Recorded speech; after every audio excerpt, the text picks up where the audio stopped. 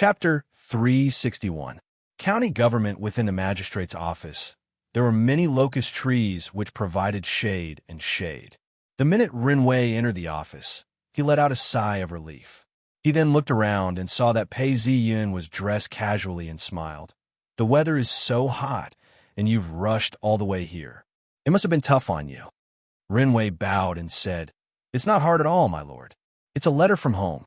As he spoke, he handed over a letter to Pei Ziyun. Pei Ziyun stretched his hand out to take a look. The handwriting was elegant, and it carried a faint scent of ink. "My son, everything is well at home." These were his mother's words. Inside the envelope, she wrote about all the little things that happened in the house. Pei Ziyun let out an AI sound. Liao Qingyi managed to cultivate to the second level in such a short period of time. Needless to say, it was the work of the dragon vein. Finally, Yisu concluded, "Husband, everything is fine at home, but I miss you." After reading it, Pei Ziyun let out a long sigh and said, "I've been so busy lately, it's rare that I have time to spare." "Mr. Run, how's the situation on Golden Island?" "I was just about to report to the Lord.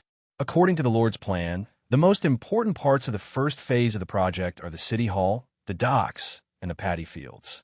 The second phase of the project has begun.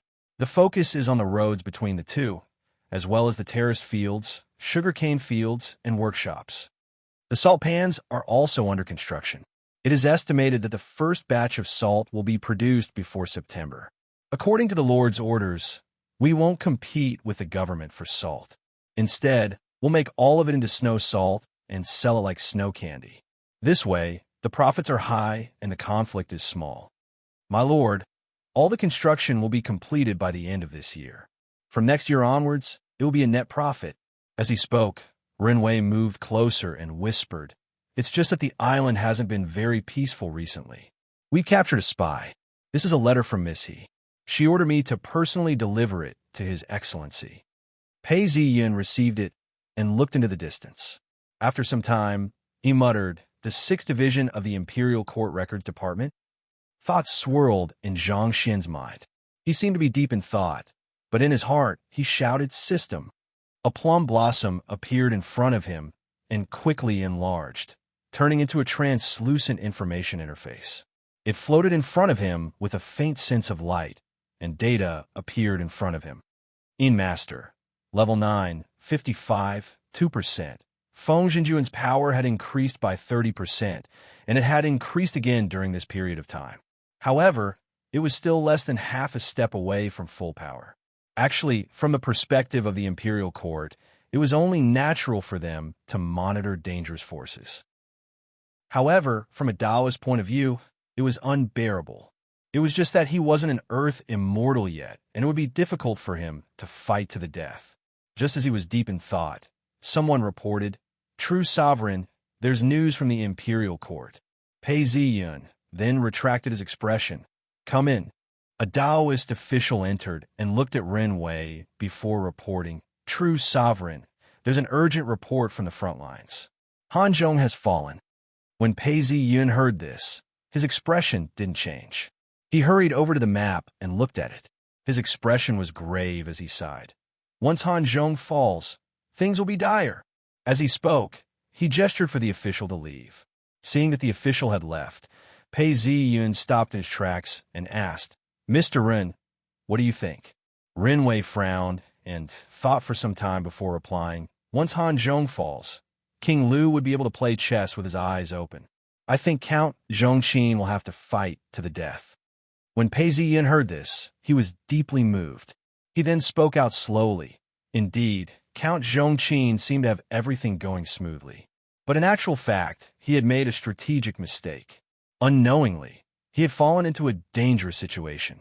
At this point, if he were to make any more mistakes, it would be hard for him to survive. Even at this point, Pei Ziyun wasn't willing to speak further. Coincidentally, someone handed him a letter. Pei Ziyun read it and changed the topic. He then told the messenger, "Got it. Let's meet at Qi Lin Monastery."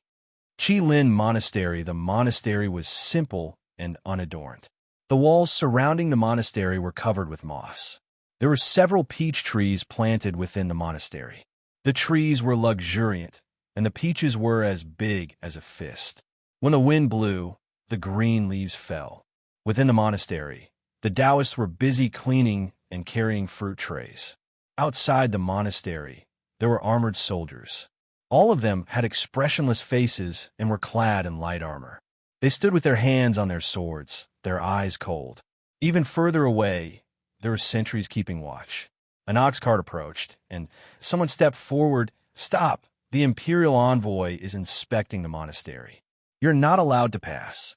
Take a detour." The curtain of the ox cart opened, and a Taoist with a pale face alighted from the cart. Several men followed behind him. One of them handed over an invitation. "My senior uncle is the person true sovereign pay is waiting for. I believe you've received the instructions as well." Hearing these words, the leader of the armored soldiers received the invitation and inspected it. He then said, "Taoist leader, the imperial envoy has ordered that carriages are not allowed to pass. Please walk. If you have any weapons, please hand them over." Hearing these words, the Taoist following him felt insulted. His face fell and was about to speak when the Taoist in the middle waved a hand. "There's no need to speak further. Get off the cart." The group of Taoists unsheathed their swords and walked into the monastery. Every 3 steps they took, there was a sentry. Every 5 steps they took, there were soldiers holding their swords in their hands. When they looked up, they saw that there were archers standing high up in the monastery. Once the command was given, arrows would rain down. Pei Ziyun is too much. Some of the Taoists were indignant. The Taoist in the middle was the clone of an earth immortal. His face was dark and gloomy, but he didn't say anything. He felt that the Taoist beside him was too noisy. He glanced at him, and the Taoist fell silent, not daring to speak. The armored soldiers led them in, and Pei Ziyun walked into the inner courtyard to welcome them. The earth immortal then cleared his throat. "Pei Ziyun, is this how you treat your guests?" "Huh." Pei Ziyun laughed as he gestured for the Taoist to enter. "We're still considered enemies. It's never too much to be careful. You're an earth immortal and can take on another person's form. Although you can't maintain it for long, I'm willing to sacrifice a body in exchange for my life. I think anyone would agree." The surrounding Taoists were enraged. The earth immortal then waved a hand and said, "I can understand that you're prepared, but don't tell me you're afraid to even speak to me in such close proximity." Pei Ziyun stopped laughing. "I don't think so. Earth immortal, please." Within the inner courtyard, there was a guard every 5 steps and a guard every 10 steps. They were all armed and ready to go at any moment. The security was tight.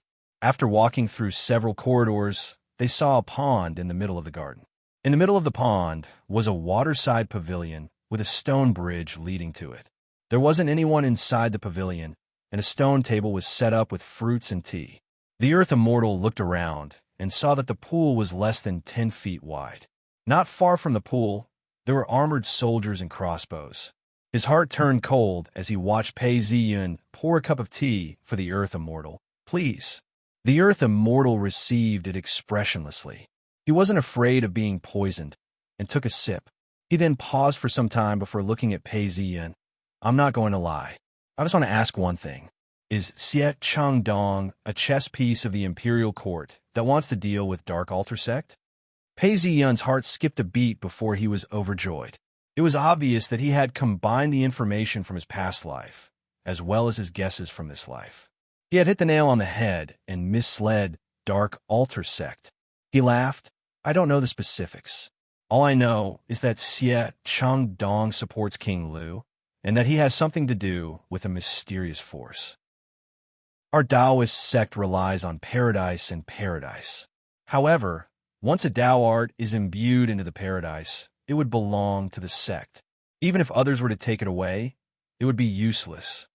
It's possible to destroy the paradise, but not only would it be a crime against the heavens and earth, the spiritual chi wouldn't dissipate. After a few years, a new paradise would be formed. However, this is a matter of 100 years. Pei Ziyun then continued, hence, although Taoist sects have a competition, it's mostly limited to the outer sect.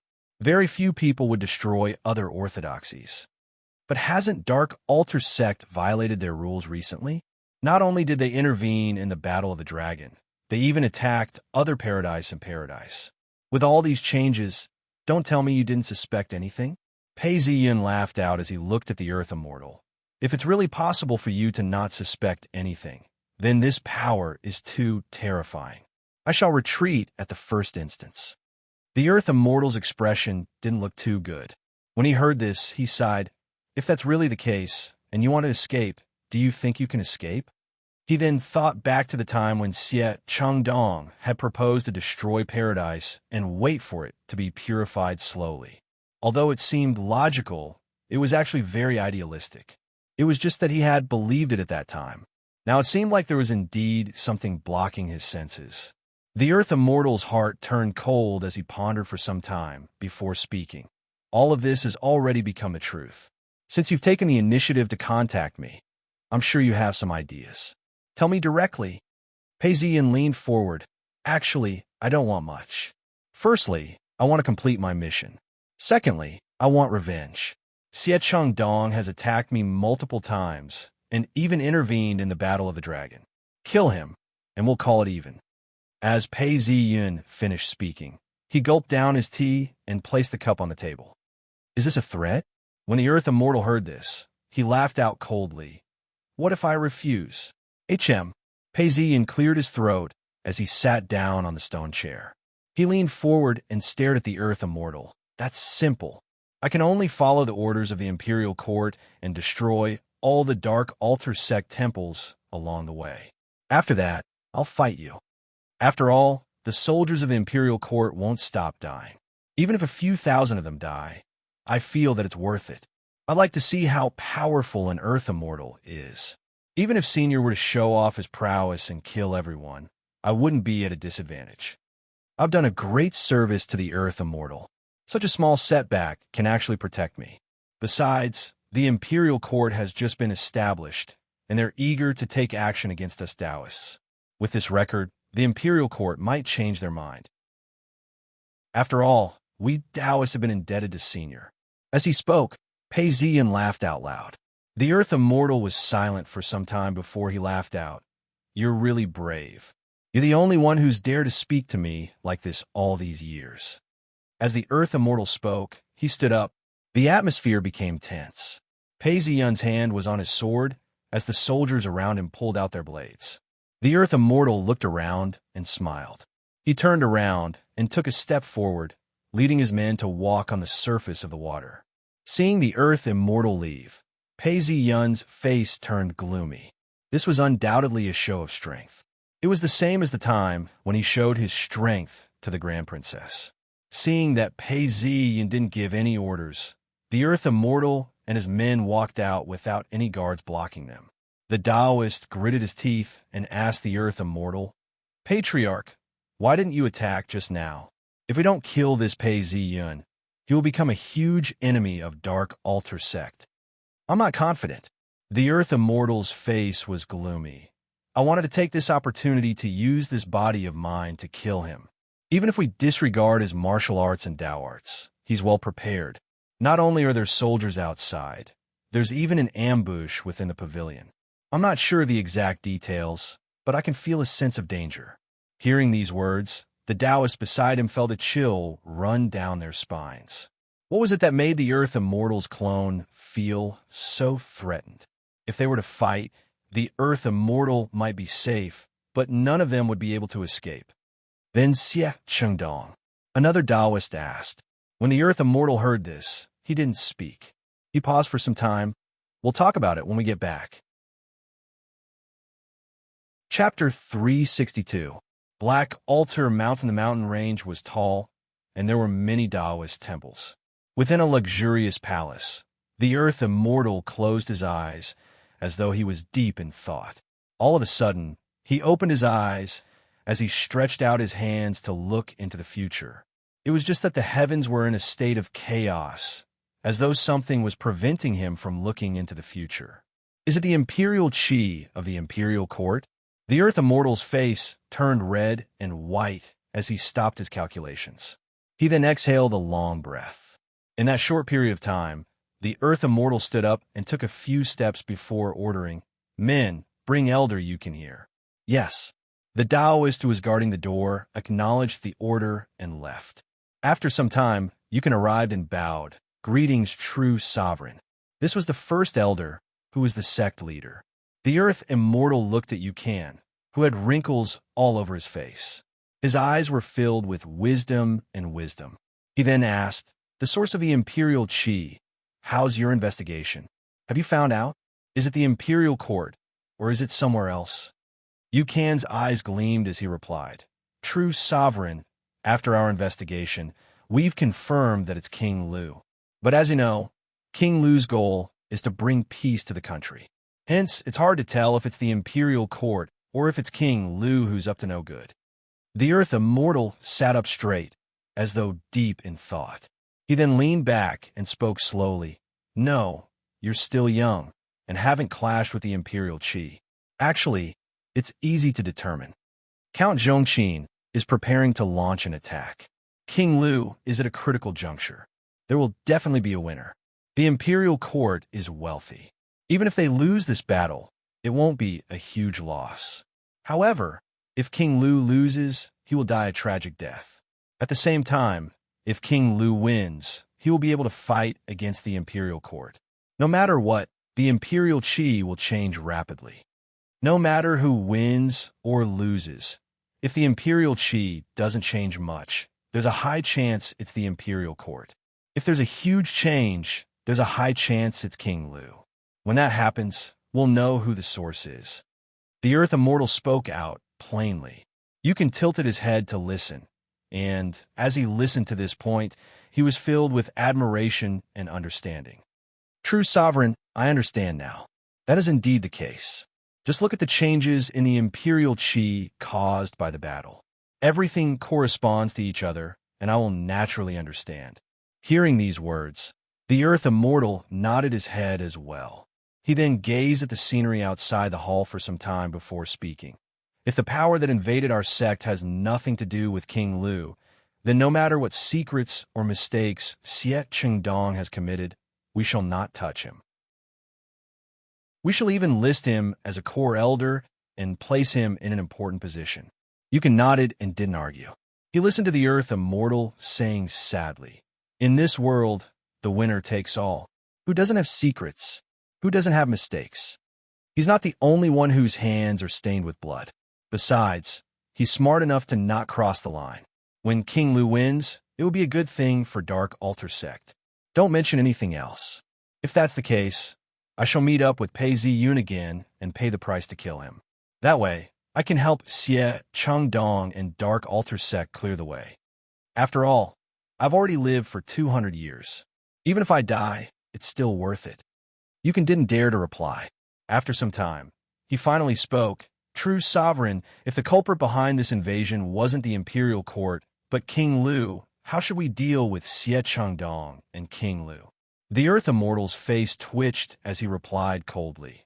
"That means Xie Changdong betrayed his sect and destroyed our foundations. Without Dark Altar Sect, even if we have paradise, how long can we last? That would be ruining the path of our patriarchs. There's no other way. Join forces with Pei Ziyun and kill Xie Chengdong. Peel off his soul and extract all the secrets he has. If we don't do this, we won't be able to recoup our losses." As the Earth Immortal spoke, his tone was cold and carried a faint metallic sound, causing Yukin to shiver. He immediately bowed and said, "Yes." This was how they would deal with Xie Chengdong. If King Lu wasn't the culprit, then everything would be fine. But if King Lu was the culprit, then all debts would be settled.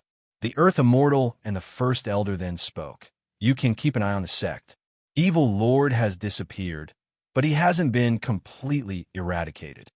The Patriarchs of Paradise are still keeping an eye on him. We cannot slack off. I shall send my clone to see Pei Ziyun now. If there's any change, inform me immediately." "Yes, true sovereign. I shall arrange it immediately." Yukin acknowledged. The Earth Immortal's clone didn't speak any further as he walked down the hall. With each step he took, he disappeared from sight. Prefecture City, the main hall, was huge. Because it was raining, the atmosphere was dark and gloomy. 2 rows of generals stood at attention. Count Zhongqin sat in the middle. Behind him stood an officer who held the emperor's sword in both hands. The commanding general's prestige had been obtained, but Count Zhongqin did not show any joy. His face was pale and expressionless, only contemplating. In that instant, he recalled the emperor's secret edict he had just received. You have requested for war. You have mobilized hundreds of thousands of troops. You have requested for the army's pay. Not only have you not achieved anything, you have even lost the city of Hanzhou. This has caused the imperial court to be in an uproar. Many people have accused you of this. If you win, I will not be stingy. If you lose, you fear the enemy and harm the country. You have great ambitions, but little talent. You have caused me to lose face. Do you think the laws of the country will forgive you? I await news of victory. You should respect yourself and be diligent. Although he had already expected this, the imperial edict was dark red in cinnabar, and it was still frightening. Count Zhongqin's heart trembled, and he came back to his senses. He knew that he had no way out, so he clenched his teeth and smiled. Generals, listen up. The generals stood up in unison. I will personally command 50,000 men from the Middle Army. The rest will be split into 3. The Northern Army will be led by Commander Yilin. The Southern Army will be led by Commander Li Qinghe. The Eastern Army will be led by Commander Lu Quan. You have 3 days to act according to the plan. All of you are to attack your respective targets. Keep King Lu's troops in check. My Central Army will take down the enemy's formations one by one. Count Zhongqin's eyes swept across the crowd. Seeing that everyone had obeyed his orders, he was satisfied. He then ordered, "Go." Yes. The generals bowed and retreated. Prefecture City King Lu was pacing along the corridor. Eunuch Liao was following closely behind him. Eunuch Liao was almost 60 years old, but his footsteps were still strong. The few of them were silent and didn't speak. At this point, hurried footsteps could be heard. Everyone turned to look and saw that it was the Imperial Guard who was in charge of relaying messages. King Lu, Count Zhongqin has made his move. As he spoke, he reported everything to King Lu. King Lu squinted his eyes and listened attentively. All of a sudden, he threw his head back and laughed out loud. Everyone around him paused. King Lu laughed and said, "For armies, surrounding them but not attacking. This seems to be Pei Ziyun's old trick. It really gave me a fright. But if you can't draw a tiger, you're just a cat." What he doesn't understand is that there's a very important premise to this plan. King Lu spoke as he looked at Xie Chengdong. This plan was devised by Xie Chengdong himself. It was just that Xie Chengdong gave him a hand at the most crucial moment. King Lu then ordered, "Pass down my orders to my troops. I want to take them down one by one." "Yes, King Lu." The Imperial Guard acknowledged and left. The autumn wind rustled, bringing with it a sense of coldness. The killing intent permeated the air and gradually became one with the autumn wind. Qilin Monastery, the peaches on the tree, had already ripened. Red peaches hung from the treetop, bending the branches and exuding a sweet fragrance. The sky had gradually turned cold. It was already September, and he had put on some extra clothes. As the wind blew, he felt very comfortable. Please, the Earth Immortal's clone was expressionless. It had only been 10 days since he last saw Pei Ziyun. He noticed that there were many wrinkles on his face, and there was even frost on his skin. His skin had also dried up, and his eyes were deep and profound. The Earth Immortal's clone was expressionless. It had only been 10 days since he last saw Pei Ziyun. He could see that there were many wrinkles on his face, and that there was even frost on his skin. His skin had also dried up, and his eyes were deep and profound. Pei Ziyun looked at him and knew that in order to support the Earth Immortal's clone, he had to burn his life force to sustain it. It was only slightly better than when he was in battle. However, as long as the Earth Immortal's Een Master didn't die, he could use some of his energy to possess a new body. True Sovereign Pei, it's been a while since we last met. You seem to be quite relaxed. The Earth Immortal said. When the both of them met, the atmosphere was much gentler than the last time they met.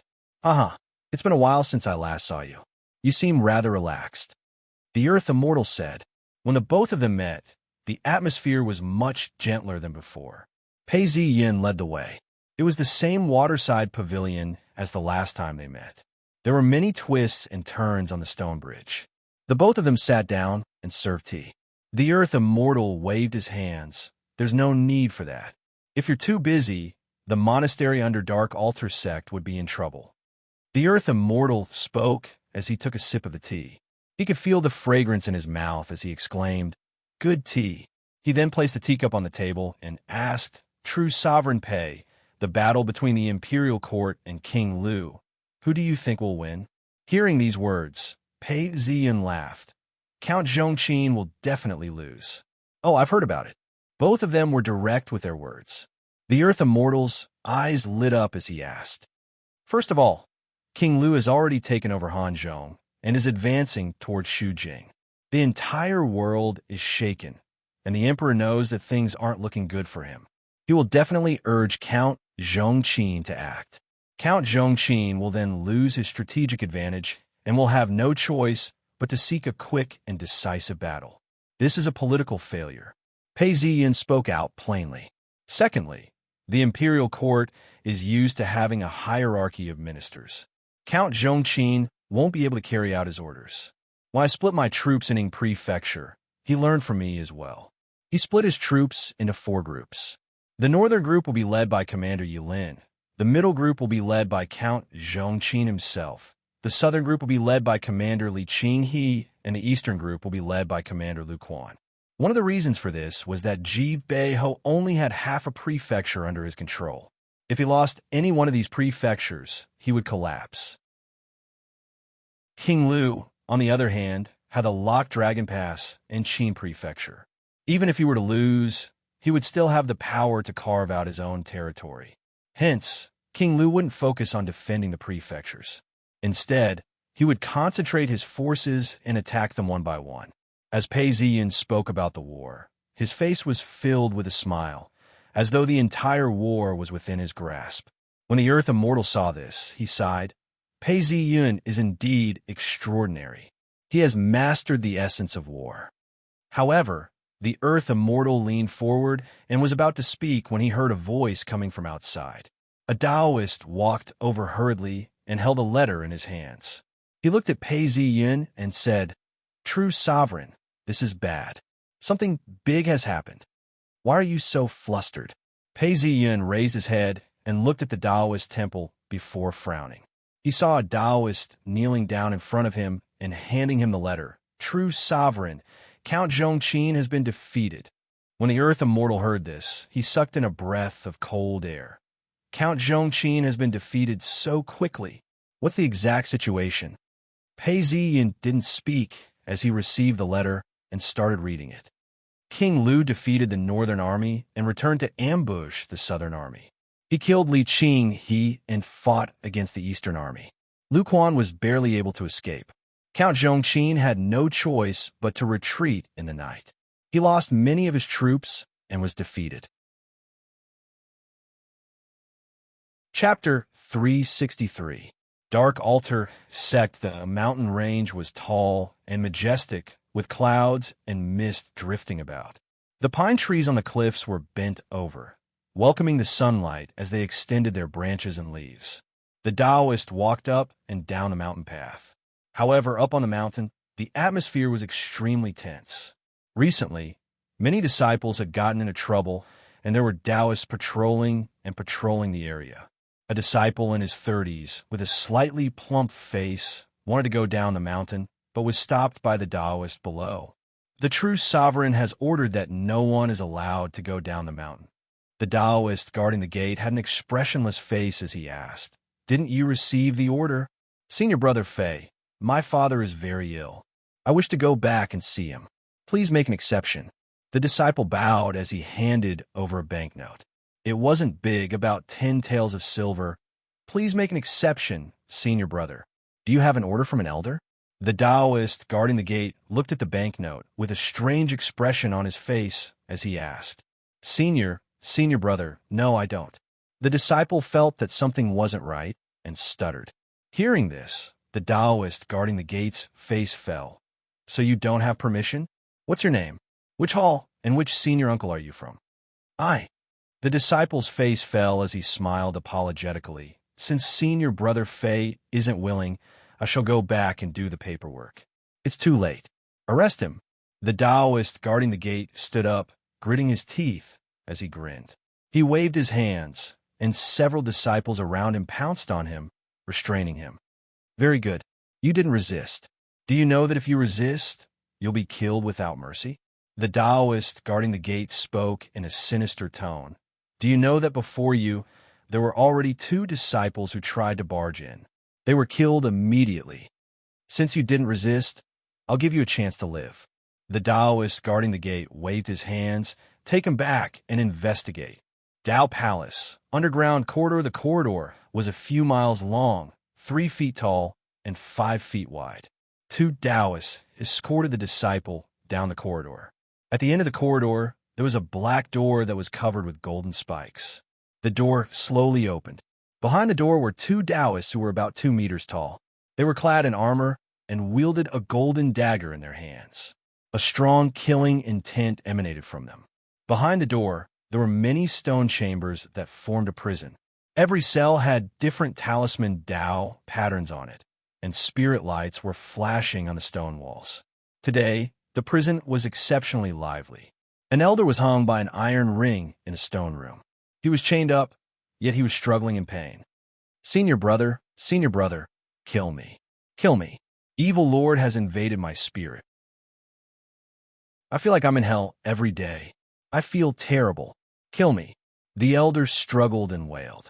There were a few elders around, and as they looked at each other, tears flowed down their cheeks. Elder brother, we will definitely find a way to help you recover. Junior sister, you've seen it all these days. We've tried every method in the sect. You don't know, but I can sense the wretch energy eating away at my soul. Junior sister, just kill me. Just kill me. The elder looked at his junior sister and said, Junior sister, kill me. If you really love me, then kill me. The elder cried out in despair. The surrounding elders all turned their heads, feeling the same way. The corners of their eyes couldn't help but moisten. Elder Yu, the outcome of the battle has been determined. Just as he was feeling helpless, someone hurried over and shouted out. Hearing this, Yukin turned around and heard. King Lu has achieved a great victory. He has defeated the army of the imperial court. Yukan's expression was solemn, but he knew that he couldn't be soft-hearted. He then instructed, we have to continue trying. If we give up now, junior brother will be beyond hope. Besides, King Lu has achieved a great victory. The imperial qi will change rapidly. We have to find out the source. Jingyanzi, you do it. Yukin spoke to the young woman who spoke earlier. He then handed the weapon over. Try it again. You have to stand guard. Find out the source of the evil. Only then can the disciples be saved. Yukin spoke out. When Jingyanzi heard this, she wiped her tears away and replied, Yes, senior brother. The sect had checked and found out that a quarter of the disciples had been infected. Once all of them were killed, it would be a huge blow to their vitality. Hence, they had to pay the price. The elder's soul was strong and was the most suitable candidate. Pure Spirit Pearl, Orchid Heart Fire. Used the 12 methods. The elder recorded everything down. Jingyanzi retrieved a spiritual pearl and flicked it. Buzz. The spiritual pearl glowed brightly. A circle of white light shone brightly, illuminating the entire stone room. In the middle of the circle, a flame appeared. It looked like an orchid. The moment the flame landed on the elder's body, the evil qi started to dissipate. His primordial spirit started to recover. Seeing the results, Jingyanzi let out a smile. Senior brother, I found a way to save you. Even before she finished speaking, the elder who was tied up groaned. A dark red light shone out from him. It seemed like he was about to escape. However, the stone room was protected by a spell. A loud boom could be heard as the Tao talisman vibrated. A white light shone from the walls of the room, illuminating the dark red light. It was the shadow of an eagle. As the evil qi continued to surge out, the shadow of the eagle started to solidify. The elder still retained some semblance of consciousness. He then raised his head and spoke with much difficulty. "Junior sister, please kill me. I can't hold on any longer. Kill me. Take this opportunity to preserve my primordial spirit." Jing Yuanzi, who was holding the mystic artifact, hesitated for a moment. The eagle's shadow had already materialized and pounced towards the elder below. Boom! The elder's essence, blood, and soul exploded and landed on the shadow of the eagle. The Tao talisman on the chain was extinguished. "Senior martial brother," Jing Yuanzi burst into tears. The rest of the elders saw that something was wrong and were about to act. However, the eagle pounced on her and instantly pierced through her body. She let out a muffled groan and stood still. You can heard the scream and no longer hesitated. With a point of his finger, the white light suddenly turned red and struck down. After killing another person, Old Eagle reacted quickly and entered the woman's body. However, the red light was merciless. With a boom, half of the woman's body exploded, and even the illusory figure inside was shaken to pieces. Even at this point, Old Eagle still did not stop. With a series of crackling sounds, the illusory figure was completely blown to smithereens. Roar! After killing the eagle, the surrounding cells began to tremble, and roars could be heard. Yukan's face fell, and the Taoist guarding the immortal prison exclaimed, "Elder, elder, something's wrong." The disciples and elders who were locked up are all affected and are growing strange shapes. They're struggling. What? Yukan's face fell as he felt a chill run down his spine. He then muttered to himself, "Looks like this eagle is an important figure in Evil Lord. But don't worry. Increase the strength of the spell. While they're struggling, find out whose imperial chi is affecting them." "Yes, Elder Yu." The surrounding people immediately responded and rushed out. Some noises could be heard from the surroundings. Even Yukan rushed out. After a while, he returned. His body was already stained with blood, and his clothes were torn in several places. "Have you found out?" Yukan wiped the blood off his face as someone reported, "We've found out. The change just now was due to Evil Lord's imperial chi growing stronger. It broke through our spell. From this, we can confirm that the source of the demonic chi was King Lu." "Is that so?" You can pay several steps before speaking out coldly. That's right. The demonic chi grew stronger as well, which led to this disaster. Hurry and inform the true sovereign's incarnation. Qilin Monastery. Count Zhongqin had no choice but to retreat during the night. He lost many of his troops and was defeated. Pei Ziyun sighed as he spoke. The Earth Immortal still didn't understand. He closed his eyes and thought for some time before bowing. "True Sovereign Pei, I'm very curious. When you surrounded Jibeiho, you split up your troops. Count Zhongqin was defeated one by one. What's the meaning of this? I don't understand." "What don't you understand?" "Actually, I've already told you 2 key points. Firstly, King Lu took over Hanzhong and forced his way into Shujing. This caused the entire world to tremble, and the emperor had no choice but to issue a decree. War is never purely about military matters. In fact, politics plays a larger role. By making use of political factors, the enemy will have no choice but to be blinded by greed and take a risk."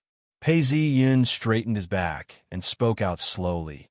Many talented generals were forced by their master to take the risk. It wasn't that they were useless, but they were forced by their master to take the risk. In the end, their reputation was tarnished. Hence, a true general's first move would be to cause discord between his master and his general. This discord isn't limited to suspicions or small tricks. It's more about the difference in strategy. There's no solution to this. When a general is outside, he can't obey the orders of his master. That's all a lie. If there's a general who doesn't obey the orders of his master, even if he wins, would he have a good ending? That's what it means to win a political battle. Secondly, I've said it before. The imperial court is used to controlling the size of the prime ministers. Hence, there's a gap between them. They can take advantage of this gap to concentrate their troops and attack them one by one. Pei Ziyun then spoke out. "There's no way to save this. There's not a single imperial court under the heavens that can solve this problem. The only difference is the size of the gap. Hand over all the military power to one person? Only a fool would believe such a thing. Thirdly, it's more detailed and specific. You should know that the more detailed you are, the more effective it is. I shan't continue. Pei Ziyun laughed. You and I are enemies. I can't possibly teach you everything I know, right? These words caused the earth immortal to laugh. Just as they were speaking, another Taoist entered the room and reported to Pei Ziyun. It was someone from the Earth Immortals faction, who whispered into Pei Ziyun's ear. Pei Ziyun looked at the Taoist and didn't eavesdrop. He just sipped his tea. After hearing this, the Earth Immortal sighed. His face was unreadable. After some time, he turned to Pei Ziyun. I agree to your suggestion. I shall summon Xie Chengdong and kill him. But you have to assist him as well. After all, this person has a lot of power within King Lu's army. If he were to deploy his troops, it wouldn't be easy to kill him. When Pei Ziyun heard this, he understood. Dark Altar sect didn't want to fight alone. After much thought, he agreed. When you're ready, let me know. However, the location has to be discussed. I have a rule. It can't be within the boundaries of Dark Altar Mountain. Seeing the Earth Immortal's expression change, Pei Ziyun then spoke out. You're an Earth Immortal. Within the boundaries of Dark Altar Mountain, your powers will be amplified. I don't want to die. Don't talk to me about trust. There's no trust between us. These words were spoken very decisively.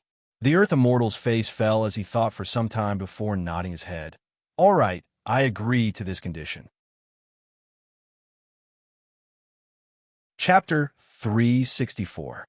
Autumn was bleak, and a gust of wind blew past, bringing with it the chill of autumn. The trees gradually withered and turned yellow. The emperor leaned against his bed and looked outside. Not far from the window, the leaves had withered and the atmosphere was bleak. After staring for a long time, the emperor sighed. It's autumn again. Back then, when I was at Huai River, it was autumn as well. Xing Jinyan, Li Duke, and Zhang Xiaoyu were all by my side. The emperor's Adam's apple bobbed as he spoke. Xing Jinyan had been sentenced to death. Li Duke had been stripped of his title and handed over to the local officials to be strictly controlled. Zhang Xiaoyu had been in seclusion. The emperor was on high alert. He was getting weaker and weaker. The more he thought about it, the more emotional he felt. I'm getting old. Eunuch Huang served the emperor and spoke softly. Your Majesty, you are the emperor. You can live for another few thousand years. Ha! Hearing these words, the emperor laughed. Living for 10,000 years is just the thought of an official. Since ancient times, there has never been a dynasty that lasts for 1,000 years, nor a son of heaven that lasts for 100 years. I have been blessed by the heavens and have lived for 10 years. I am already satisfied and do not dare to hope for more. It's just that the crown prince is filial, and I am not at ease. I have something I need you to write. Yes. Eunuch Huang immediately asked for a brush and ink. Although he was a eunuch, he was known for his agility in writing. The moment the emperor spoke, he had already prepared a draft. After some thought, he dipped the brush and ink into the paper. The emperor looked at it carefully and ordered, affix the imperial seal. Your Majesty, isn't it too early to prepare now? Eunuch Huang asked softly. The emperor laughed bitterly. The crown prince cannot bear to do so. I am prepared. Yes, Your Majesty.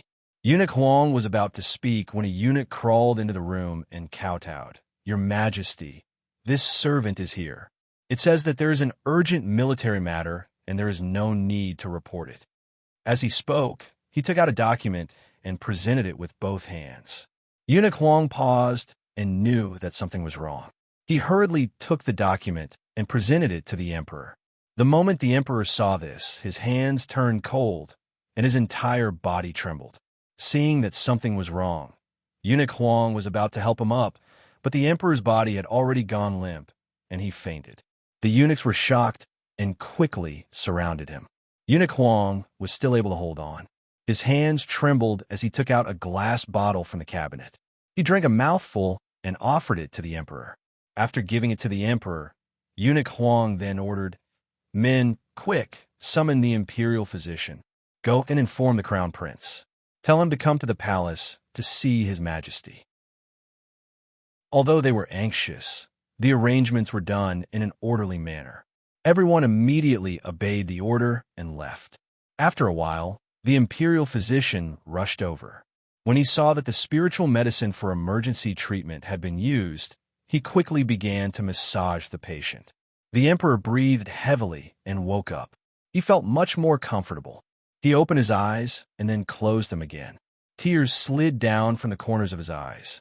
Seeing that the emperor had awoken, the imperial physician continued to massage the emperor before bowing and retreating. In just a few moments, the emperor's face had turned pale. His eyes had turned blue, and his lips were slightly purple. He then ordered, "Pass down the decree. Count Zhongqin has lost his teacher and humiliated the country. He shall be stripped of his title and title. Bring him to the capital immediately."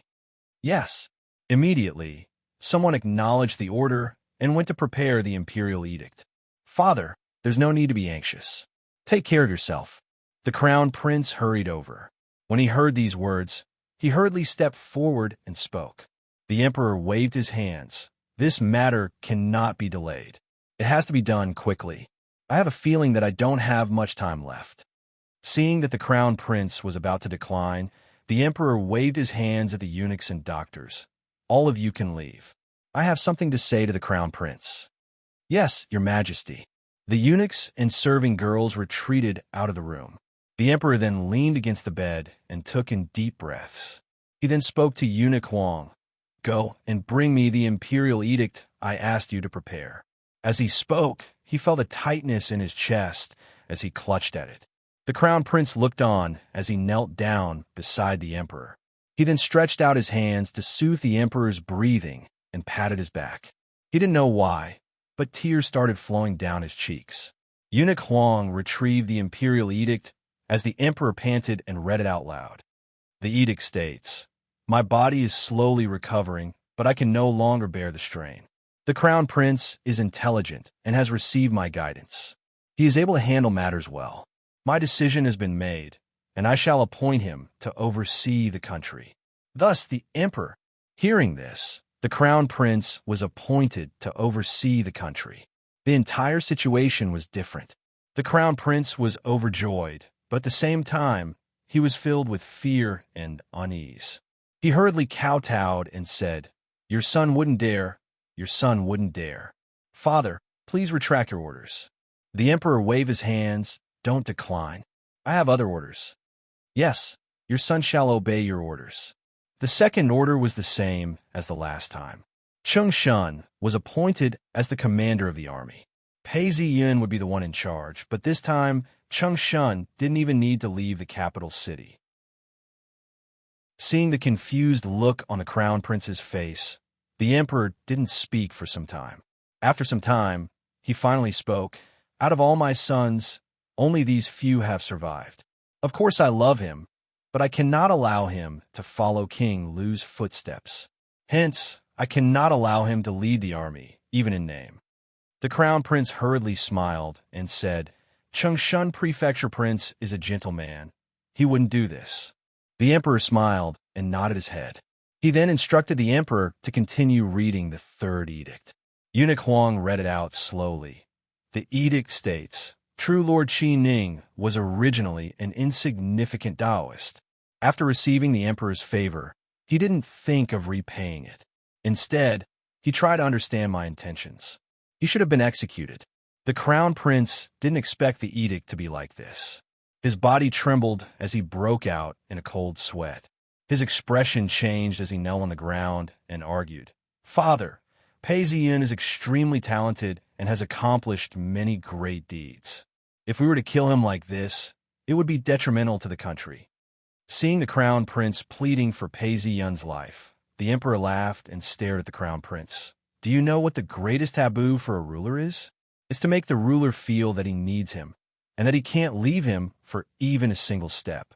With this in mind, he would be able to manipulate the ruler. This is called the Tai or reversal. Many Taoists have used this method to cause chaos in the country. Pei Ziyun is a Taoist. Not only is he skilled in martial arts, he's also extremely scheming. This time, Uncle Zhongqin's plan failed because he wasn't talented enough. But on the other hand, Pei Ziyan clearly had a good plan, yet he didn't say a single word. Instead, he watched coldly from the sidelines. It's clear that he doesn't have a single shred of respect for the emperor. This person cannot be allowed to live. Once he's done with King Lu, I've already arranged for him to die. Besides, I wasn't cruel and heartless. I didn't harm his family and didn't even strip him of his title as a true lord. After he dies, he'll still be protected by the imperial qi. Even if you don't like it, you can give him a posthumous title. After all, he's dead. I don't care if you give him a posthumous title. Father, the crown prince shouted out. He didn't know if he should be happy that the emperor had arranged everything for him, or if he should be sad that his father was going to kill his most trusted official. He choked on his tears and was speechless. Crown Prince, the empire of the Su dynasty is now in your hands. The emperor spoke as he looked at the crown prince kindly. If you don't manage to kill Pei Ziyun, you can push all the blame onto me. As soon as the emperor finished speaking, he gasped for breath and fainted. The crown prince hurriedly stood up and sobbed. Father, the imperial physician. Summon the imperial physician. As he shouted out, his face was covered with tears. Jin Prefecture, Prefecture City, long live King Lu. After defeating Count Zhongqin, hundreds of officials gathered outside the city gates. The Marquis of Cloud Sun, Li Duoku, knelt down and paid his respects. The Marquis of Cloud Sun was one of the founding generals of the Su dynasty. He was also the one who took the initiative to submit to the emperor. He kowtowed and shouted out, Your Majesty, now that the emperor is surrounded by treacherous officials, the country is no longer a country. Your Majesty, it's a great fortune for the country, a great fortune for the people, and a great fortune for the world. This humble general is willing to follow the emperor's lead. Please accept me, Your Majesty. King Lu was full of smiles as he helped Li Duoku up. He then laughed out loud. Li Duoku, you're my elder. Now that the treacherous officials are around, they have spread rumors about me and caused my uncle to lose his title. It's truly a misfortune for the world. If I succeed, I will restore your title. The Marquis of Cloud Sun's title had been stripped away by the emperor. Seeing King Lu's generosity, he was filled with emotion as he shouted out, Long live King Lu. Long live him. Eunuch Liao walked closer and shouted out, Your Majesty, something big has happened. Something big has happened. Hearing Eunuch Liao's words, King Lu frowned. What's the big matter? Hurry and report it. Eunuch Liao's face was filled with joy. Your Majesty, the 4 prefectures around the prefecture have all surrendered. What? Hearing this, King Lu was overjoyed. He then ordered, Hurry, hurry. Summon them here. I want to see them personally. When the Marquis of Cloud Sun heard this, his heart was filled with joy. He then thought to himself, King Lu is indeed the chosen one. Now that the 4 prefectures have surrendered, I shall have half of Jin Prefecture under my control. A residence. The blind Taoist spat out a mouthful of blood as the demonic energy around his body became unstable. The scholar then conjured the image of a venomous snake as he asked in shock, Demon Emperor, what's wrong? The blind Taoist sat down as though he was regulating his breathing. After some time, he stood up and spoke. We've infiltrated the human race, and yet we can't see the light of day. King Lu initially relied on us, and we allowed him to do so. Now that he's gained the support of many people, the fate of the human race has surpassed ours. That's why I'm suffering from the backlash. This blind Taoist was meritorious in raising the dragon, and thus had some imperial qi to protect his remnant soul. Once he had the chance, he wanted to cause trouble. Now that the imperial qi is burning, he wants to revive himself. What? Didn't we infiltrate King Lu's imperial qi? How can it be suppressed? This blind Taoist deserves to die. The scholar spoke out in shock. There's no need to care about this remnant soul. When the time comes, we can destroy it. The blind Taoist waved his hands and laughed coldly. We only managed to infiltrate King Lu's body when he was young. Now, We're rejecting him and burning the bridge after we've outlived our usefulness. If King Lu were to become the Son of Heaven, not only would our efforts be in vain, we would also suffer the backlash and enter the next cycle of reincarnation. Then what should we do? The scholar panicked.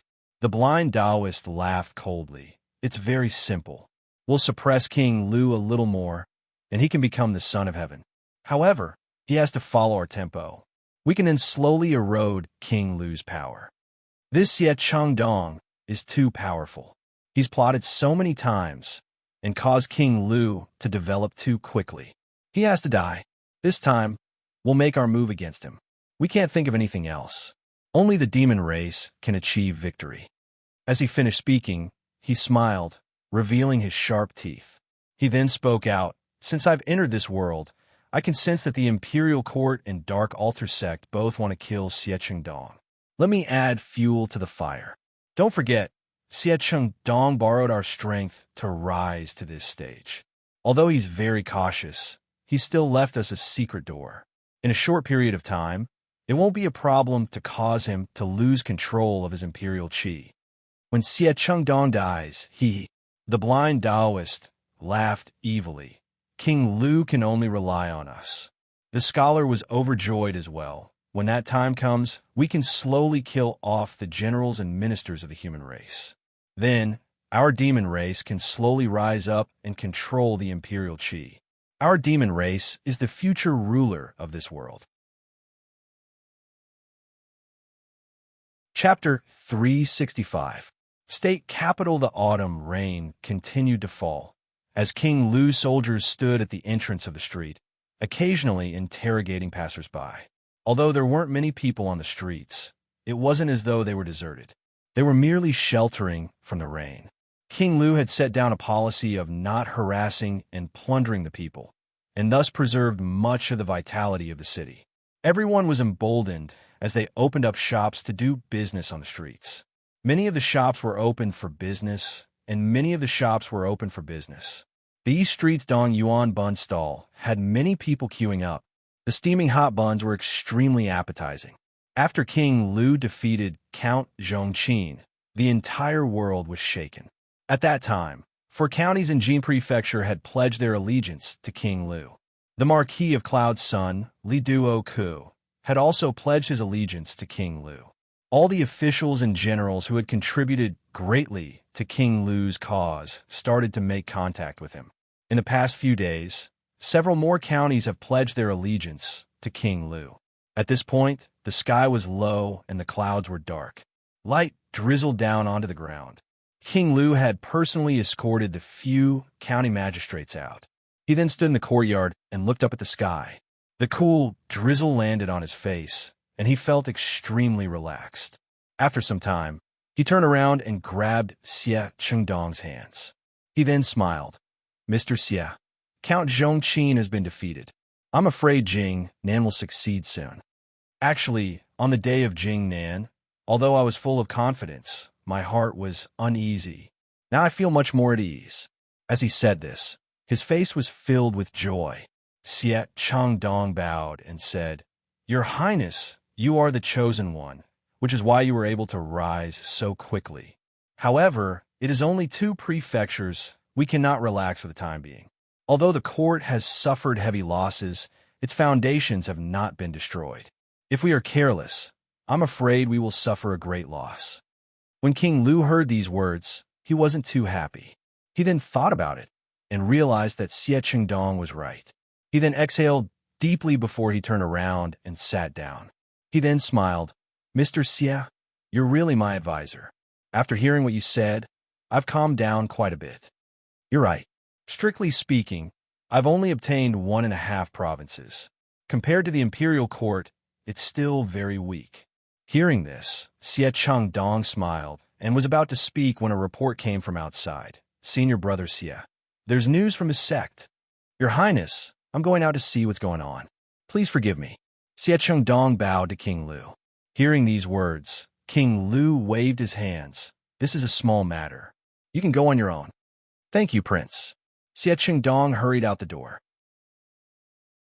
A Taoist priest handed him a letter and whispered, "Senior brother, The sect has summoned you urgently. They want you to return to the sect immediately. They say that something big has happened within the sect. All the elders and fellow disciples of the other Taoist temples are being summoned back. What? What happened? When Xie Chengdong heard this, a sense of uneasiness emerged in his heart. I heard that the sect was attacked, and a few elders and a dozen core disciples were killed. The Taoist was horrified. Zhen Lazy, Jing Yuanzi, and the rest are all dead. Senior brother, I don't know the specifics, but with such a big thing happening in the sect, it's only natural for them to summon you. You should hurry back. It's related to the newly appointed elder.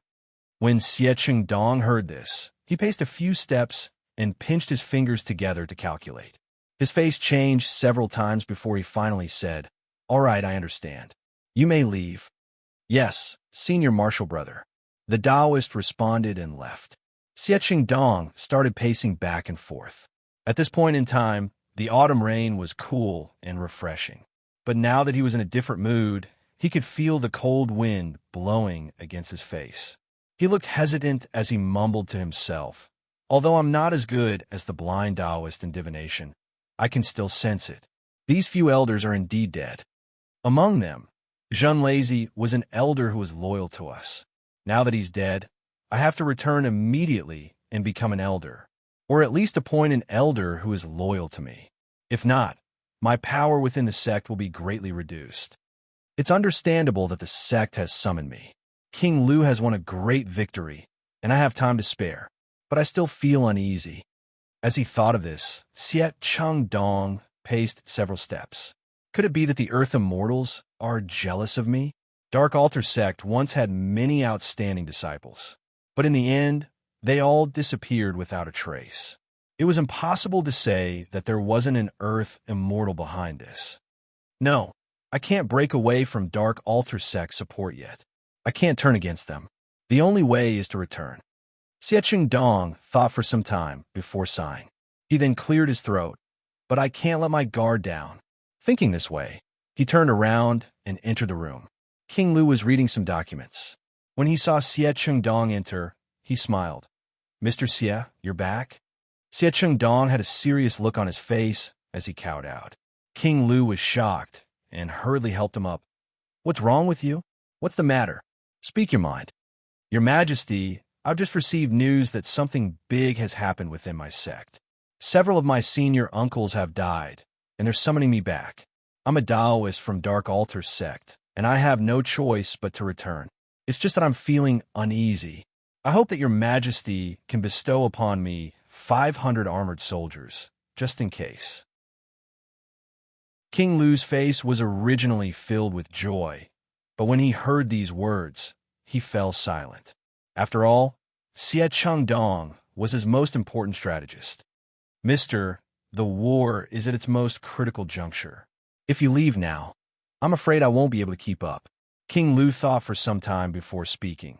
"However, since your sect has summoned me, I won't make things difficult for you. Take my token and bring 500 armored soldiers with you. With these 500 soldiers, as long as you don't get surrounded by the army, you should be able to escape." Xie Chengdong was overjoyed as he bowed. "Thank you, your Majesty." Just as he was about to leave, King Lu called out to him, "Wait." He turned around and saw that King Lu was deep in thought. He then spoke, "Although I'm not the emperor yet, I'm a crown prince, and have 2 prefectures under my control. I'm sure things will be different from before. If you bring 500 armored soldiers with you, I'm still a little worried. Since that's the case, I shall bestow upon you the title of true sovereign and bestow upon you the title of Liang Shan." As soon as these words were spoken, he felt a surge of energy envelop his body. Xie Chengdong could feel that the nature of this energy was similar to what the emperor had bestowed upon him. It was just that it was slightly weaker. However, to King Lu, this was already a huge expenditure. Xie Chengdong's heart warmed as he turned around and kowtowed. "Your subject thanks you for your kindness." As soon as he finished speaking, he walked out of the courtyard. The rain was getting heavier. Qilin Taoist official, the entire monastery was filled with bright red peaches, and the air was filled with the fragrance of peaches. The Taoist children were playing around in the monastery, plucking peaches from time to time. They were extremely happy. Whenever a Taoist walked by, he would scold the Taoist children, telling them to be quiet and not to cause a ruckus. When the Taoist children heard this, they would stick out their tongues and run away, not daring to cause a ruckus. Pei Ziyin was reading the latest reports when he heard this. When he heard this, he heard a voice, "True sovereign, Dark Altar sect has replied." Pei Ziyin was overjoyed as he replied, "Quick, bring the letter over." He then saw a Taoist from Dark Altar sect following a Taoist official into the room. Pei Ziyin received the letter and opened it. He took a look and smiled. "Haha, it's just as I expected."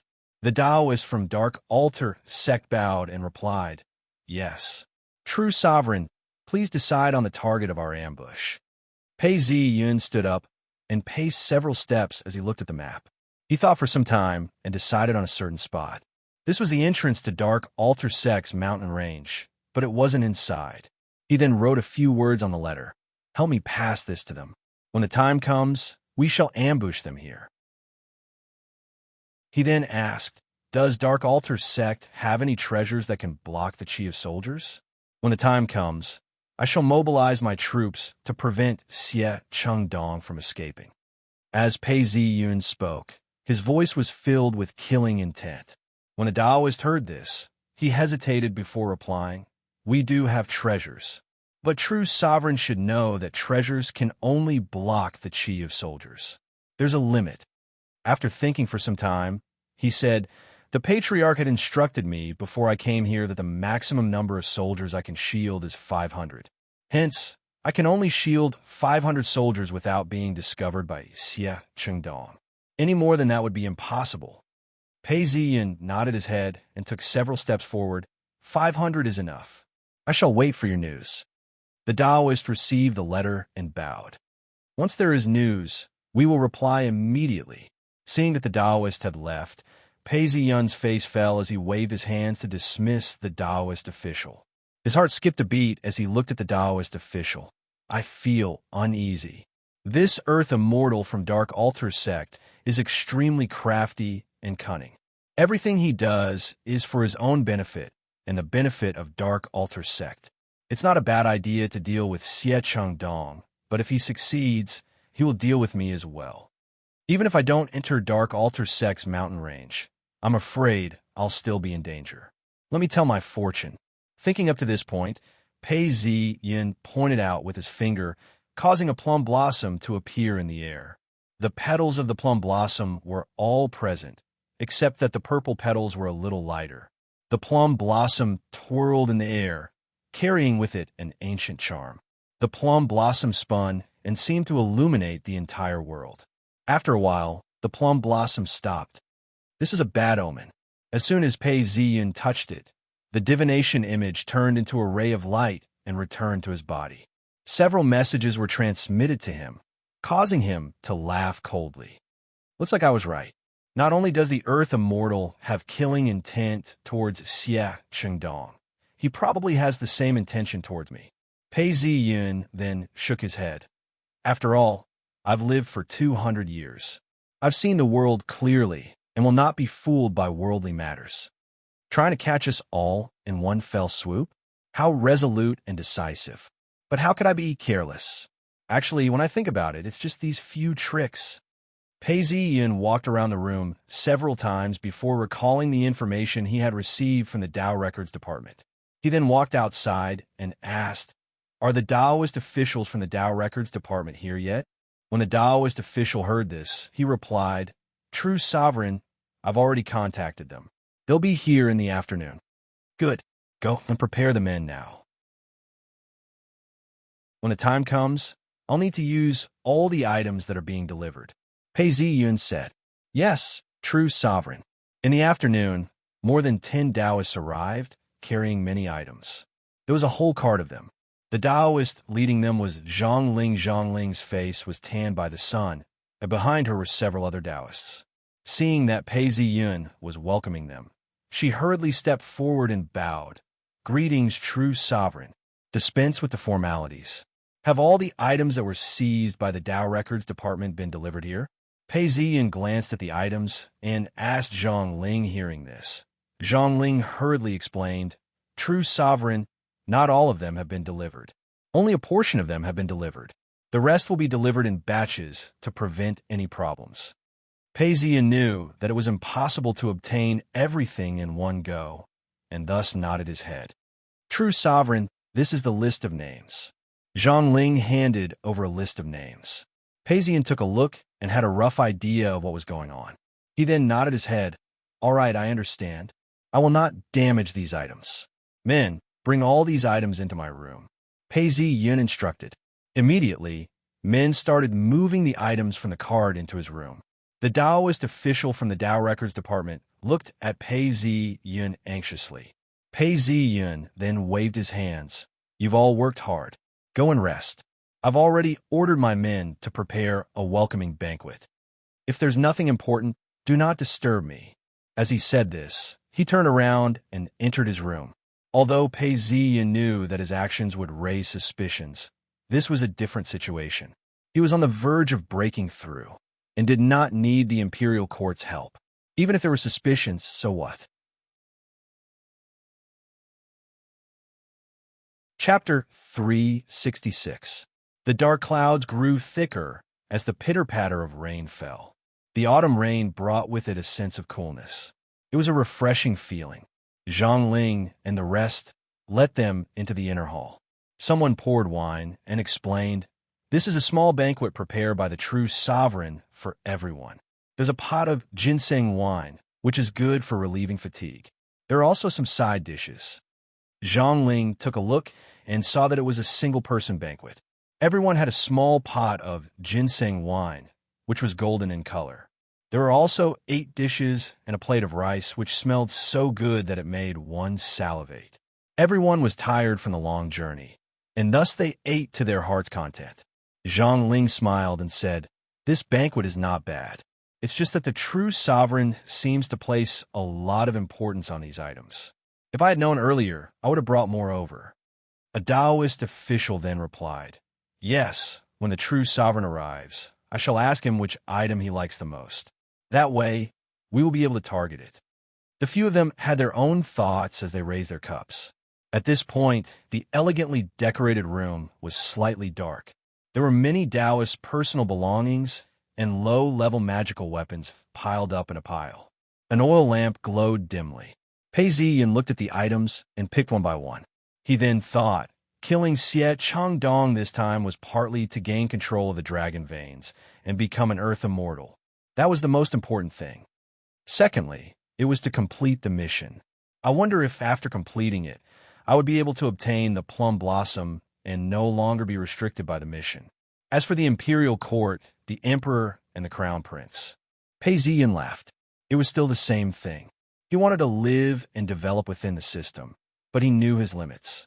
Su Shi had written a poem called "Washing My Son." Everyone wishes for a son to be intelligent.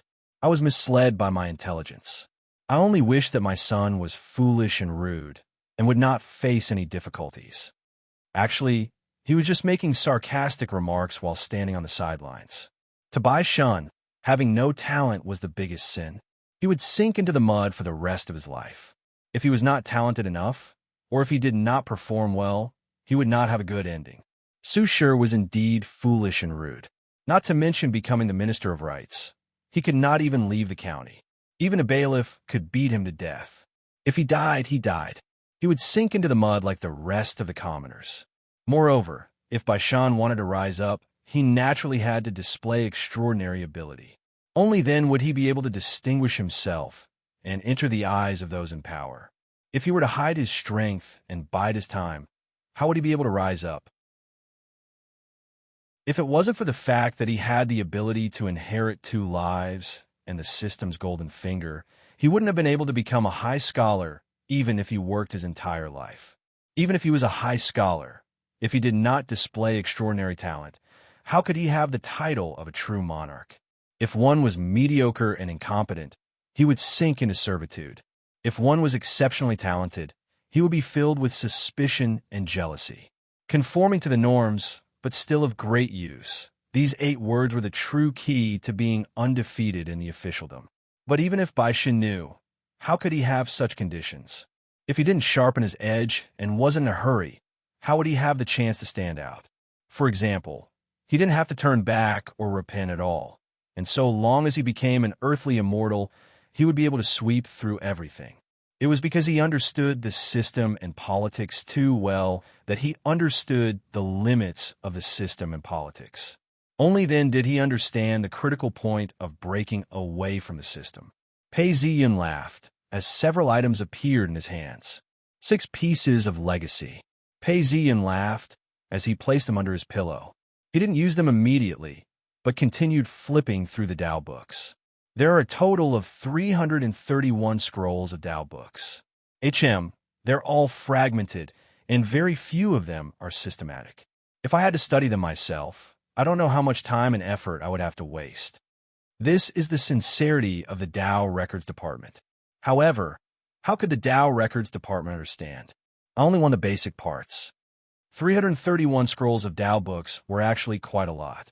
But with Pei Ziyun's current level of attainment, he had already studied most of them. It was just like the curriculum of primary and secondary schools. Although the language used was different and the expressions used were different, most of the principles were the same. Pei Ziyun flipped through the books, and, on average, he was able to flip through 1 book every minute. By the time he had finished flipping through all the books, it was already nightfall. Under the candlelight, Pei Ziyun let out a sigh of relief. The rain was still falling, and the entire place was extremely peaceful. Although it's just a copy, there are some obvious mistakes. Pei Ziyun suddenly thought of how he had intentionally altered the mantra. He then laughed. To an expert, this would not be able to fool anyone. As he said this, he lay down on his bed. The moment his head touched the pillow, he fell asleep. After an unknown amount of time, he opened his eyes and felt around. It's only been an hour. This time, it wasn't a dream. Instead, he had absorbed spiritual energy, and thus his speed was much faster than before. Perhaps it was because the level of the plum blossom had reached a higher level. He then called out, "System." A plum blossom appeared before his eyes as it grew bigger and bigger. It then transformed into a translucent information interface. It floated in front of his eyes, and a string of words appeared before his eyes. Mission: kill Xie Changdong and obtain the dragon veins. Incomplete. Pei Ziyun took a deep breath as he turned his attention away from the information interface and looked at the rest of the page. In Master, 9th level, 62, 7%. Pei Ziyun laughed bitterly. His true Lord Fengzhen had increased by 30% and had reached the 9th level, 55, 2%. But after half a month, it had only increased by 7%. I can't maintain the popularity of the people. When I was at a lower level, I could write books to increase my popularity. However, it wouldn't last long.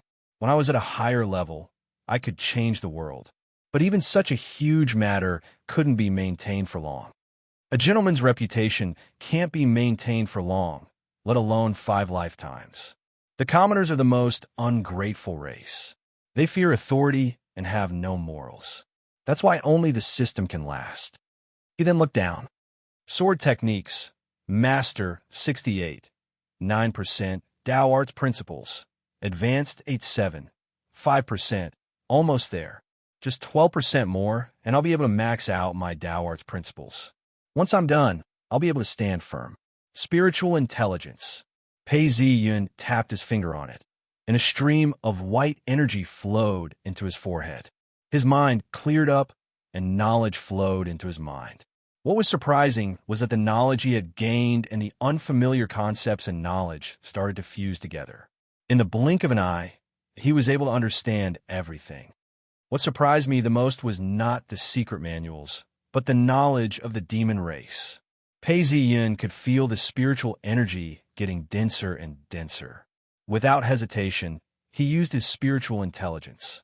90%, 91%, 92%, 93%, 94%, 95%, 96%, 97%, 98%.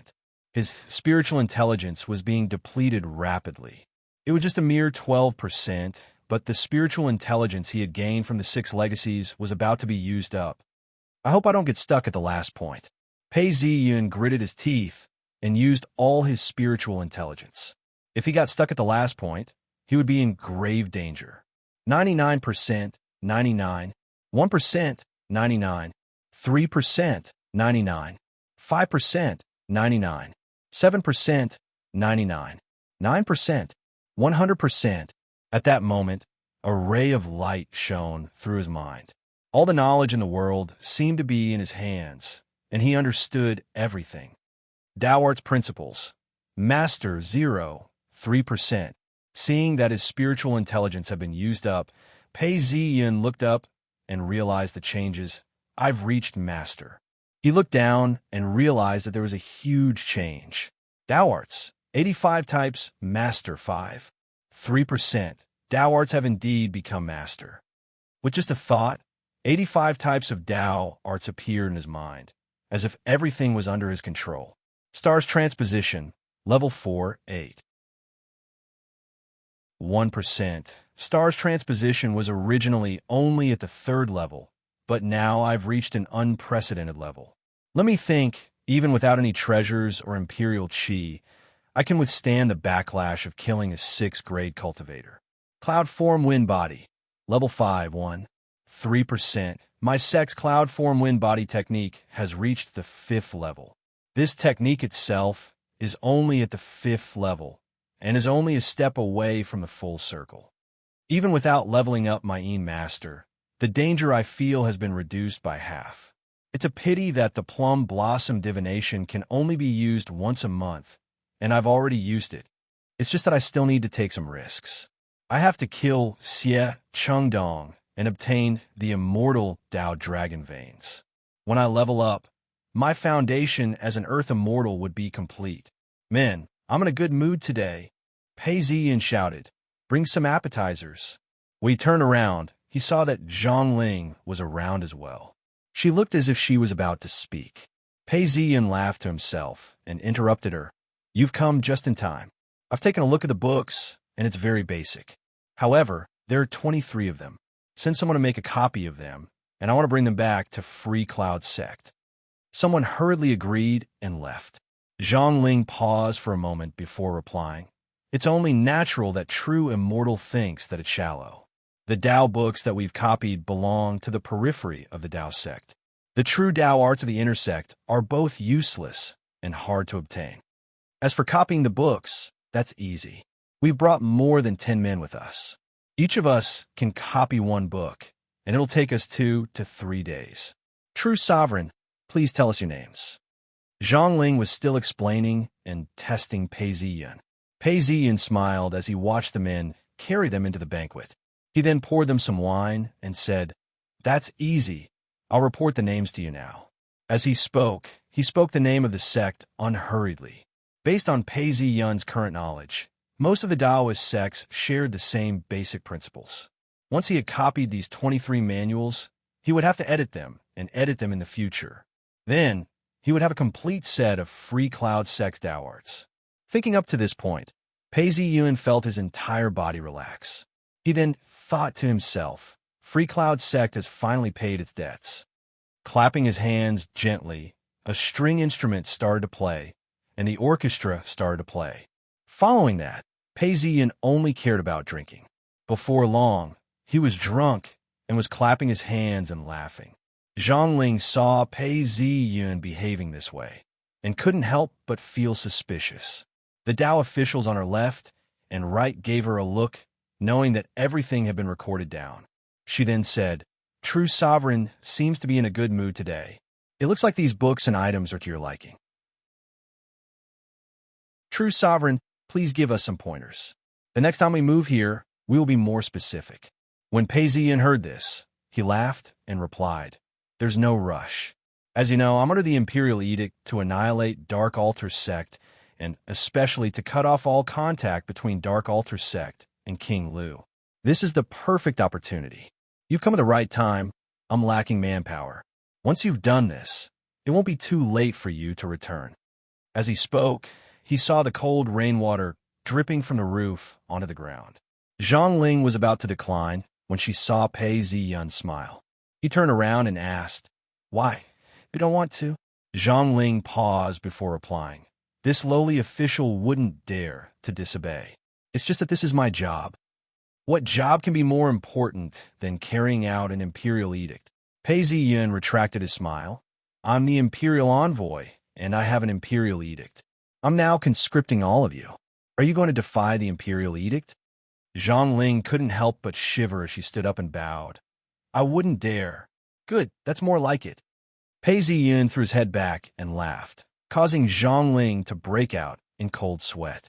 She waited until the banquet was over and found a chance to leave. She then called for someone. "Quick, go and report this to the higher-ups." "Pei Ziyun, something's not right." Chapter 367. Red Bridge, town. The drizzle continued to fall, and the mountains were filled with mist. This small town was located at the foot of Dark Altar Mountain and was the only way to enter the mountain. It was rather quiet today, with the occasional barking of dogs. From time to time, several men dressed in raincoats would stop by the road and look around. At this point, the sound of hooves could be heard from afar. Amidst the misty rain, these cavalrymen were all dressed in raincoats and looked like they had undergone strict training. They maintained their formation and did not disperse. Xiecheng Dong rode his horse towards the town. He looked very young, and his eyebrows were raised slightly. He had a cold expression on his face, and his eyes were fixed on something. His hands were on the hilt of his sword, and he seemed to be deep in thought. In front of the town, there was a winding river. The raindrops hit the surface of the river, causing water to splash everywhere. There were fishermen dressed in raincoats, fishing in the river. Everything seemed normal. Behind Xiecheng Dong were several officers. These officers all had a fearless aura about them and looked around to check on the situation. Xiecheng Dong's face was expressionless, but his heart was in turmoil. "I can still sense King Lu's army. Why didn't I sense anything on the way back?" Xiecheng Dong's face turned gloomy as he crossed the bridge and entered the town. All of a sudden, Xiecheng Dong felt uneasy. His face fell as he shouted, "Quick, quick, everyone turn around and retreat." Hearing Xiecheng Dong's words, the cavalrymen didn't say a word as they turned around and fled. The rain continued to fall. Everyone in the town saw that Xiecheng Dong was about to turn around and flee. Fireworks shot up into the sky and exploded everywhere. Not far away from the town, there was a group of cavalrymen. Pei Ziyun sighed. "Xiecheng Dong, I didn't expect to sense anything at this time." He then laughed. "Xiecheng Dong, I'm not the only one who wants to kill you today. Even Dark Altar Sect won't let you off. Where can you run to?" As he spoke, he waved his hands. "Taoists, cast your spell." Yes, dozens of Taoists complied. Zhang Ling was one of them. Not only were the Taoists from the Central Tao Records Department recruited, even the Taoists from the nearby counties were recruited. There were a total of 70 of them. As the spell was cast, a bright light shone from the Taoists' hands. When the light landed on the cavalrymen, they felt their bodies tremble and were filled with energy. Kill! The hooves of the horses trampled on the soil. The cavalry formed 3 rows and charged a few hundred meters forward. The cavalry, who had accumulated horsepower, continued to accelerate. The hooves of the horses kicked up the soil that had become slippery because of the rain. Bits of dirt splashed on the armor as they charged towards the enemy. As soon as Xiecheng Dong turned around, he saw the cavalry charging at him. The lieutenant behind him immediately paled. He moved closer and said, "True sovereign, the enemy has a buff, and they've also charged up their horses. They're much faster than us. We can't escape now. Once we scatter, we'll all be killed. Only by resisting will we be able to survive." Xiecheng Dong was also resolute and decisive. He naturally knew that his horse was tired and couldn't escape. It was better to take advantage of the remaining energy to fight. He immediately ordered, "Gather immediately, form a formation, and prepare to counterattack." Yes, the sound of a horn rang out as King Lu's cavalry formed into 3 rows within a short period of time. They then increased their speed as they galloped forward. The horses neighed as the hooves of their hooves thundered. Due to the swift reactions of both sides, the entire ground trembled under the hooves of the cavalry, following which a cloud of dust billowed out as the cavalry clashed against each other. Cries of agony filled the air. At the same time, the sounds of flesh clashing against flesh could be heard, as well as the crisp sounds of bones breaking. More than 10 people were sent flying. Pooh! The lieutenant's spear pierced through an enemy soldier. The immense force of the spear pierced through the enemy soldier, causing blood to splatter all over his body.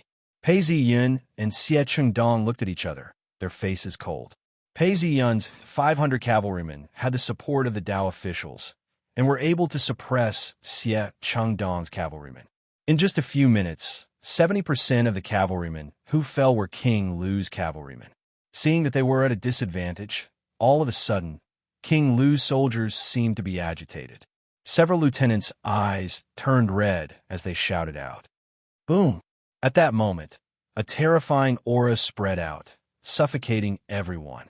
The lieutenants were filled with rage as their spears danced in the air.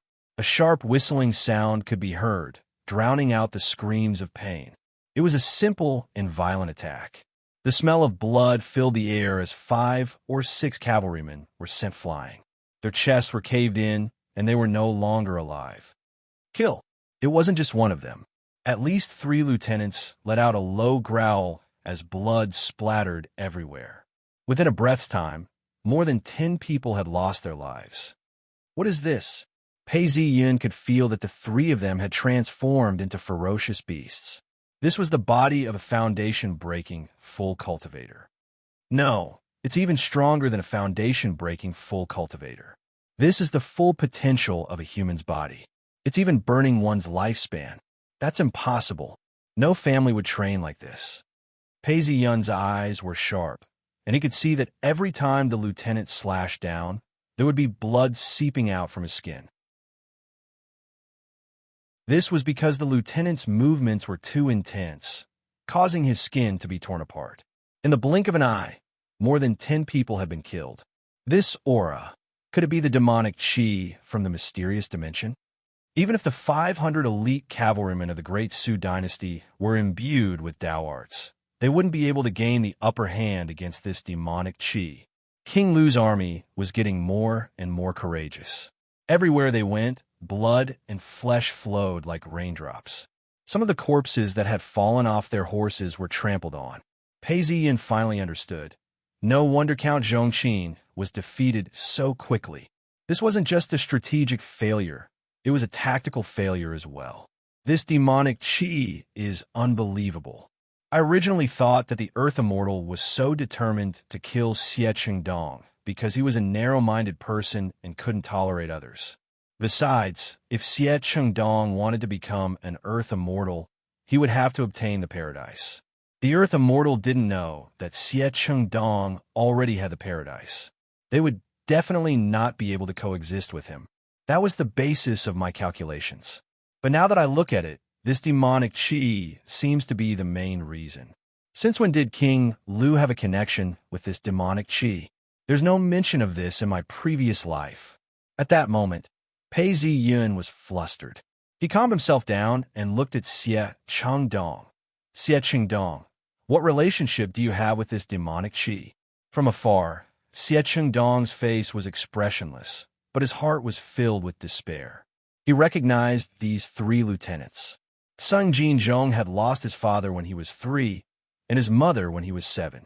His clan members had forced him to commit suicide for the sake of their wealth. Hua Ziying was King Lu's personal guard. He didn't have much of a reputation, but he had recently been promoted to a lieutenant. Kai Lu had surrendered. The 3 of them didn't have much of a connection with each other.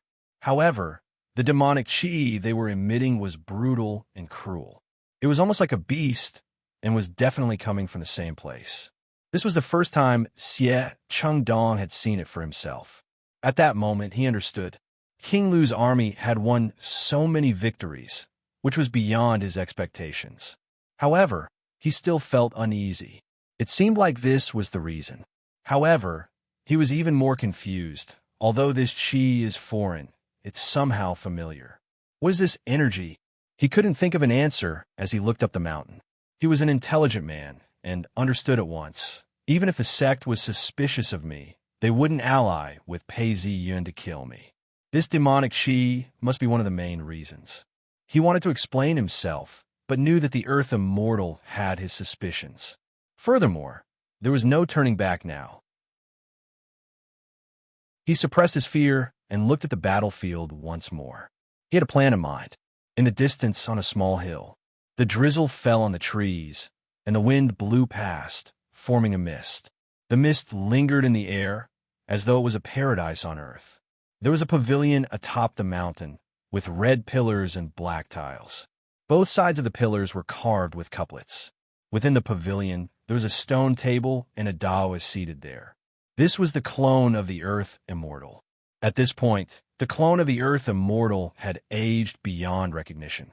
There were wrinkles on his forehead, and his hair was snow white. Two Taoists stood by his side. One of them was Yukan, who followed respectfully as he looked down the mountain. Xie Qingdong's troops were engaged in a fierce battle. Among King Lu's troops, there were a few lieutenants who were unstoppable. The Taoist officials of the imperial court continued to attack, casting spells to reinforce their troops. The general roared out in anger as he fought against the lieutenants. However, it was difficult for him to win, and he could only defend himself. The Earth Immortal looked on and saw that King Lu's chi was filled with evil chi. These evil chi were like tentacles, twisting and turning around. Indeed, it's true. The Earth Immortal revealed a cold smile as he looked at Chao Ting's army. Above Chao Ting's army, killing intent surged forth, but it was pure. Killing intent, bloodthirst, suppression, the chi of the people, and the chi of the officials were all mixed together. This was the chi of a true dragon.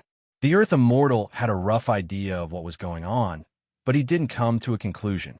He then asked, "Yukan, these few days you've been dealing with such evil chi. Can you tell if it's true?" "Yes." Yukan looked on and gritted his teeth. He then replied coldly, "True sovereign, you're right. It's this evil chi that permeated our sect and caused us to lose 5 sect elders and 10 core disciples." "Is that so?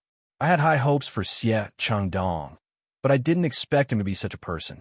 Such a traitor, whether it's intentional or not, seems like the only way is to get rid of him." The Earth Immortal nodded his head. He had been leaning towards Xie Qingdong and didn't expect the Xie father and son to become the scourge of the sect. As he thought about this, he turned to look at Pei Zi Yun, who wasn't far away. Seeing that Pei Zi Yun and Xie Qingdong weren't fighting, he couldn't help but laugh. "Look at these two bandits. They're really careful." He then turned around and asked another Taoist, "Have you brought all the physical bodies I wanted?" "Yes, true sovereign. The physical bodies you wanted are all here. They're all ready. It's just that they've all been infected with evil chi. Please be careful when you use them. These evil chi may be infected by you, but it doesn't affect me at all." When the Earth Immortal's clone heard this, he took a deep breath. In an instant, his white hair turned black, his wrinkles disappeared, and his face became smooth. In just a few breaths, he looked like he was at the peak of his 20s. Yukan and another sect elder lowered their heads, and their hearts skipped a beat. They knew that if he were to activate his body's potential, even if he didn't fight, when the final radiance of the setting sun wore off, his body would definitely die. Of course, to the Earth Immortal, this physical body was just a tool. There was no reason for him to take pity on it. He walked forward quickly, and within a few breaths, he reached the foot of the mountain. The rain fell, but couldn't get close to him. It slid off his body, and he looked like he was floating in the air. It was as if he was the only bright spot in the dark rain. No matter how ruthless he was, no matter how calculative he was, this was the demeanor of an Earth Immortal. Chapter 368. A crack appeared in the dark clouds as the wind blew. The rays of the setting sun shone on the faces of the soldiers, reflecting the cold gleam of their weapons. "Kill!" The cavalry was in a deadlock. They all realized that the enemy was a strong enemy. Their lances crisscrossed with each other. A large number of cavalrymen charged forward with all their might. From time to time, someone would scream and fall down, trampled into meat paste. Occasionally, there would be a brave person who would charge in between the gaps and cut down a large number of people under the momentum. However, in the blink of an eye, they would be stabbed to death by several spears. There were people constantly falling, and the battle was like a meat grinder. Taoist arts. Behind him, the Taoist official took the risk to approach and continuously cast his arts. With the support of his Tao arts, the battle became more and more intense. As King Lu's cavalrymen were reduced in number, the demonic qi around the lieutenant's body grew thicker and thicker. As the demonic qi around him grew stronger and stronger, his expression became even more ferocious. Dying, Kai Lu's expression was malevolent. In an instant, a sharp whistling sound rang out from the tip of his spear, shattering the soldiers who dared to block his way. Blood sprayed out from his body, completely drenching him. On the other side, the injured military warfare officer of the imperial court was currently retreating. Charge! With the help of Tao arts, the cavalrymen lost all sense of fear as they charged forward. Even the commandant was unable to stop them. As Pei Ziyan watched on, one of the Tao officers asked, "Not good. What's that?" Far off in the distance, a small mountain was surrounded by clouds and mist, swirling about mysteriously. A figure descended the mountain. He looked to be a Taoist in his 20s. As soon as he appeared, he moved like the wind. His body was light, and in an instant he was dozens of feet away. Who, looking at the earth immortal flying towards him, Xie Chengdong felt a sense of familiarity. He was even more surprised. It was a Taoist from Dark Altar sect. Could it be that the sect had sent reinforcements? But how long had it been since he sent out the information? How could it be so fast? And this Taoist, I don't seem to have seen him among the elders. Xie Chengdong hesitated, but before he could react, the Earth Immortal Realm deity arrived not far away. Right at this point, the Earth Immortal stretched out his hand, and an electric arc appeared in his hand. The electric arc seemed to have a life of its own as it shot out towards King Lu's cavalry. Pipa! There was a flash of light, and several of King Lu's cavalrymen were instantly paralyzed. However, it didn't seem to affect the cavalrymen at all. Kill! It's an ally. Wherever the long sword pointed, blood would spurt out and the corpse would fall to the ground. It was just a corpse. Some of the grayish-black qi started to dissipate, and a portion of it started to move towards King Lu's other cavalrymen. Kai Lu was alarmed. He looked at the Earth Immortal not far away and shouted, "How dare you? Aren't you afraid of the backlash? How dare you attack the army?" Kai Lu's eyes were bloodshot, and demonic qi swirled within them. The Earth Immortal sneered, "Possessed by evil spirits? Don't you know that your death is near? How dare you be so arrogant? Kill the traitor."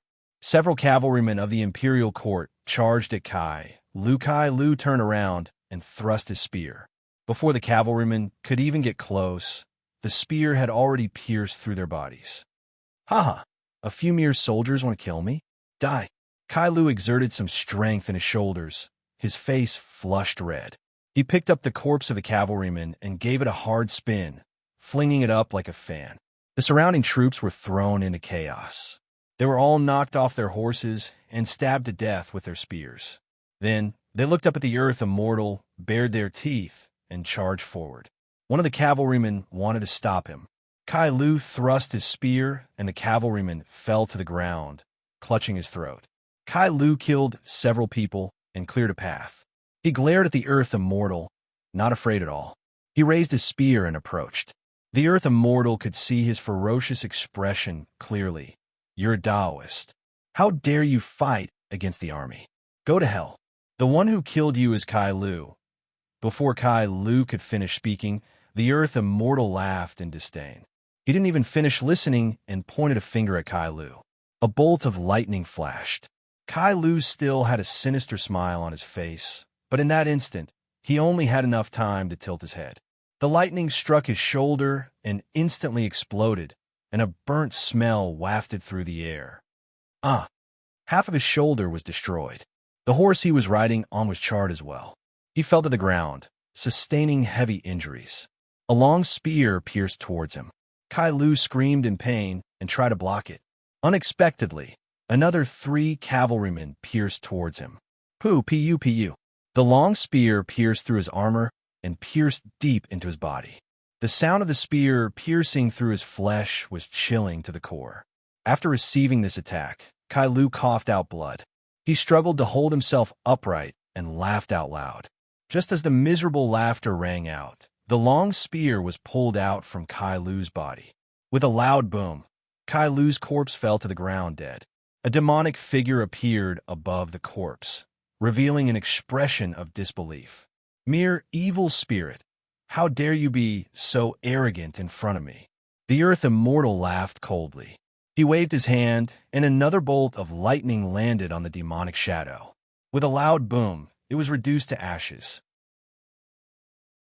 The power of wind and lightning was exclusive to Earth Immortals. 9th and 10th stage cultivators did not possess such power. Xie Chengdong then realized that this was the clone of the Earth Immortal. This was the entrance to Dark Altar Sect. Apart from the Earth Immortal himself, who else could it be? Have I been abandoned? Xie Chengdong's heart was filled with a sense of unease. The horse he was riding on seemed to be feeling uneasy as well. The Earth Immortal turned around and looked at Xie Chengdong coldly. "Xie Chengdong, you used to be the disciple I value the most. What a pity." The Earth Immortal sighed and said, "I didn't expect you to collude with demons and attack my sect. That's a heinous crime." Hearing these words, Xie Chengdong's eyes turned red. His voice was hoarse from anger as he growled, "Why? True sovereign, I am a disciple of Dark Altar Sect. All these years, I've contributed so much to the sect. My father, Xie Yi, even sacrificed himself for Dark Altar Sect. Why would you collude with the enemy today and summon me into a trap?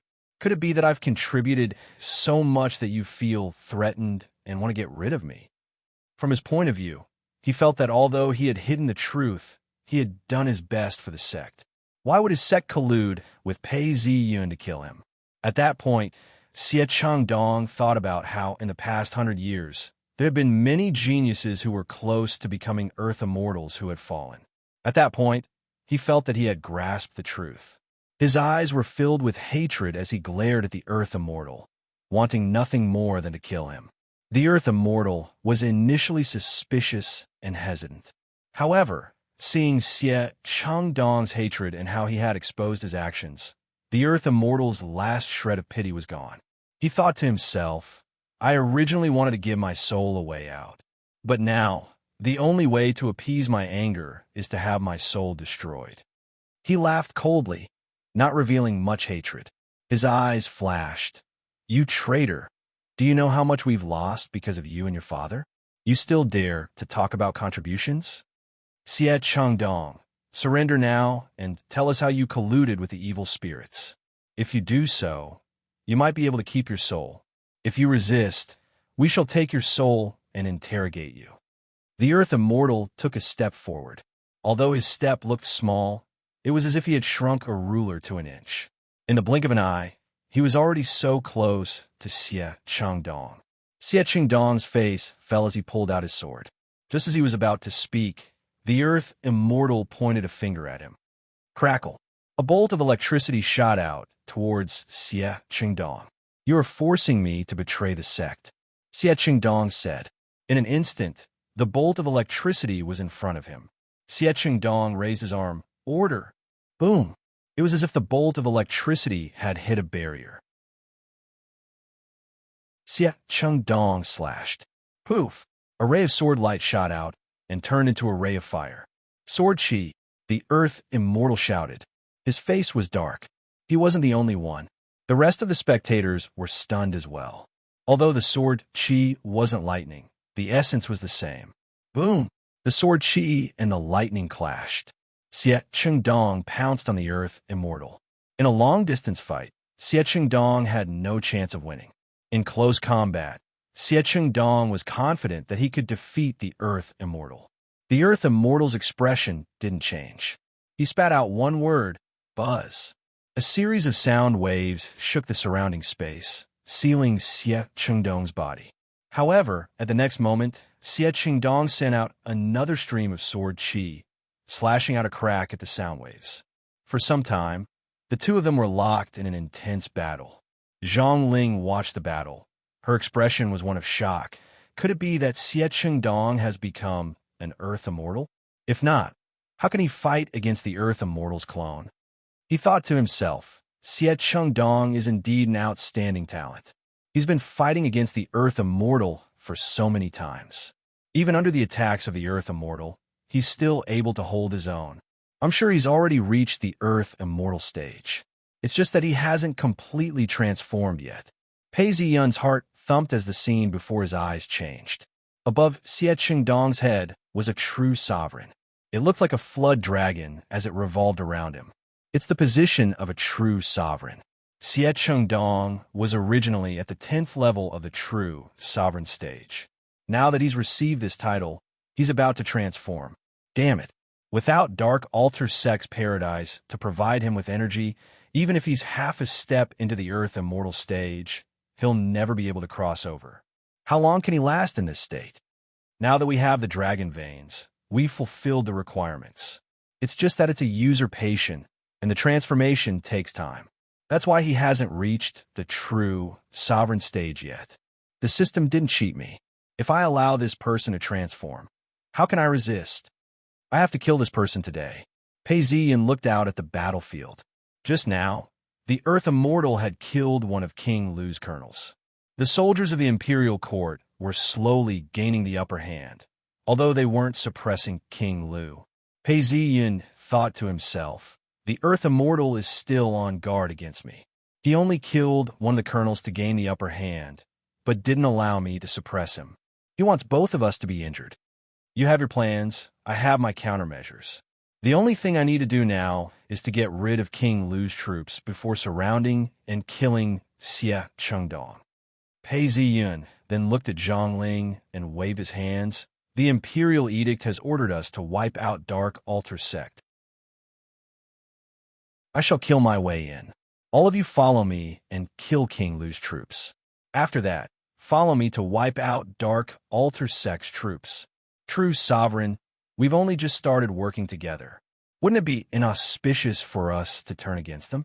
One of the Taoist officials seemed hesitant, as he didn't want to get involved in the battle. Pei Ziyin laughed and asked, Are you going to disobey the Imperial Edict? True sovereign, this lowly official wouldn't dare. The Taoist official's face fell as he hurriedly tried to explain himself. It's good that you don't dare.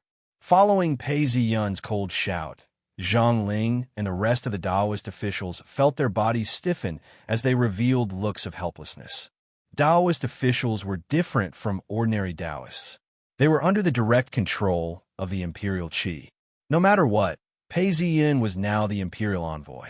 With a single word, he could strip them of their powers. None of them dared to rebuke him as they replied, Yes, true sovereign.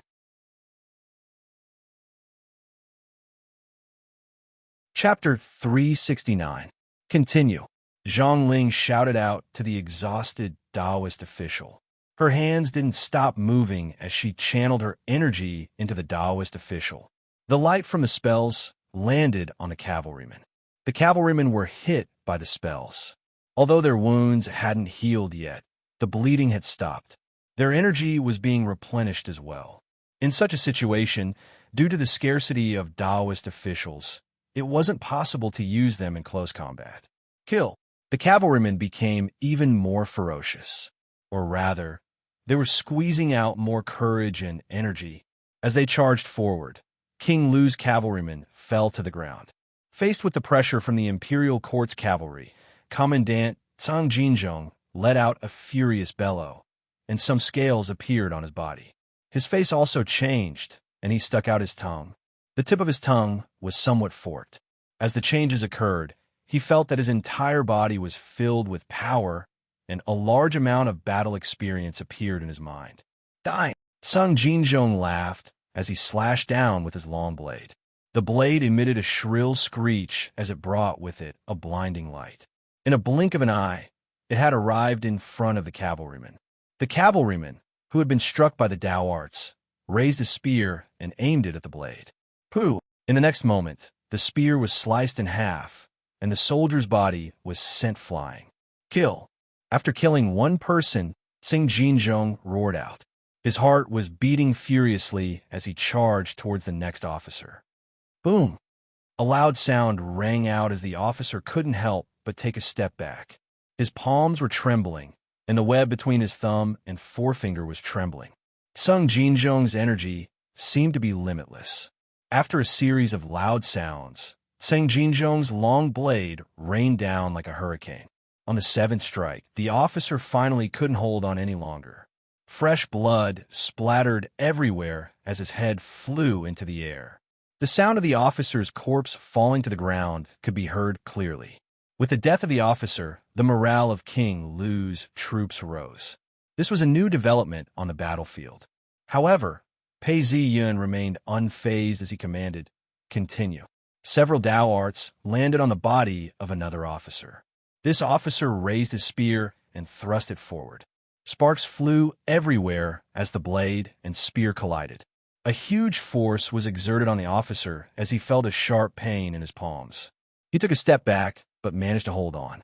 This demonic chi is similar to that of an earth immortal. It absorbs the life force of its host. It's not endless. Furthermore, we have the upper hand. Even if we have a few powerful people, how long can they resist? Seeing the Dao arts being cast, the imperial court's cavalry continued to press forward. King Lu's cavalry continued to die down. Pei Ziyun then pulled out his sword and said, "It's time for me to fight." Pei Ziyun's silhouette flashed, and the sound of his voice was heard as he closed the distance between them. His body moved, and his sword struck out. His speed was so fast that it was dazzling. In a flash, his silhouette appeared and disappeared, and he had already passed through them. Oh! 5 or 6 cavalrymen staggered forward and fell down. They were all stabbed in the throat. Then, they threw themselves at Xie Qingdong. Almost in an instant, the Earth Immortal's incarnation unleashed wind and thunder and pounced on him. Xie Chen.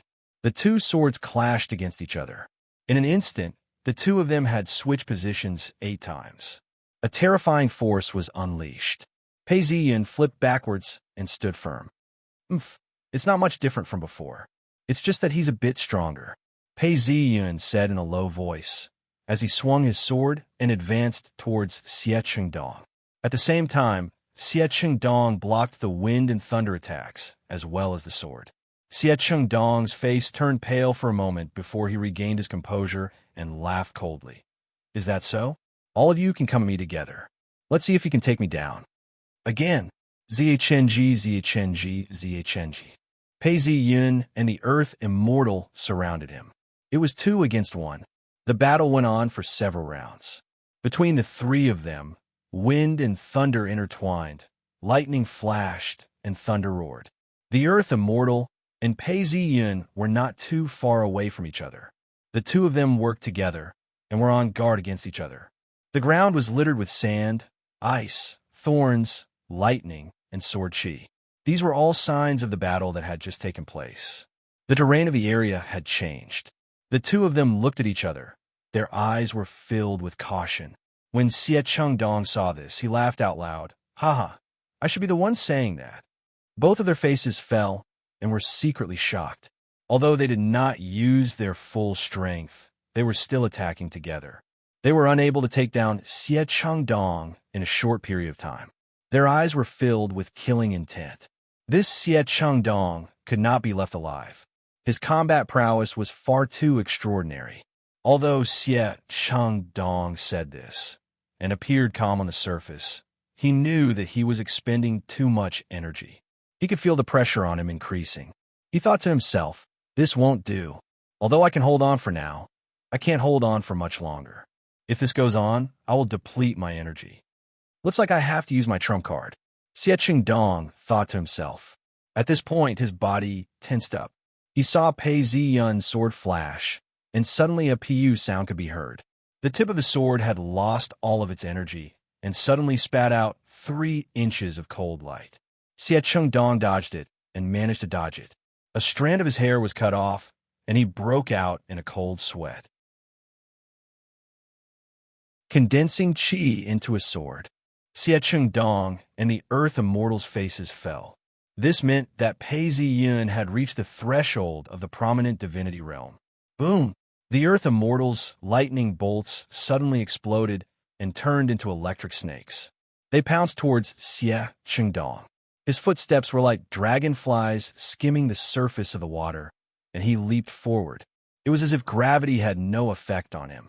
In a flash, he had reached Xie Chengdong's side. Pei Ziyun's sword was like rain, and he attacked continuously. He coordinated with the Earth Immortal, and the space around Xie Chengdong was getting tighter and tighter. If he was not careful, he would die on the spot. Xie Chengdong felt that he could not breathe and retreated backwards. We cannot give him any time to breathe. Let's kill this person first. The Earth Immortal and Pei Ziyun looked at each other and understood each other's intentions. They then charged towards Xie Chengdong. Xie Chengdong's face turned gloomy. Fighting against two people at the same time was indeed a genius. However, his powers and stamina were limited. If they were to fight against him, he would die of exhaustion. He could not let this continue. Xie Chengdong dodged the sword as he stretched out his hand. Something slid out from his sleeves. He pinched it, and a decree appeared. This decree was very similar to an imperial edict. Xie Chengdong pulled his hands apart and shouted, "King Lu's decree. You are all thieves and may be killed." As soon as he finished speaking, the decree let out a dragon's roar. The spell had just gotten close to Pei Ziyun when it dissipated. The Earth Immortal's clone froze in place. Pei Ziyun took a step back and felt his body move. The restraints on him were lifted. He was the imperial envoy and represented the imperial court of the Su dynasty. Although the Earth Immortal froze for a moment, he still laughed coldly. "We Earth Immortals have the power of nature. Your imperial qi can't restrict us." Just as he spoke, the sword flashed and separated. The Earth Immortal's clone took several steps back and looked down. He saw that his body had been pierced by a sword. Something's not right. There's an evil spirit. These evil spirits were extremely strong and caused him to misjudge the situation. Hence, he was struck by the sword. He was enraged as he took in a deep breath. His entire body swelled up as he punched the air. Boom! The punch landed on the air, and the entire restraints on him exploded. Pooh! The Earth Immortal's clone spat out a mouthful of blood. He looked much older, and his hair started to turn gray. Xie Chengdong had only wanted to restrict the Earth Immortal's powers and did not expect to reap such rewards. Seeing the Earth Immortal's current state, Xie Chengdong laughed out. Breaking the restraints on the Imperial Qi must have been hard, right? Earth Immortal. Although you're an Earth Immortal, you're merely relying on someone else. Now that you've broken the Imperial Qi, how much potential do you have left in your body? Furthermore, your sword techniques are no match for mine. Die. Xie Chengdong closed in. His expression was ferocious as he charged forward. His hatred towards the Earth Immortal was even greater than Pei Ziyun's. Xie Chengdong, aren't you afraid that Pei Ziyun will attack you? I'm not afraid. He wants me dead, but he's also afraid of you, just like you fear him. The sword light spat out. The cold air penetrated the bones and cracked the skin. It enveloped the Earth Immortal and went for his vitals. The Earth Immortal was originally empty-handed. He pulled out his sword and counterattacked. However, once he lost the Earth Immortal's magical powers, the sound of zheng zheng zheng could be heard. The Earth Immortal dodged, and a gash appeared on his side. Blood splattered. The Earth Immortal had to admit that Xie Chengdong's sword techniques were above his own. He then shouted out, "True Sovereign Pei, what are you waiting for?" He then saw Pei Ziyun standing some distance away. His body was emitting some energy, as though he was fighting against the Emperor's decree. He then shouted out, "You hold on. I will dispel the effects of King Lu's decree soon. Sit on top of the mountain and watch the tigers fight." The Earth Immortal knew that Pei Ziyun was putting on an act. He wanted to watch the both of them fight to the death. He was enraged. However, before he could speak, Xie Dong shouted out in anger. He then pounced forward and merged with his sword. Sword chi poured out in torrents. Just one look was enough to make one's hair stand on end. The Earth Immortal knew that he couldn't dodge any longer. He shouted out in anger as well, as lightning flashed on his sword. Two rays of sword light flashed and intertwined with each other. The Earth Immortal's clone stood a few steps away, using his sword to stabilize himself. The light in his eyes dimmed, as his chest was split open. His internal organs were leaking out. Even if he was an Earth Immortal, he wouldn't be able to survive. He laughed coldly. I'm just a clone.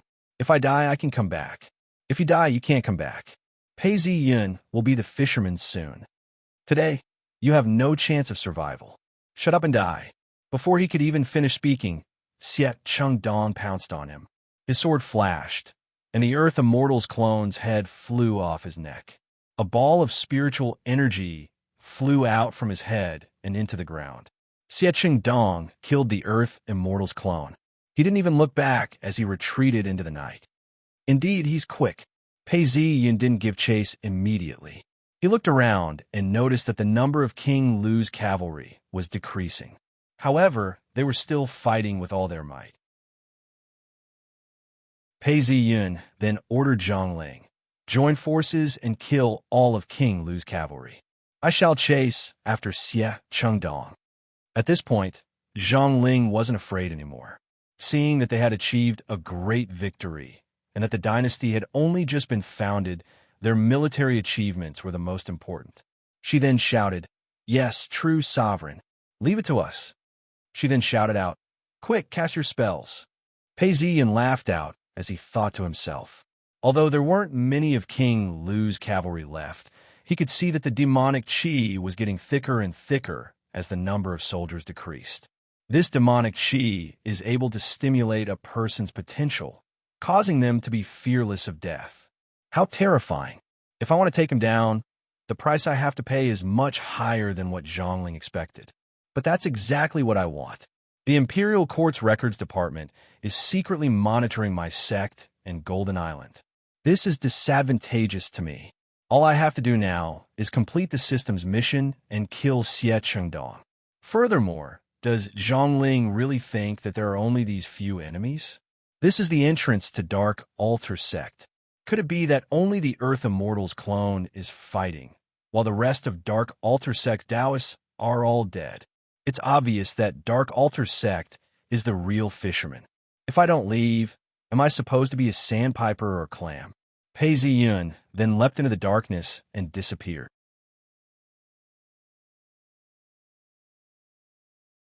Chapter 370. After killing for an unknown period of time, the sky started to darken. The dark clouds parted as the moonlight shone down from the sky. Kill! The officer roared as he slashed down. One of King Lu's cavalrymen raised his spear to block. The officer had received a boost from his Dao arts. He felt that he was much stronger than before. However, as he slashed down, he felt that something wasn't right. His opponent's skin seemed much thicker than before. Damn it, there aren't many enemies left. Why does it feel like their strength has increased by so much? Just as he was thinking about this, a cold blade flashed across his throat. Huazing flicked the blood off her blade and increased her speed. She ignored the cavalryman and charged towards the Taoist official. At this point, her body started to change. She started to look like a beast. However, she was wearing a full set of armor and it wasn't very clear. All she could see was her murderous voice. "You bunch of rats, let me kill you. Kill!" The moment she charged forward, her blade sliced through the air, causing blood to spurt out. She slowed down slightly, but several heads flew off. Kill, kill, kill. Huazing could feel the wind blowing against her face. She felt as though her soul was on fire. Behind the cavalrymen, there were many angry and panicked faces. Huazing's long saber slashed down, cutting apart the spears that were piercing towards her. Terrified and suppressed cries entered her ears, and then they turned into screams of pain. A few more heads flew out, and Huazing's body also had a few more wounds. Without stopping, she continued to charge forward. Hua Ziying was like a wolf pouncing on a herd of sheep. She slaughtered her way towards the Taoist official, tearing a huge gap in their formation. The soldiers at the front raised their spears, the soldiers on the left readied their bows, and the archers at the back drew their bows. Is this what it means to be able to take the head of the enemy's general? The Taoist official who was casting the spell looked at her with a grave expression. Damn it.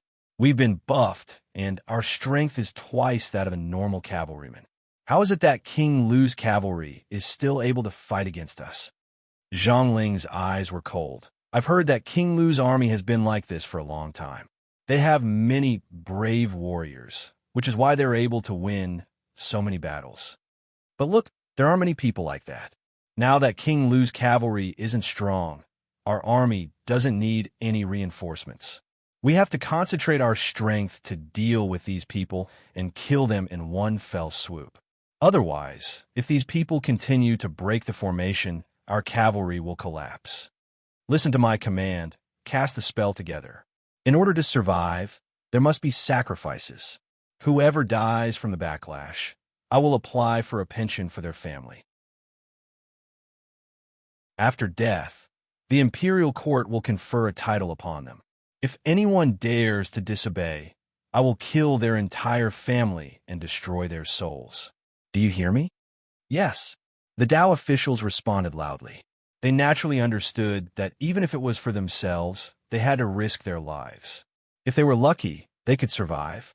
If they returned in defeat, those who fought to the death might be able to survive, but those who fled in the face of battle would be punished. Only death awaited them, and their families and souls would be harmed. Kill. Dozens of Taoist officials charged at the imperial court's cavalrymen. Quicksand. Because there were so many Tao arts on the battlefield, the soft ground started to cave in. The horses that were galloping screamed out in pain as they sank into the ground. Due to the momentum, the horses' legs were broken. Hua Ziying shouted out in anger as he stomped his feet on the ground. Although he was wearing armor, he still managed to jump several meters away from the quicksand. He then heard an order, restrain, buzz. A dense net appeared in the air as Hua Ziying's body froze. He couldn't move at all. He then roared out in anger as the beasts around him roared and struggled to break free. Throw the spears. The soldiers gave the order as more than 10 spears fell from the sky. Hua Ziying shouted out in anger, kill. He brandished his blade several times, his face contorted in anger as he deflected the spears. At the same time, the Tao official cast another wave of spells, fatigue. Hua Ziying's entire body froze as he realized that he had lost all his strength. All he could feel was fatigue and exhaustion. He then saw multiple spears piercing through him, pinning him to the ground. Damn it! At this point, Hua Ziying wasn't dead yet and was still struggling. He then saw an officer with a similar expression on his face. He then slashed out with his blade, and Hua Ziying's head flew off. No! Hua Ziying's head was still screaming out in pain, as though he was unwilling to die. His eyes were wide open as he fell to the ground. The Tao official felt an excruciating pain. He had just cast a spell, and now he was suffering from a backlash. His vision turned black, and he almost fell to the ground. Next, kill him. Don't stop. Kill them all. We can resist the backlash. The Tao official's spell struck the cavalry, causing them to either be affected by the quicksand or weakened. Although the soldiers of the imperial court had lost their support, King Lu's cavalry was in an even worse state. The soldiers of the imperial court slashed down as the scales of victory tilted in their favor. The Tao official who had been sacrificed suffered the backlash as well. One by one, King Lu's cavalrymen fell to the ground. Finally, King Lu's cavalrymen collapsed as they retreated. All of you die. The cavalrymen of the imperial court had expressions of joy and ferocity on their faces. After such a long battle, they had finally won. What followed was promotion and riches. This was a path that they had fought for with their lives. Kill them all. Don't let a single one of them escape. Their horses have traveled a long distance, and they've been through an intense battle. They're all tired and won't be able to escape. The cavalry general had several wounds on his body, and his body was exhausted. His hands were trembling as he held onto his sword. At this point, he took the lead and chased after the imperial court. Although he was escaping, he was quickly overtaken. In the blink of an eye, Tsing Jinzhong was only left with a few cavalrymen, and all of them were injured. Several screams rang out as the last few cavalrymen of Tsing Jinzhong were killed. Only Tsing Jinzhong was left. At this point, Tsing Jinzhong's hair was disheveled, and his body was covered in wounds. He had killed countless people and never thought that he would be the one to die. He roared out in anger as he shouted, "Whoever can take my head, come at me." 3 long spears pierced towards him, and Tsing Jinzhong was about to block them when a wave of Tao energy landed on his body. His entire body was drained of energy, and he heard a shout, "Kill!" The 3 long spears pierced through his body and pierced deep into his body. Tsing Jinzhong screamed out in pain as he fell to the ground. He wasn't willing to give up and used all his strength to struggle to stand up. He then heard another shout, "Kill!" Another 7 or 8 spears pierced through, turning Tsing Jinzhong into a porcupine. His eyes were wide open, but he immediately stopped breathing. The sounds of killing gradually died down. Zhongling looked on with a gloomy expression. In this battle, they had surrounded King Lu's cavalrymen.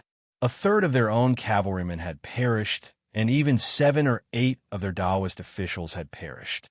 King Lu's imperial qi and the imperial qi of the imperial court were of the same origin.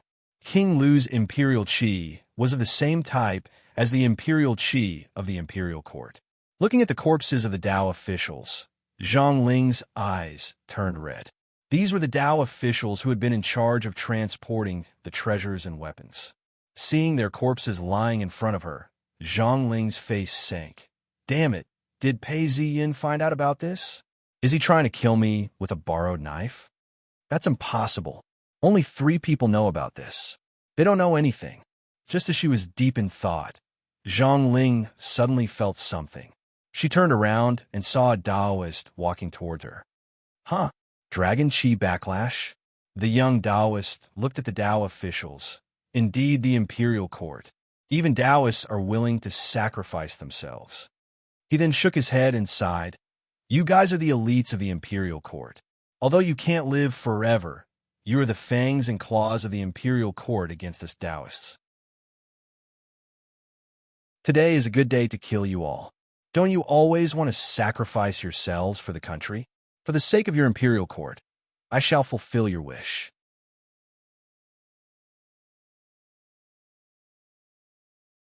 Chapter 371. Not far away, the cavalrymen were cleaning up the battlefield. The Taoists were bandaging the injured cavalrymen. When they heard Zhongling's voice, they looked over and stared at the Taoist. This young Taoist was an earth immortal and had changed his body. He didn't seem to mind this at all. He glanced at them and laughed. Pei Ziyun and I really have a tacit understanding. Once I kill all of you, the Imperial Court's Tao Records Department will be greatly weakened. When that happens, there will be fewer restrictions placed on us. You're an Earth Immortal. Pei Ziyun betrayed us. In exchange for a chance to kill Xie Qingdong, Zhongling's heart was filled with fear. Strictly speaking, it's a tacit understanding. The Earth Immortal laughed. All right, you can all die now. The Earth Immortal stepped on the ground, and in a flash, he was already upon them. Curse! Weak! A large group of spells flew towards him.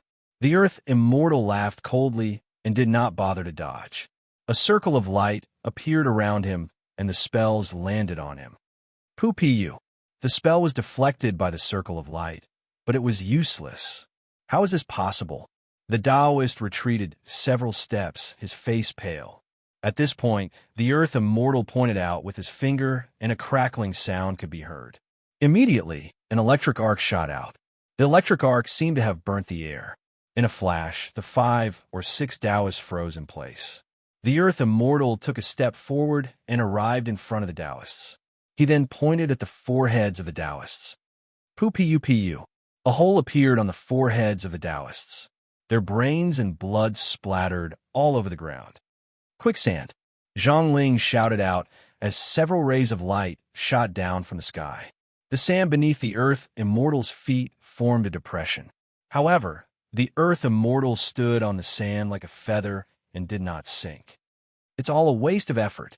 The Earth Immortal smiled and wiped the splattered brains. The Earth Immortal is the peak of Tao techniques. If you were an armored soldier, that would be fine. But your Tao techniques are not even worthy of my attention. Zhang Ling's face fell as she clenched her fists tightly. She then turned around and shouted, "Quick, retreat. Pei Ziyun is in cahoots with the bandits. He wants to kill us all. Run." Hearing these words, the Taoist official reacted. The cavalrymen were extremely tired, and the general shouted out, "Quick, quick, charge. Let's meet up with the Taoist official and kill our way out. These Taoists are rebelling." The rider shouted as he leapt onto his horse. "Give us buffs. We'll charge and open up a path." There were only 50 cavalrymen left, all of them bleeding and injured. At this moment, not only were the men tired, but the horses were also tired. However, at this moment, they couldn't relax. They immediately pounced forward. Although there were only 50 of them, with a flash of Taoist techniques, all of the cavalrymen raised their spears and galloped towards the Earth Immortals with their iron hooves. They gradually accelerated and charged towards the Earth Immortals. "Kill!" All of the cavalrymen shouted out as they sped up. When they were close enough, the leader of the cavalry raised his spear and thrust it forward. "Go to hell. You think you can fight against me with just these few people?" After laughing, the Earth Immortal's face darkened. With a point of his finger, an electric arc accurately landed in the middle of the cavalry. Then, everyone saw a scene that they would never forget. The horses in front tilted and broke their own legs. Boom! The cavalrymen in front fell to the ground, blocking the charge of the cavalrymen behind.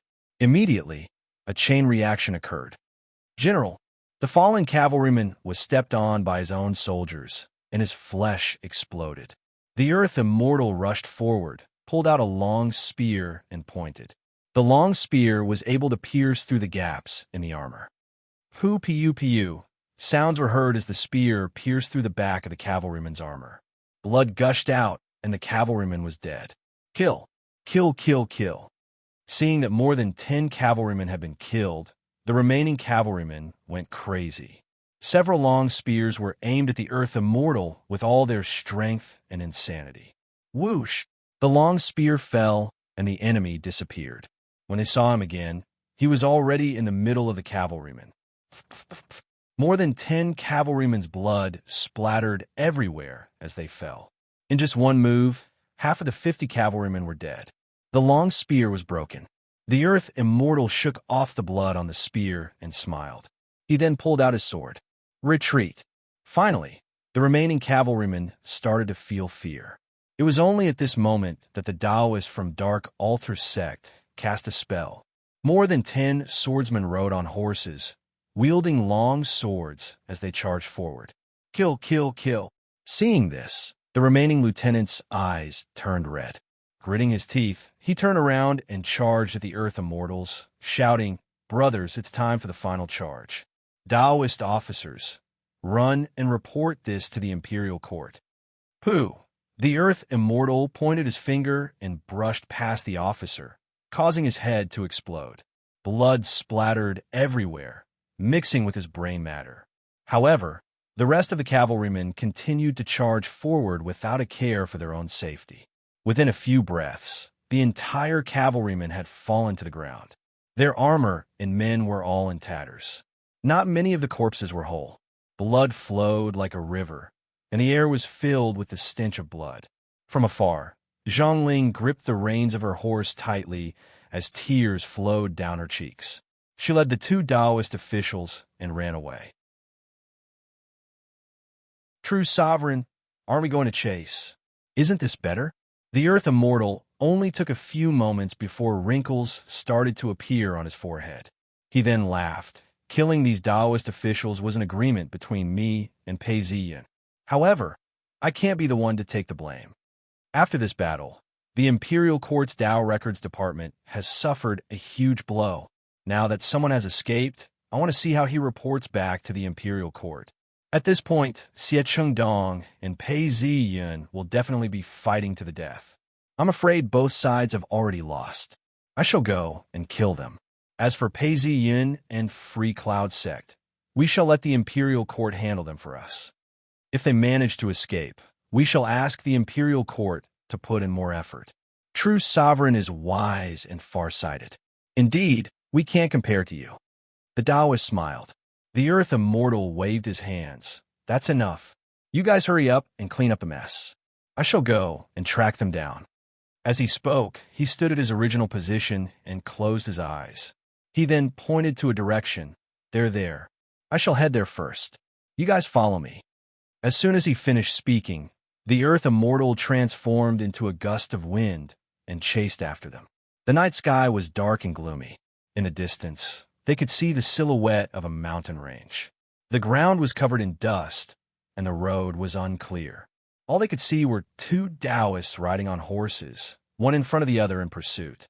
The one in front was Xie Chengdong, and the one behind him was Pei Ziyun. On both sides of the road were rice fields. Further away, they could see several villages. These villages had walls built around them and had ditches. There were even people patrolling the area. Hearing the sound of the horses' hooves, they started banging their gongs and shouting, "Guard against thieves! Guard against thieves!" Both of them didn't want to get any closer and only urged their horses on. Seeing that Pei Ziyun's horse was getting closer and closer, Xie Chengdong turned around and was about to cast a spell. Pei Ziyun pointed his finger, and a sandpit appeared where Xie Chengdong's horse had hooves. Xie Chengdong couldn't stop the horse in time, and the horse's hooves sank into the sand. A paw sound was heard, and the horse's leg broke. Xie Chengdong was shocked, but he didn't panic. He leaped off his horse and landed on the ground. His body swayed a little before he stabilized himself. Kill! Pei Ziyun chased after him. His face was cold. The horse had reached Xie Chengdong's side, and Pei Ziyun slashed down with his sword. Although it was a simple move, it was ingenious to the extreme. I haven't seen this bastard for a few months, and it seems like his martial arts and Dao arts have improved tremendously. This is unbelievable. As the sword landed, Xie Chengdong's pupils dilated as he broke out in a cold sweat. He rolled to the side and saw that the ground was damp with some mud stuck to it. He looked extremely pathetic. Pei Ziyun's sword had missed its target, and he didn't pull on the reins of his horse. Instead, he pressed down on the saddle and leaped off the horse, charging towards Xie Chengdong. Xie Chengdong pulled out his sword, his eyes cold. He wasn't in a hurry to fight, but asked a question that he couldn't understand. Pei Ziyun, what did you do? Why did you make my sect turn around and deal with me? Huh? Pei Ziyun laughed. Xie Chengdong, I thought you would continue to run away. I didn't expect you to choose to fight me. Then go and die. When you die, you will know why. Because many of them will come down to accompany you. You won't be lonely. As he spoke, his sword flashed and appeared right in front of Xie Chengdong. Xie Chengdong was prepared for this and raised his sword to block the attack. Sparks flew everywhere. As he blocked the attack, Pei Ziyun pointed with his left hand, weaken, cancel. Xie Chengdong's heart skipped a beat. To be able to cast spells while wielding a sword, and with such ease, Pei Ziyun's Dao arts had improved by leaps and bounds compared to a few months ago. He hurriedly stretched out his hand, and a weak ray of light shot out, dispersing the spell in front of him. However, the next moment, the sword flashed brightly and was about to reach him. Xie Chengdong felt a chill run down his spine when he saw the sword's aura. He dodged it and heard a pu sound. The corner of his robe was torn, and a drop of blood seeped out. How is this possible? Xie Chengdong took a step back.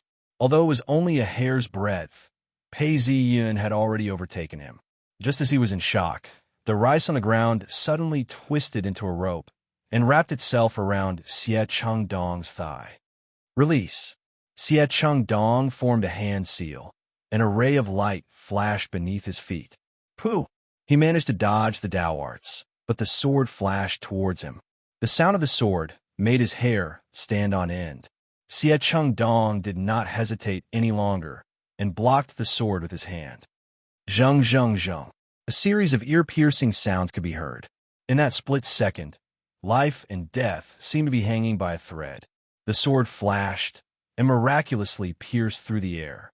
Xie Chengdong retreated a few steps, and his face was pale. The situation with Pei Ziyun had far exceeded his expectations. Pei Ziyun's Dao arts were profound, and his speed was extremely fast. Combined with his sword techniques, he managed to catch Xie Chengdong off guard. He could only defend himself and could not attack. Xie Chengdong had been injured in the battle with the Earth Immortal and was forced to retreat. See, Pei Ziyun's sword slashed across Xie Chengdong's face. Xie Chengdong dodged, and a red line appeared on his face. A lock of hair was sliced off. Xie Chengdong saw that Pei Ziyun did not stop and continued to advance towards him. A sense of fear welled up within him, and he could not help but take in a deep breath. Croak, croak. Many frogs were croaking in the paddy fields. Xie Chengdong retreated backwards, and his legs loosened. The soil beneath him sank half a foot into the ground.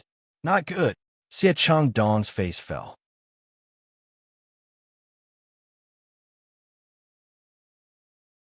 Chapter 372. Pooh. Xie Chengdong blocked the sword and took a deep breath. I await the decree. Following Xie Chengdong's voice, Pei Ziyun shook his head and sighed, I await the decree. Following their conversation, a dragon's roar could be heard. Ordinary people would not be able to see the imperial qi clashing against each other. The emperor's decree should have been of a higher level, but the decree itself was of a lower level. With the interference of the imperial qi, both of them temporarily lost the ability to cast their spells. Ooh, the spell disappeared, and Xie Chengdong heaved a sigh of relief.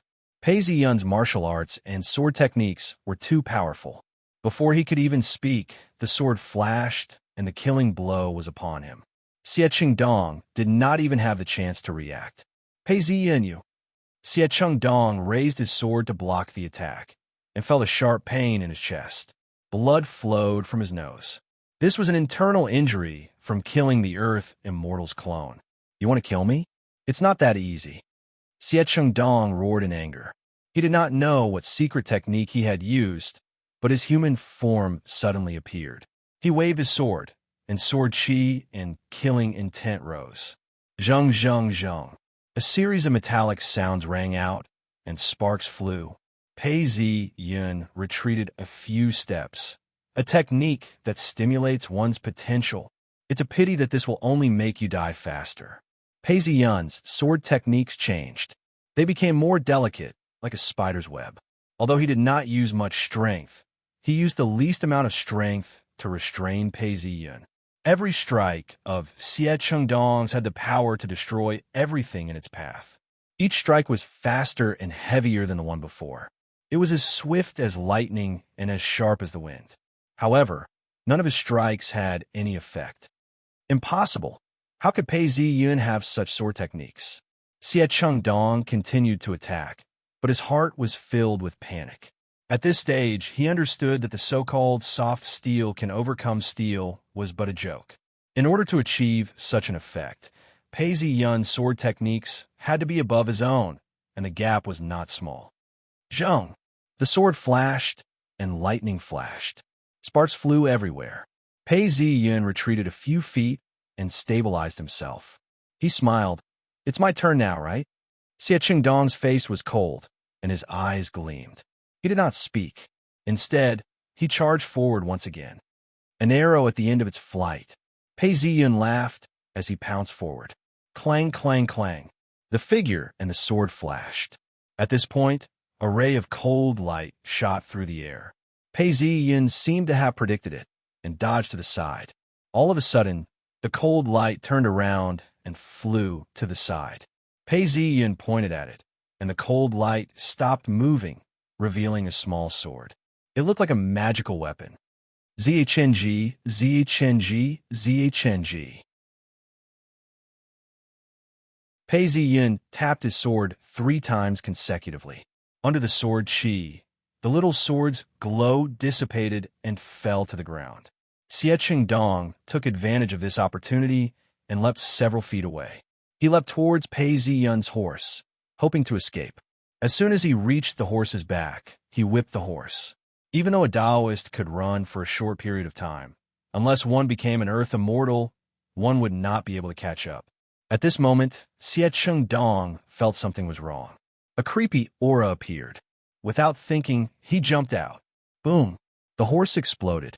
Strictly speaking, it wasn't very powerful, but it exploded at such a close distance. Xie Qingdong felt his body shake, and he couldn't help but spit out a mouthful of blood. What's this? Gunpowder. It doesn't have much power, but it doesn't have any Dao Qi. It's a trick. Pei Ziyun laughed as he looked at the injured Xie Qingdong. Xie Qingdong, you're already injured. You're at the end of the road. Just accept your death. As he said this, he laughed out loud. His sword techniques changed, becoming heavy, wild, and ferocious. It was the exact same technique that Xie Qingdong had used earlier. His sword was terrifying, and he was forced to defend against it. Xie Qingdong retreated again and again, until he was surrounded by danger. All of a sudden, Pei Ziyun's figure disappeared, and his sword chi burst forth. With a loud shout, he launched an attack. The sword flashed, danced, and soared through the air. Zhng, Zhng, Zhng. The two of them turned into rays of light and separated. Pei Ziyun's abdomen had been pierced by a sword, but it wasn't deep. Blood flowed from the wound. Xie Qingdong stood still. His face was pale and bloodless. There was a huge gash in his abdomen, and blood was oozing out. His intestines were also leaking out. What was even more fatal was the hole in his chest. He sighed, "Good sword techniques, you win." Pooh! Blood spurted out as Xie Qingdong fell to the ground. He was only half a step into the earth immortal realm, and his life force was strong. He didn't die. His eyes glazed over as countless memories flooded his mind. It was as if he had a sudden epiphany. Xie Qingdong pointed to the sky. "So, it's you. You're the one who bewitched King Lu and me." He then pointed to Pei Ziyun and said, "Just you wait. If someone comes to kill you, I'll be watching from below." It's hard for a Yin spirit to attain sainthood. Pei Ziyun mumbled softly, "Have a safe journey. I won't send you off." Without hesitation, he swung his sword, and Xie Qingdong's head rolled to the ground. After killing him, Pei Ziyun felt his entire body relax. The greatest enemy of his past life had finally been slain by his sword. It was an indescribable feeling, as though his entire body was made out of crystal. It looked like Pei Ziyun didn't move at all, as he thought to himself. System. A plum blossom appeared in front of his eyes as it grew bigger and bigger. It then transformed into a translucent information interface as it floated in front of him. Yin Master, 9th level, 65, 3%. Mission, kill Xie Qingdong and obtain the central dragon veins. Completed. Beep. The system beeped. You've obtained partial authority over the central dragon veins. Beginning transfer of authority. Following which, a surge of spiritual energy entered his body. At that point, the 65, 3% turned into 68%, 69%, 70%, and so on. It continued to rise rapidly. He then looked at a spot of darkness. "I've watched for so long. Can I come out now?" How marvelous. Every spell you cast was executed perfectly. Your sword techniques were even more marvelous. Even if I were your enemy, I would still be impressed. A man appeared from the darkness. It was the Earth Immortal. The Earth Immortal walked over and was silent at first. He looked at Pei Ziyun and then walked over to Xie Qingdong's corpse. He picked up Xie Qingdong's head, which was already covered in dust. With a wave of his hand, a ball of clear water appeared, and he washed the head clean. He looked at it in reminiscence. Not only had he met Xie Qingdong in the past, he was also very familiar with him. The Earth Immortal couldn't help but sigh. It's a pity. He could have inherited my position as the Earth Immortal, but chose to become a thief instead. Hearing the Earth Immortal sigh, Pei Zi-yun couldn't help but laugh. He then replied coldly, "A pity? If you hadn't cooperated and sacrificed your physical body, how would I have been able to kill him? Dark Altar sect has been around for 200 years. How many geniuses have there been? I'm afraid all of them have died just like that. I don't understand why you would do this." Pei Zi-yun then looked at the Earth Immortal. "You're an Earth Immortal. In the past, you were afraid that someone would steal your position. However, it's been a long time since you became an Earth Immortal. Your physical body doesn't have much longer to live, right? How much longer do you have left? A few decades? A few decades? You have a physical body. The true sovereigns of Dark Altar sect couldn't do anything to you. Once you die, based on what you've done, aren't you afraid of being punished? You're too naive. There can't be two suns in the sky and two rulers in a country. Whatever I do, the true sovereigns are watching over me. If my actions are too outrageous, they'll talk to me. The biggest difference between our Taoist sects and the imperial court is that under the influence of the imperial qi, yin and yang are separated. How can we communicate with each other? Our Taoist sects are much more convenient." The Earth Immortal's clone's expression was calm as he looked at Pei Ziyu. His face was gloomy. "However, your words are malicious. I wanted to let you off, but you try to sow discord. Looks like I can't spare you. I can only send you to see Xie Chengdong. That's right. I want to keep the secret of your cultivation speed. 95%, 96%, 97%. The numbers on the system started to increase and was about to reach its peak. Huh. Pei Zi-yun relaxed as he looked at the Earth Immortal's clone. "Why do you think I'm talking to you? Today, your clone is going to die. Let's see how much more of your lifespan you're going to lose." At the same time, he reached 100%, following which there was a loud boom as spiritual energy surged into the system. The Yin Master within his body started rejoicing as he broke through from the 9th level to the 10th level. He was on the verge of becoming an Earth Immortal. The biggest barrier to becoming a Yin Master was spiritual energy. The biggest barrier to becoming an Earth Immortal was to have a paradise. Once these conditions were met, the barrier would break. Looking down, he could see that beneath his Yin Master's feet, a piece of land had formed. This was the immortal Tao Dragon Veins.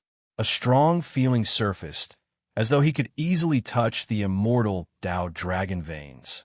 If I could obtain all the immortal Tao Dragon Veins, I would become a true immortal, right? Pei Ziyin stretched his hands out and felt his entire body filled with energy. He looked up and saw a mountain range behind him. This mountain range was huge and majestic. On top of the mountain range, there was an endless amount of mist. Just looking at it was extremely intimidating. Following the formation of the mountain range, a huge amount of spiritual energy surged into his body. "Oh!" Pei Ziyin let out a low groan as his entire body started to transform. The Earth Immortal's clone looked at him and was shocked. He knew what this meant. How can this be? Impossible. The Earth Immortal looked at him. "This is free cloud sex paradise?" "No, your free cloud sex paradise can't possibly become a paradise. It can't possibly support an Earth Immortal. Did you borrow the power of evil? Could it be that this is all a trap? Why became an Earth Immortal? Didn't you see it for yourself? How could the power of evil be like that?" When Pei Ziyin heard the Earth Immortal's words, he paused for a moment before laughing out. "Your men will be here in another 15 minutes. Let me see if your body can hold on for such a short period of time." As Pei Ziyin spoke, he could feel the wind and lightning around him. "No, that's impossible." The Earth Immortal's clone's face fell as he looked at Pei Ziyin in shock. He then understood. "No, this isn't free cloud sex paradise. This is a brand new paradise. It's a brand new immortal Tao Dragon Veins. No wonder your cultivation speed is so fast. You have to die today. If not, Dark Altar sect will not have a place to stand in the future." The Earth Immortal stared at Pei Ziyin. "You're only at the 10th level and have yet to become an Earth Immortal. For the sake of my Dark Altar sect..." Haha. Hearing these words, Pei Ziyin laughed out loud. He was extremely elated. Is that so? Even if I'm not a true Earth immortal, I've already touched it. As he spoke, lightning appeared in his hands. Wind started to swirl around him. With every breath he took, he could feel the affinity between heaven and earth. It was as though he was one with the heavens. Now, who's going to die?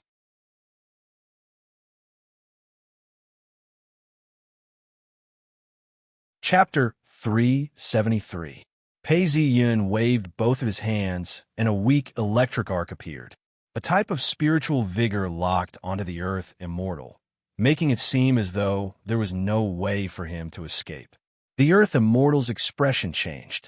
This was the power that he had spent a year mastering after he had touched the membrane. Now, in an instant, this kid had unleashed it.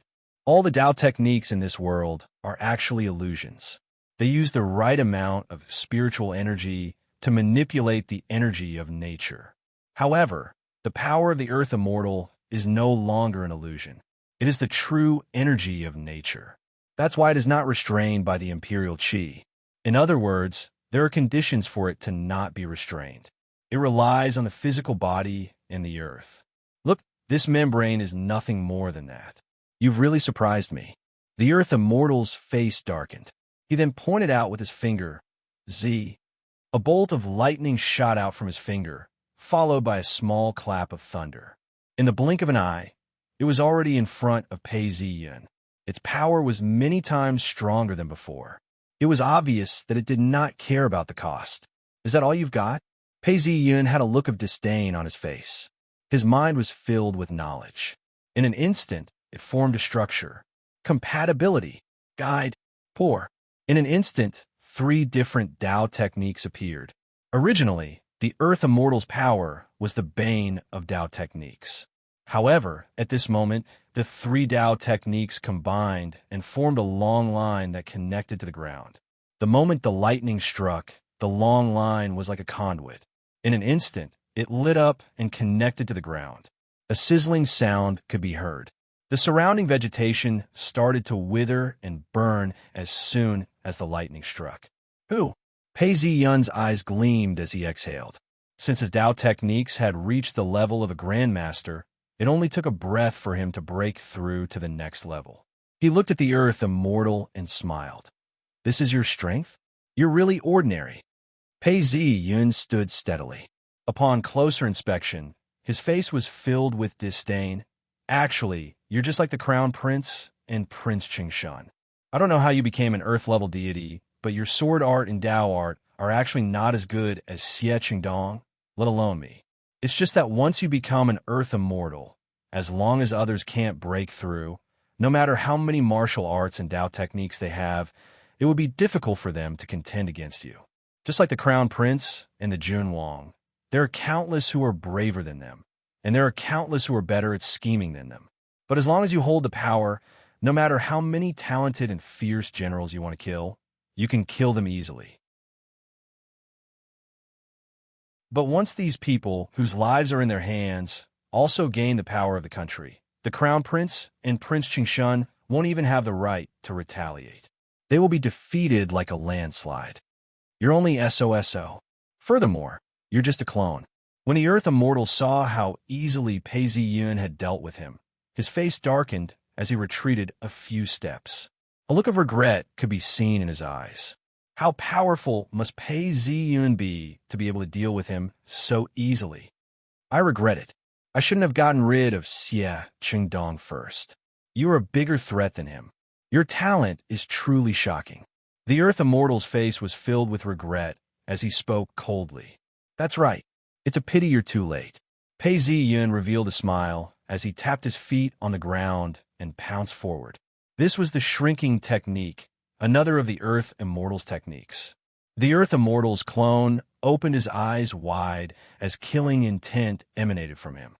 I'm just a clone, but that's only because of the difference in strength and not the difference in quality. You want to kill me? You're too arrogant.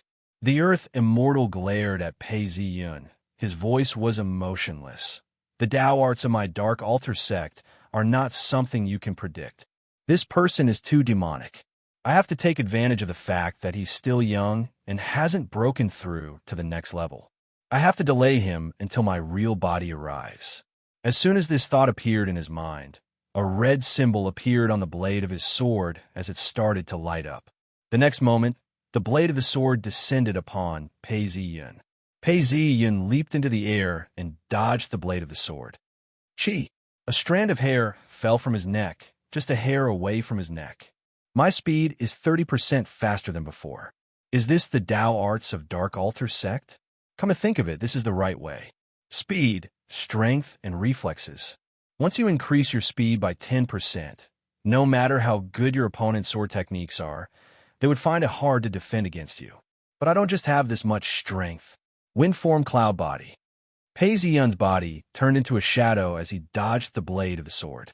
With a light tap of his sword, he revealed a sliver of sword chi. Pu Piu.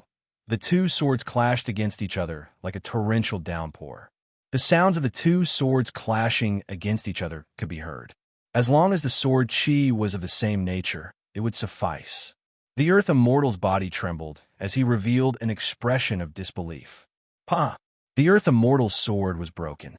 In the next moment, he felt a strong sense of danger. Without thinking, Pei Ziyun leaped backwards.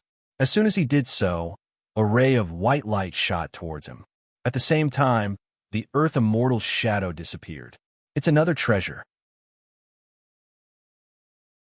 Whether it was the Earth Immortal or Xie Changdong, neither of them were stingy with their help. One had to admit that this was the right way to fight. However, Pei Ziyun turned around and slashed out with his sword. Boom! The white light slammed into the sword, causing a small electric arc to shoot out from it. It flashed across his body, as though it was about to paralyze him. However, at the same time, several plants sprouted out like snakes and connected with the electric arc. A crackling sound could be heard as an electric snake pierced through the plants. Pei Ziyun leapt into the air and used the shrinking spell. His speed was unimaginable as he stabbed towards the plant. Chi! At that moment, something in the air broke and the Earth Immortal appeared. Illusion? Pei Ziyun shook his head and sighed. It's a pity that it's useless against me. I know 85 different Tao arts, and I'm going to use them on the Earth Immortal. Boom! The two swords clashed, and sparks flew everywhere. The Earth Immortal then disappeared. You're still trying to use your illusions to stall for time. Turns out you're just a paper tiger. Let me repeat what I said. How did you become an Earth Immortal? Pei Ziyun's entire body sped up. Without any hesitation, he charged into the lightning. Pooh! The electric arc broke apart. Pei Ziyun's body was unharmed. In a split second, everything disappeared. All that was left was a char-black body. Only a strand of hair was left floating in the air. At this point, the entire sky was pitch black. Dark clouds covered the sky. Occasionally, a gust of wind would blow past. Only 1 or 2 stars could be seen. Pei Ziyun looked up. You should be waiting for them. I've heard the sound of horses galloping. I'm sure you've heard it as well. Pei Ziyun then spoke. Let me correct my mistake earlier. You were forced to use illusion techniques. I can feel that your strength is getting weaker and weaker. This body of yours hasn't been refined for a long period of time and isn't very coordinated. You're just a doppelganger. How much strength do you have? Now that you've lost the suppression of the Earth Immortal, you're actually trying to delay me. If not, I would have killed you long ago. Look, the people from Dark Altar sect are here. Pei Ziyun pointed afar. In the darkness of the night, several people could be seen riding horses with torches in their hands. Since you've seen through me, why haven't you escaped? A voice rang out in the air, but Pei Ziyun couldn't tell where it came from. I'm thinking, if I were to kill your doppelganger and destroy your doppelganger's soul, how much of your lifespan would you lose? Pei Ziyun spoke as he struck out with his palm. Boom! A bolt of lightning shot out from Pei Ziyun's hand, illuminating the entire area. Arcs of lightning descended, and the entire space around them appeared. The Earth Immortal incarnation appeared. Die! The wind surrounded Pei Ziyun as the sword chi appeared in front of the Earth Immortal's clone. Pooh! The sword chi deviated and cut down a small tree, 3 meters behind him. However, the aura on the Earth Immortal's body was instantly extinguished. True Sovereign, we're here. The Taoist rode his horse, and when he saw what was happening, he whipped his whip and dashed forward. The Earth Immortal, on the other hand, had teleported a few feet away. He was about to say something when he was startled. He lowered his head and looked at his chest. He didn't know when, but there was a wound there, and he spat out warm blood. I say, you didn't make in time, right? Pei Ziyun's silhouette flickered as he slashed out with his sword. I believe that the next time we meet, we will be able to negotiate better. Hua. The Earth Immortal clone tried to stretch out his hand, but blood spurted out. His body was split into two, and his internal organs mixed with blood fell to the ground. Within the blood, there seemed to be a bit of light.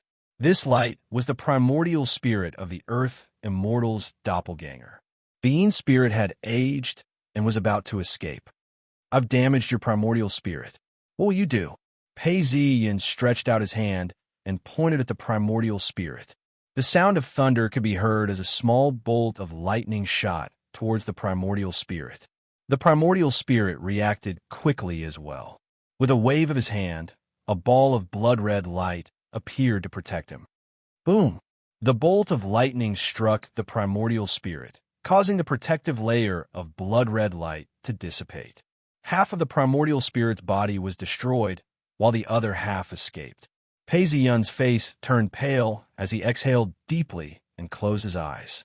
The Earth Immortal's strength within his body was almost depleted. It was all because of his reckless killing just now.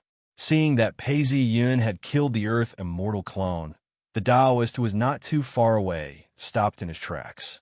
His face was filled with fear and hesitation. Ha!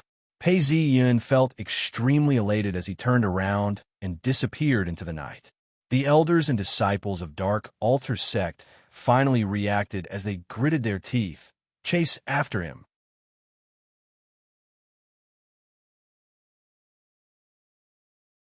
Chapter 374. Pei Ziyun said that he was running away, but in actual fact, he was surrounded by a gentle breeze. His feet touched the ground, and he moved a few meters forward. At this point, the night was dark. Not far away, there were bushes and canals. Occasionally, there were autumn insects and crickets, which made the place even more desolate. He could feel the energy from the outside increasing bit by bit. Traces of an Earth Immortal's energy were gathering. Pei Ziyun let out a long sigh. At this point, the communication talisman lit up.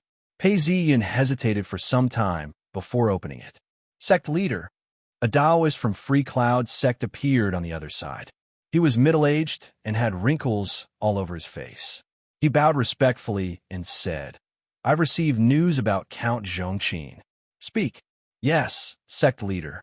According to our investigations, Count Zhongqin has been locked up and brought into the capital city. He's now in Qingning County, and not many soldiers are with him. I understand. Pei Ziyun switched off the communication talisman and tapped his foot on the ground. He felt his body float 10 feet into the night sky. He then sighed. The strength of an Earth Immortal is incredible. Every movement he made would create a gust of wind. Although it was just a gentle breeze when it blew on his body, he felt as though he was being pushed forward. Although he wasn't flying, he could travel 300 miles in a single night. Although I can draw the mission now, I feel that it would be better to wait a few days for the mission to be completed. Qingning County is 500 miles away from here. If I chase after him, I should be able to catch up within 3 days. Count Zhongqin's matter. Why should I wait for the Emperor to deal with it? Thinking about this, Pei Ziyun revealed a cold smile as he disappeared into the darkness. Red Bridge Town, the sky was filled with dark clouds, which are getting denser and denser. The pitter-patter of rain fell, bringing with it a chill. A single person walked through the rain, but before it could even touch his body, it bounced off. As soon as the man reached the pavilion, he felt a sudden pain. Pooh! He spat out a mouthful of blood. He clutched his chest and grunted. His face was deathly pale. The rain immediately soaked his clothes. This person hesitated for a moment before entering the pavilion. He then leaned against a pillar and sat down. As the rain continued to fall, the sky was dark and heavy. The sound of the wind and rain could be heard everywhere. This person did not look. He only waited for a while before he saw a ray of light appear on the ground and rush towards him. This person immediately sensed something. He reached out to touch his hair, only to see a few more strands of white hair. His expression immediately changed. Pei Ziyun is merely a 10th level full-circle cultivator.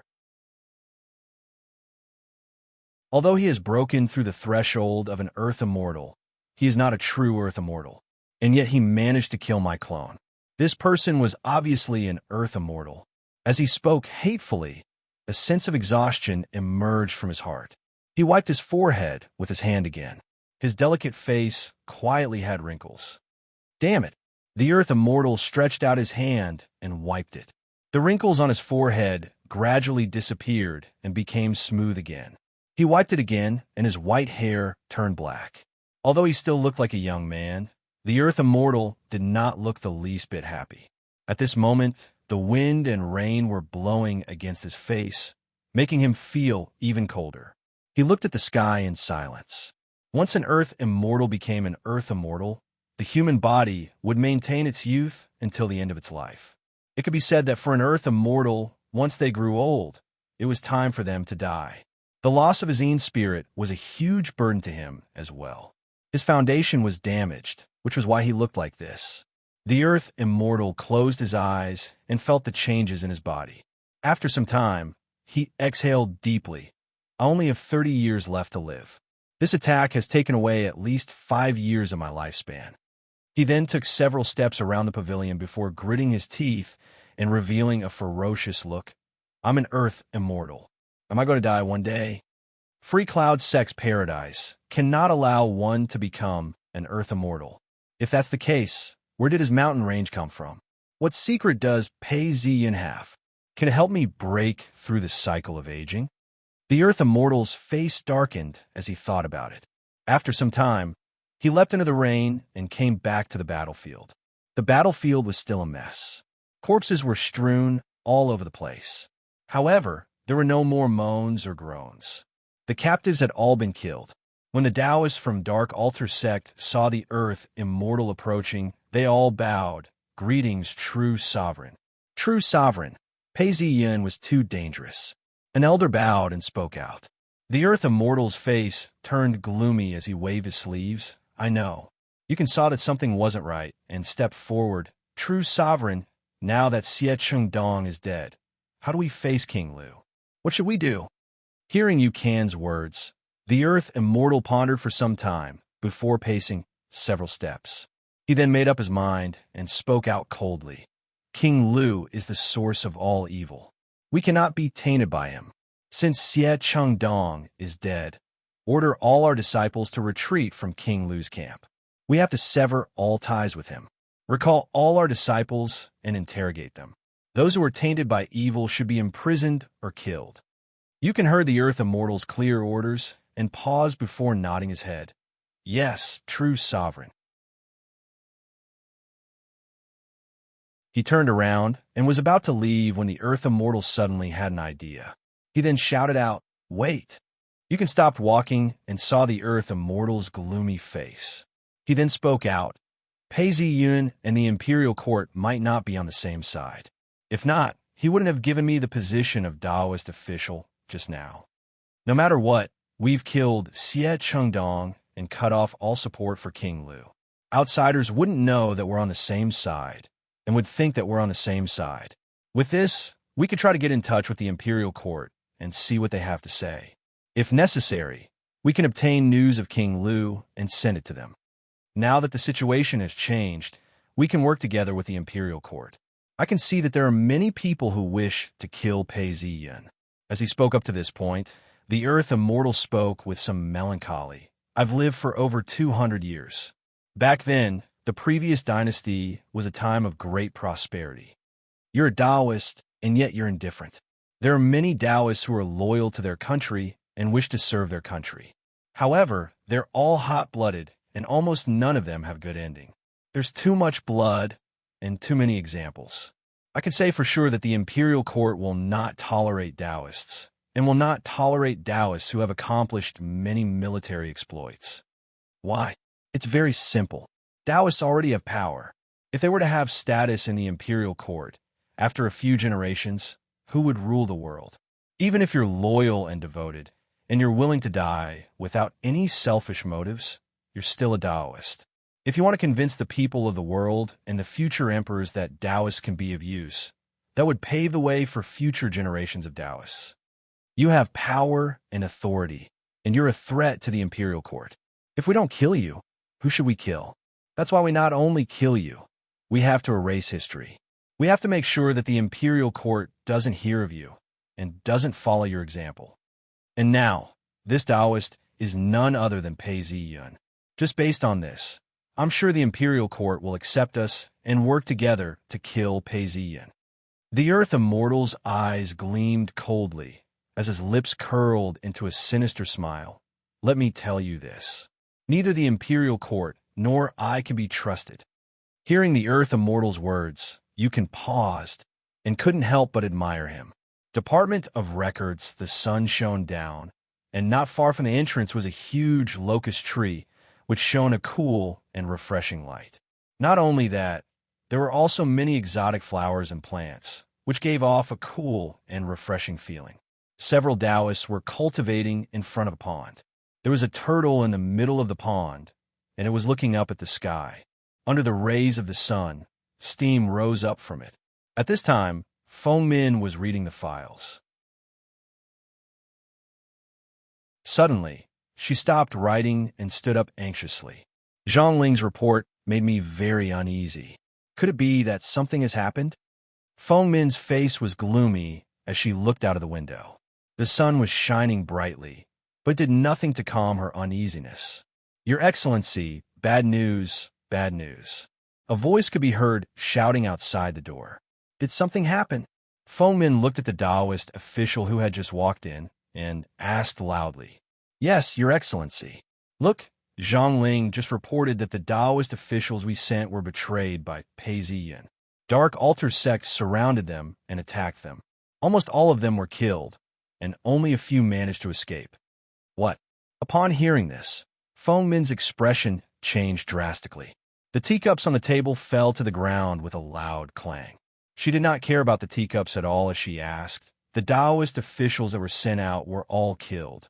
What about Xie Chengdong and the Earth Immortal? Are they dead? The Taoist official hurriedly replied, Your Excellency, they're dead as well. Xie Chengdong was killed, and the Earth Immortal's clone was killed as well. As he said this, he handed over the document in his hands. Who? Feng Min looked at the document, her expression unreadable. After some time, she raised her head and asked, Where is Pei Ziyun now? Is he with the remaining Taoist officials? Your Excellency, he hasn't. Ever since the battle, Pei Ziyun has disappeared without a trace. Our men only saw Pei Ziyun disappear into the night and couldn't find him anymore. Seems like he didn't return to the monastery. Your Excellency, what should we do now? After some silence, the Taoist official gulped as he looked at Feng Min and asked. Feng Min's face twitched as he raised his head and thought for some time. He then replied coldly, This matter is no longer something we can handle. Report to the imperial court. Yes, Your Excellency. Li County relay station, the rain was falling, and the soldiers were patrolling the streets. Within a room, the lantern was lit. Count Zhongqin was inside. Although Count Zhongqin had been sent to the capital city, he was treated rather well. He was in a small, elegant room, with a wooden couch taking up half the room. There was a bookshelf with several books on it. On the wooden table, there was an inkstone, a brush, and a lamp. Count Zhongqin had a melancholic look on his face as he raised his head, deep in thought. After some time, he sighed, Why did I lose? How'd I lose? Count Zhongqin stood up and opened the window. As the rain poured down onto the stone floor, I was punished for my defeat. That's a given. It's just that the imperial court had to use Pei Ziyun. I don't think that Pei Ziyun isn't a good general. I've followed the emperor on many expeditions and have seen many people. This man is the best strategist in the world. With him leading the army, King Lu should be able to pacify him. But Pei Ziyun is a Taoist and has divine abilities. He holds great authority and power. Who can stop him? Not to mention, once the title of nobility is announced, he will be rewarded. Taoists will rise to power. Isn't that what happened to the Yu dynasty years ago? That almost destroyed the imperial qi of the imperial court and allowed the Taoists to steal the treasures. You have to know that the moment the Taoists steal the treasures, they would be the rulers of the imperial court. At that time, many sacrifices were made. Even the imperial qi of several paradise lands were destroyed, and many deities fell. No, I have indeed sinned. However, if Pei Ziyun is to be the commander, I will have to redeem myself. Keep an eye on Pei Ziyun and make preparations. Pei Ziyun might be able to redeem himself for a short period of time, but killing Pei Ziyun would be a meritorious deed. Thinking this way, Count Zhongqin returned to his table and retrieved a brush, ink, paper, and ink. He then started writing. His strokes were like dragons and snakes as they shimmered. When he finished writing, he took a look and blew on it. He then sighed, "Everyone in the world thinks that I have a personal grudge against Pei Ziyun. Only the emperor knows what I'm thinking. Let me bear the name of a traitor who killed loyal subjects. Let me bear the name of a treacherous official." As soon as Count Zhongqin finished speaking, the entire room was filled with applause. The sound was rather strange and was able to break through the layers of guards. Count Zhongqin was shocked as he retrieved his sword from the wall and shouted out, "Who's there?"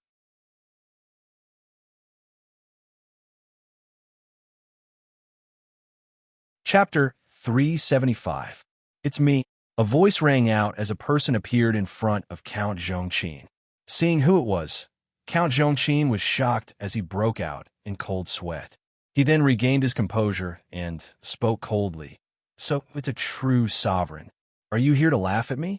Under the candlelight, Pei Ziyun looked like a youth of 16 or 17 years of age. Between his thick black eyebrows, there was a faint mark of a plum blossom. His entire body was shrouded in spiritual light.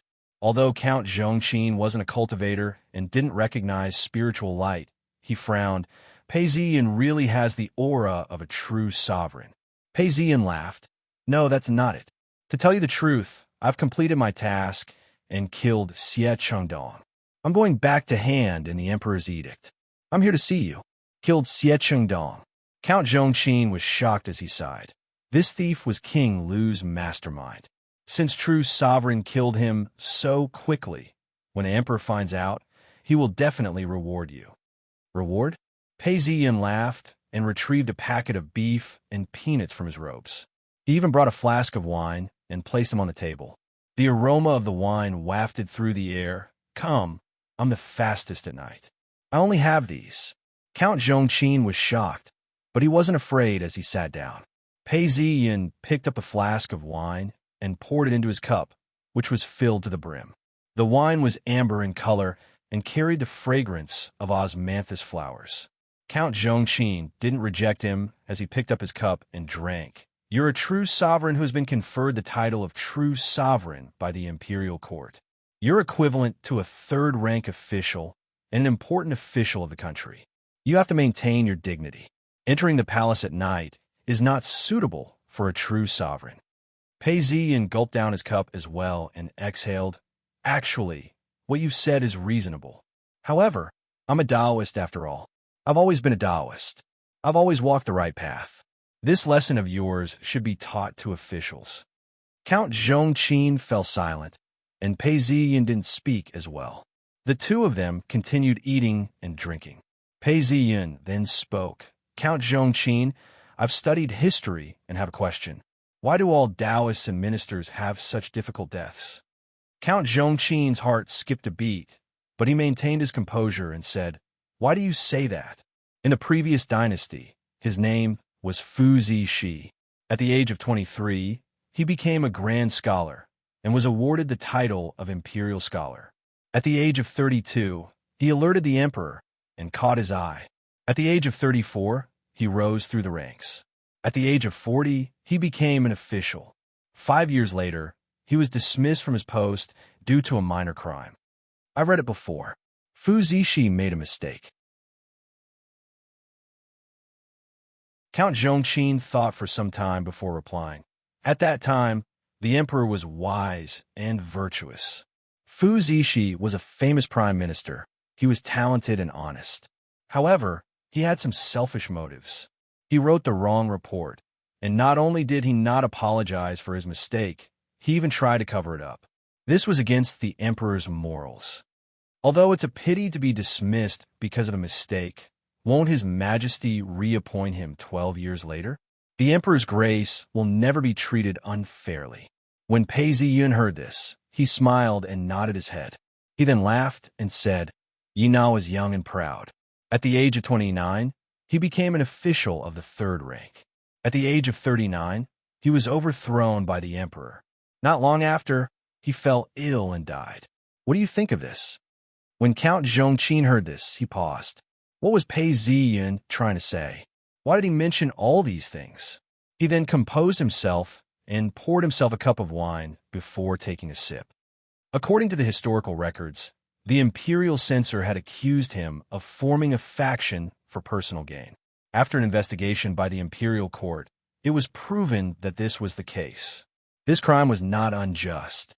Count Zhongqin then spoke out plainly. Phew! The wind blew, and the rain hit the window, making a loud pitter-patter. Pei Ziyun laughed and didn't comment further. He picked up his chopsticks and picked up a piece of beef before saying, "Come, let's drink up. Let's not waste our time working together." When he finished speaking, the both of them raised their cups and drank. Pei Ziyun then continued. Wu Biaozhong became an assistant minister at the age of 31. He saved the emperor's life and quelled the rebellion. After that, he slowly rose to become an official. When he was 54, the emperor stripped him of all his authority. Then, he was imprisoned and starved to death. These words seemed to be out of the blue and made no sense. Count Zhongqin let out a long sigh, as if he was trying to release the pressure he was feeling. He then stared at Pei Ziyun and said, "True sovereign, what are you trying to say?" Count Zhongqin didn't reply this time, and his expression turned cold. "Huh!" Pei Ziyun laughed out loud as he picked up his chopsticks. "Don't think I'm spouting nonsense. I'm just feeling a little emotional." Since ancient times, those who rose to the top were either banished or imprisoned. Half of them became ghosts under the blade of the emperor, and some of them suffered many setbacks before they were able to attain glory after death. Fu Zi, she was the prime minister for 13 years. Yi Nao was the prime minister for 12 years. Wu Biaozhong was the prime minister for 11 years. Take a look at the previous generations of officials. All of them were favored by the emperor for less than 10 years. Reading this, it's shocking. This is the result of having a bad character. When they were young, they could still hide their arrogance. But when they're old, they're disobedient. When they're young, they lack virtue and refuse to be virtuous, which infuriates the emperor. In fact, they're asking for it. Count Zhongqin spoke up to this point as he chewed on his piece of beef. He then continued, "Humans are like jade. If you don't think about it, you'll turn bad. It's hard to be virtuous, but it doesn't mean that you can't change. Hence, you have to be careful. You've written a unique essay, and I think it's pretty good. Not only do you have to understand it in your heart, you have to act accordingly." Pei Ziyun laughed. "You're trying to persuade me. Actually, I feel that this has nothing to do with one's character and virtue." "Oh, I'd love to hear Master Top Scorer's wisdom. For such a prestigious prime minister, which one of them isn't talented? In fact, many of them are extremely cautious. Why is it that every single one of them is punished, removed from office, and even sentenced to death? If you want to talk about reasons, of course there are many, but it's actually very simple. The advisor of the Imperial Secretariat is an extremely high-ranking official. There's no way for him to be promoted and no way for him to be rewarded. That's all. Once he's been in office for more than 10 years, no matter how cautious he is, he'll eventually form his own political power. Even if he didn't want to, he's already formed his own faction. The emperor will wipe him out." Hearing the word wipe, Count Zhongqin's eyebrows twitched. Pei Ziyun had a look of bewilderment on his face as he spoke plainly. Wiping him out is to find a reason to demote him. As the saying goes, when the tree falls, the monkeys scatter. Once he's removed from office, his henchmen will scatter. When such words were spoken, Count Zhongqin's heart turned cold. He then laughed coldly. This is also the way to protect the officials. I didn't say it wasn't. Pei Ziyun still had a mysterious smile on his face. The emperor doesn't want to kill many people at the start. After 10 years, there's bound to be some form of friendship and leeway. If he's demoted, he's just observing. If he has a bad heart, he'll be sentenced to death. Not to mention the previous dynasty, even the few people who were sentenced to death in this dynasty were all because of this. If he's demoted, he'll still be loyal to the emperor. At least on the surface, there won't be any resentment. After 10 years, when all the negative influences are removed, he could be promoted again. Of course, if he's demoted, he'll only be promoted in name. It's not easy to be promoted to the position of prime minister. If he's demoted for 10 years, he'll still be able to be promoted again. It's been like this for generations. These words weren't meant to be insulting, but rather historical. Count Zhongqin thought about it carefully and realized that it was indeed the case. It's just that Pei Ziyun came here and said such words. He then felt uneasy as he shifted his body and stared at Pei Ziyun. True Sovereign Pei, what are you trying to say? Pei Ziyun didn't reply as he muttered to himself. I'm only 20 years old now, and I'm already a true sovereign. I'm in charge of the army to quell the rebellion. Forget about being a Taoist. There's no way for me to be promoted or rewarded. Even if I'm an official, I'll still be a high-ranking official at such a young age. How long would that be? That's why although you've committed a huge crime, you won't die. Count Zhongqin paused as he raised his head and looked at Pei Ziyun. What has this got to do with me? Of course it has something to do with you. Pei Ziyun laughed. I'm so young and talented. I'm also a Taoist. How can the imperial court not be suspicious of me? You're the one who jumped out to challenge me. Even if the imperial court wanted to keep me in check, they wouldn't kill you. Instead, they'll keep you alive to keep an eye on me and cause me trouble. This is the position the imperial court has assigned to you. Furthermore, as I rise, you'll be reinstated. If not, you wouldn't have the right to cause me trouble. Pei Ziyun laughed as he finished speaking. I'm a Taoist, and I'm too young. There's no way for me to be promoted. The result is very simple. This time, I was appointed as the Grand Marshal to quell King Lu, and succeeded. In fact, I was close to succeeding. The best outcome was that I was demoted. Speaking of which, it's the work of a benevolent emperor. The memorials weren't written clearly, and there were some typos and typos. If I'm resentful, I'll be executed. If I'm loyal and devoted, I'll be spared the death penalty. After a decade or so, they'll use me again. Once I'm done, I'll be demoted. If I were immortal, I wouldn't be able to refuse to play this game. However, I'm a Taoist and have great power. I have no desire for riches from the imperial court. Tell me, why would I want to be a chamber pot? When Count Zhongqin heard this, his face turned red as he shouted out, Pei Ziyun, you've guessed the emperor's intentions.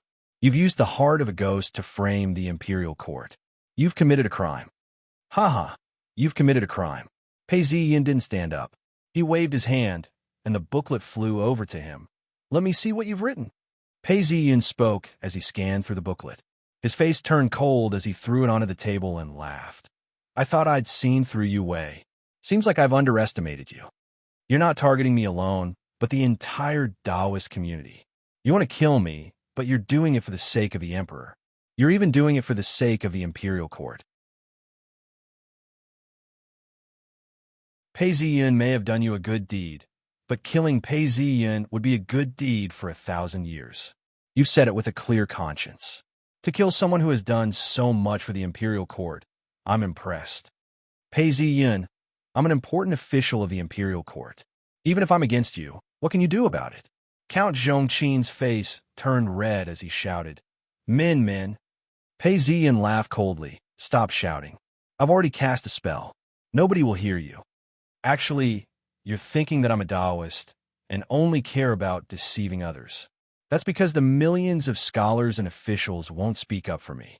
How would you know that I'll kill without hesitation? Today, I'll send you on your way. You dare? Count Zhongqin shouted. Although I've been locked up in the capital, I'm still an official. How dare you be so cruel? Why wouldn't I dare? Count Zhongqin, you've written to me several times.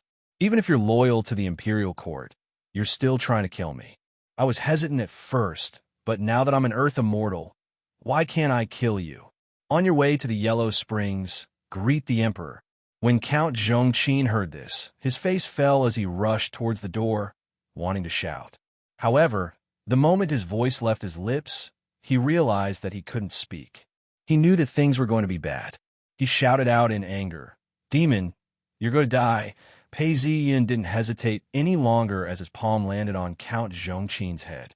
A dull thud could be heard as Count Zhongqin's head caved in. Count Zhongqin let out a groan as he stood rooted to the ground. Blood flowed out from his orifices, and he was no longer breathing. His eyes were wide open, as though he had died with a grievance.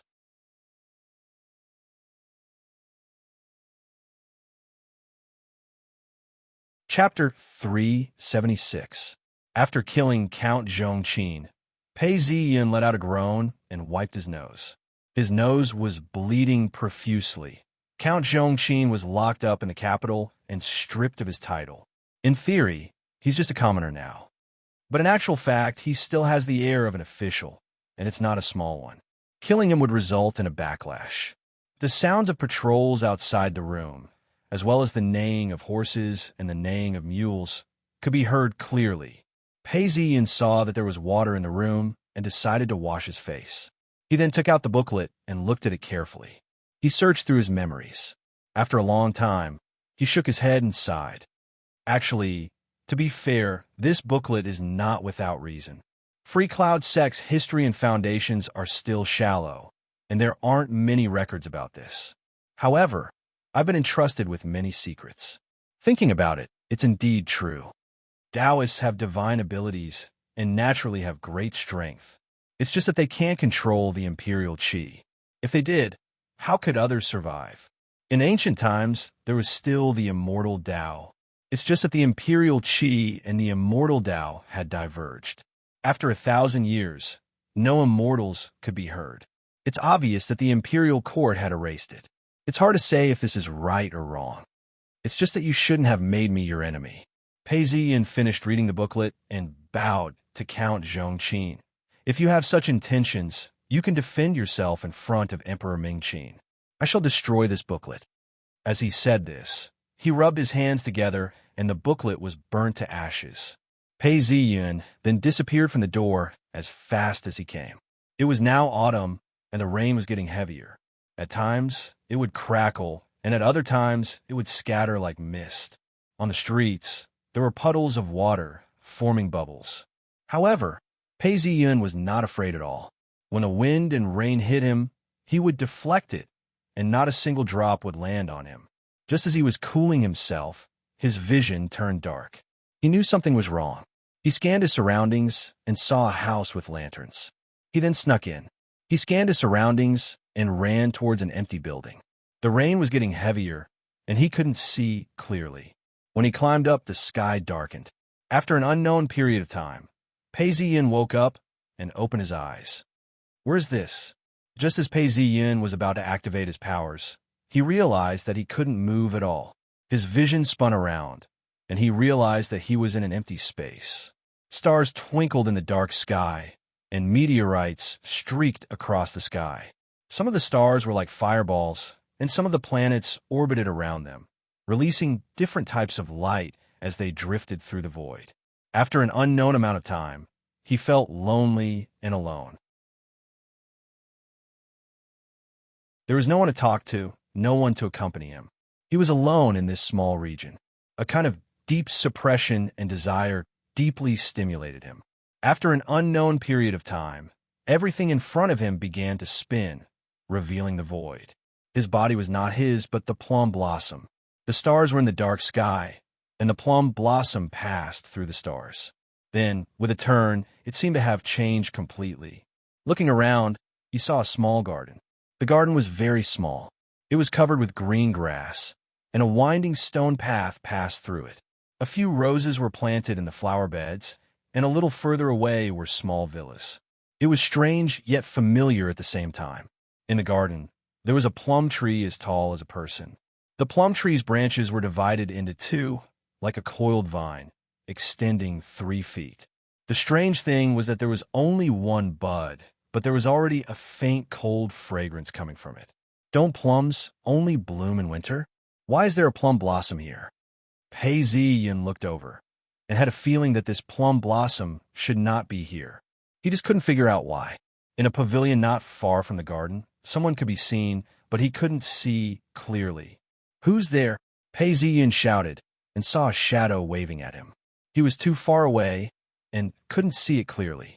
What did you say? Pei Ziyin was shocked and wanted to pull out his sword, but felt empty air. Where's my sword?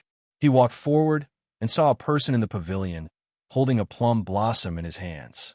He sat opposite Pei Ziyin and said, "You're finally here. Where did you get this plum blossom from? It looks familiar." Pei Ziyin laughed. "Is this for me?" As he spoke, he took the plum blossom and smelled its fragrance. The person then said, "This is the plum blossom in the garden. I have to leave now. No matter what, you and I are friends. I'm here to bid you farewell. You're extremely talented and talented. I don't care about anything else. I'm just giving you this plum blossom." Pei Ziyin nodded his head and was shocked. "Leave? Where are you going?" "Ashes to ashes, dust to dust. Where can I go?" The person's expression was gloomy. "Of course I'm going home. Not only you, this plum blossom wants to find its roots as well. That's its wish." As he spoke, the garden started to change. Snow started to fall. At first it was light snow, but gradually it started to fall. The flower beds, the grass, and the pavilion were all covered in a layer of snow. All of a sudden, the plum blossom in his hands disappeared. Not far away, a plum blossom tree appeared. The person rubbed his hands together as if he was cold. He then said, "Drink with me." He then saw a few dishes laid out on the table, and a pot of wine was being heated up. The person filled the cup and pushed it towards Pei Ziyin. "Please." Pei Ziyin received the cup and drank it in one gulp. He then played with the wine cup. The wine cup was round and smooth, with green bamboo patterns on it. The person smiled helplessly and said, "Actually, I'm still a little unsatisfied. That year, for the sake of revenge, I used the plum blossom as a condition. I regret it now, but it was too late for regrets. All I could do was make things more difficult for you. It's just that you're too talented, and this wasn't a problem for you. I could only give it to you bit by bit." The person's voice was filled with loneliness. Pei Ziyin didn't know when he took out a fan. He waved it and laughed. "You put it mildly. Actually, you caused me a lot of trouble, but I've thought about this as well. I have to say this. Even if you had the plum blossom, you still have to be talented to use it. My sect, Xiecheng Dong, King Lu, and the imperial court. If I'm not careful, I'll lose my life. No matter what, I've killed Xiecheng Dong. I've already done you justice." The person placed the wine cup down. "You're right. Yin and yang are intertwined with each other. Actually, I've already died. It's just that I'm a little unsatisfied. Also, I gave the plum blossom to you. But the plum blossom has its own plans. Are you willing to complete the task given to you by the plum blossom?" "What task?" Pei Ziyin asked. He then realized something. "Go home." "You've guessed correctly." The person replied. "What if I'm not willing?" Pei Ziyin asked. Seeing that the person wasn't replying, he pondered for some time before saying, "I can agree to the plum blossom's request." AI. When the person heard these words, he filled his cup and raised it. "You win. Treat mother and Yi Su are well." As he finished his cup, he placed it down. He looked around at his surroundings with a look of longing, as though he couldn't forget the plum blossom for a long time. The air around him started to turn transparent, before it dissipated into specks of light. Pei Ziyin suddenly realized that this person was the original owner of the plum blossom. He then shouted out, "Original owner, what have you done? Speak clearly. What does the plum blossom want?" "Go home." "What home does it want to go home to?" Just as he was panicking, Pei Ziyin felt a chill run down his spine and woke up. He looked around and realized that he was still in the attic. It was just a dream. The wind and rain were still pouring down. Pei Ziyin could see the sky through the window. The clouds were thick and the sound of thunder could be heard. The wind blew gently, and the rain continued to fall. The attic was as dark as dusk. Although the rain was heavy, it didn't seem like much time had passed. Pei Ziyin thought back to his dream as he listened to the sound of the rain hitting the bamboo. The original owner was unwilling and regretful. He did something to the mission and increased the difficulty and restrictions of the mission, but it didn't seem like he could change the sequence of the mission.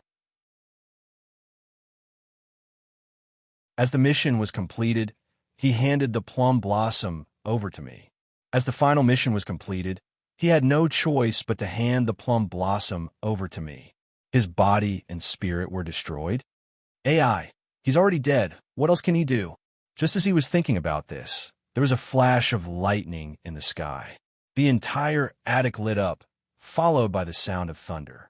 Pei Ziyun's heart skipped a beat as he shouted out, "System!" Boom! A plum blossom appeared in front of his eyes. It grew bigger and bigger until it became a translucent information interface. It floated in front of him, and a string of words appeared before his eyes.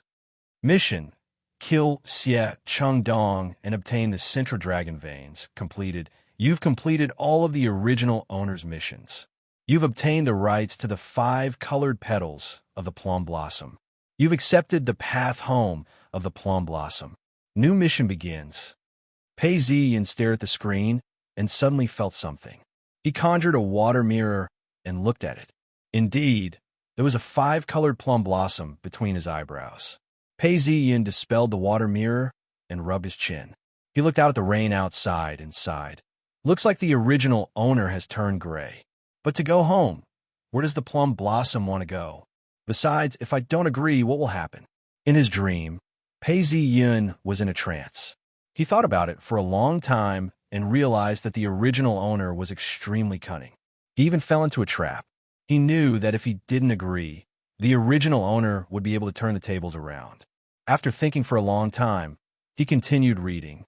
You've killed Xie Chengdong and obtained 2% of the authority of the Central Dragon Veins. You've broken through to the Earth Immortal stage, and the Central Dragon Veins have been opened. You've obtained 62% of the authority. You've sensed the authority of the Central Dragon Veins. You've discovered information about visitors from other planes. The Path Home mission begins. The translucent information interface flashed, and a red mission appeared. Side mission: kill 10 visitors from other planes and obtain their information. Completion: 1/10. AI, I've already completed one. Pei Ziyin thought to himself, it's Xie Chengdong. No, it doesn't seem to be him. Is it the space where I was chased by the Earth Immortals? After thinking for a long time, he couldn't figure it out and continued reading. Earth Immortal, Level 1, 15, 1%. Earth Immortal, Level 1. Pei Ziyin continued reading. 1% authority of the Northern Dragon Veins. 1% authority of the Western Dragon Veins. 62% authority of the Central Dragon Veins. 10% authority of the Free Cloud Sect Paradise. This is all the authority I have and the source of the spiritual chi. He took one last look. Stars Transposition. Level 5, completed. Cloud Wind Body. Level 6, completed. Now that I've become an Earth Immortal, my sect's Cloud Wind Body has been completed. The Stars Transposition was originally only at the 3rd level, but now I've reached the 5th level. This is unprecedented, but with the completion, it means that I've reached my limit. Without any treasures or Imperial Chi, I can kill a 5th grade cultivator without fear of backlash. Pei Ziyin furrowed his brows. I had intended to fall out with the Imperial Court, but based on the intelligence I've gathered, many of the demons are in King Lu's army. Even if I'm an Earth Immortal, it's not wise for me to act alone. Do I really have to deal with the Imperial Court? But when he thought of the word home, Pei Ziyin was even more suspicious. In my dreams, I didn't think so. But now that I think about it, this garden, this district, it's my home. Could it be that the plum blossom is planted in my home? As he thought about it, a deep sense of longing filled his heart. Home. I've been wandering for too long. I've almost forgotten what it feels like to be home. Yisuer, Chuxia, his master, his mother, the Canton princess, Free Cloud sect, the pursuit, the counterattack, the ambush, all these memories surfaced in his mind. Soon after, he thought of Earth. His childhood was tough. His youth was frivolous. His youth was proud. All these memories seemed like they were yesterday. Could it be that I still have a chance to go home?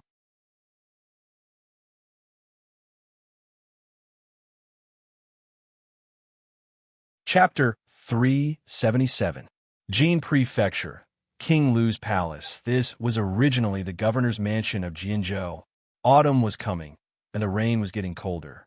The flowers and grasses in the mansion withered, and the trees had withered leaves falling. Winter was coming. Kuang, King Lu's bodyguards patrolled the area, as their armor clanged against each other. Within the garden, King Lu was taking a stroll. King Lu walked into the garden. At this point, the clouds were dark and the sky was low. From afar, he could hear the sound of a zither being played. King Lu stopped to listen. Eunuch Liao was by his side as he bowed and spoke. This is the sound of Sun Kai Ren's zither. Should King Lu take a rest? No.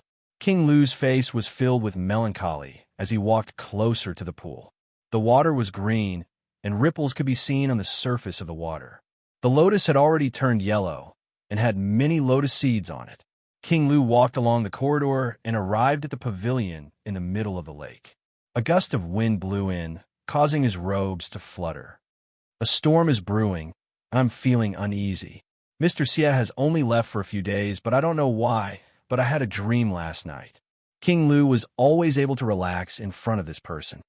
Your Highness, what dream is making you feel uneasy? Eunuch Liao asked in astonishment. King Lu frowned. It wasn't a nightmare.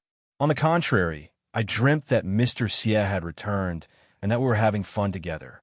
I was overjoyed. It's just that before I woke up, he was playing the zither for me. At that time, I didn't realize it. But when I woke up, I realized that it was a joyous occasion. I don't know when Mr. Xie will be back. I haven't heard from him in the past few days, and I'm feeling uneasy. King Lu sighed. Hearing King Lu's sigh, Eunuch Liao couldn't help but feel a little jealous. Xie Chengdong's influence on him was a little too great.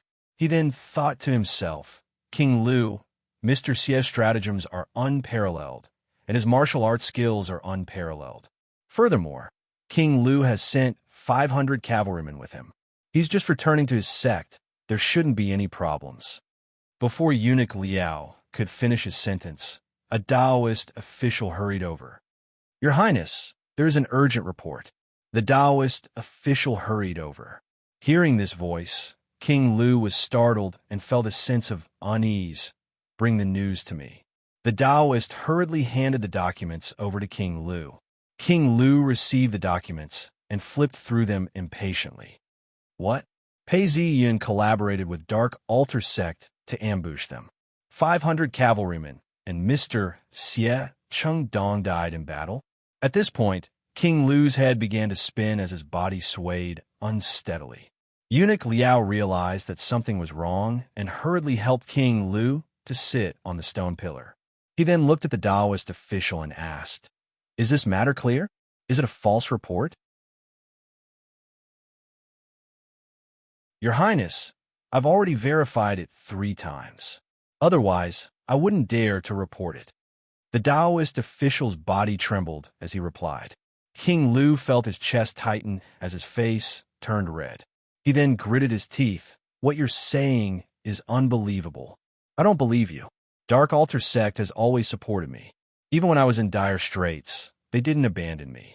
Why would they suddenly betray me? He even killed the sect's proudest disciple? As King Lu spoke up to this point, he stood up and paced around the pavilion in a flustered and exasperated manner. He then shouted, Men, this servant is here. Eunuch Liao immediately replied, Take some men and capture all the people from Dark Altar sect. Investigate this matter thoroughly. If anyone resists, kill them without mercy. Yes. When the Taoist official heard this, he hurriedly replied, Your Highness, the Taoist from Dark Altar sect left on the second day after Mr. Ciel left. What? Damn it. Dark Altar sect. King Lu was enraged as he pulled out his sword and slashed at the pillar. They deserve to be killed. They deserve to be killed. Pass down my order. All the Taoist temples of Dark Altar sect in Jin Prefecture are to be raided. Yes. Hearing the reply, King Lu heaved a sigh of relief as he regained his composure. He then felt his entire body go soft as he sat down. After some time, he ordered, "Hurry up and find out where Pei Ziyun is." Li County, relay station. It had rained for an entire night, and countless leaves had fallen to the ground. The entire ground was covered with dried leaves. This relay station didn't look very impressive from the outside, but the interior design was very unique. A messenger knocked on the door. "Uncle, it's time to leave. The weather is clear today, and we still have to continue our journey." The messenger didn't dare to offend Uncle Zhongqin, and thus spoke in a soft voice. Usually, he wouldn't need to call out to Uncle Zhongqin. Whenever he called out, there would definitely be some movement within. However, for some reason, there was no sound from inside. "AI, there's no movement inside?" A gust of wind blew past, and the smell of blood wafted into the messenger's nostrils. This messenger had been handling cases for many years, and his heart skipped a beat. His face fell as he stretched out his hand and pushed the door open. The door was pushed open, only to see that the windows were tightly shut, and it was rather dark inside. Not far from the door, Uncle Zhongqin was sprawled on the ground, motionless. His body was stiff, and blood was flowing from his nose and mouth. Not good. Something big has happened. The messenger's eyes were wide open, and he broke out in a cold sweat. When he regained his senses, he shouted out in alarm, alerting everyone in the courtyard. The eunuch Lu, who was in charge of escorting Pei Ziyun, was around 50 years old. He was just about to get out of bed when he heard the commotion. His face fell as he leapt up and ran out barefooted. Noon, several coroners were examining the scene of the murder, along with soldiers and bailiffs. In no time at all, the entire relay station was bustling with noise and excitement.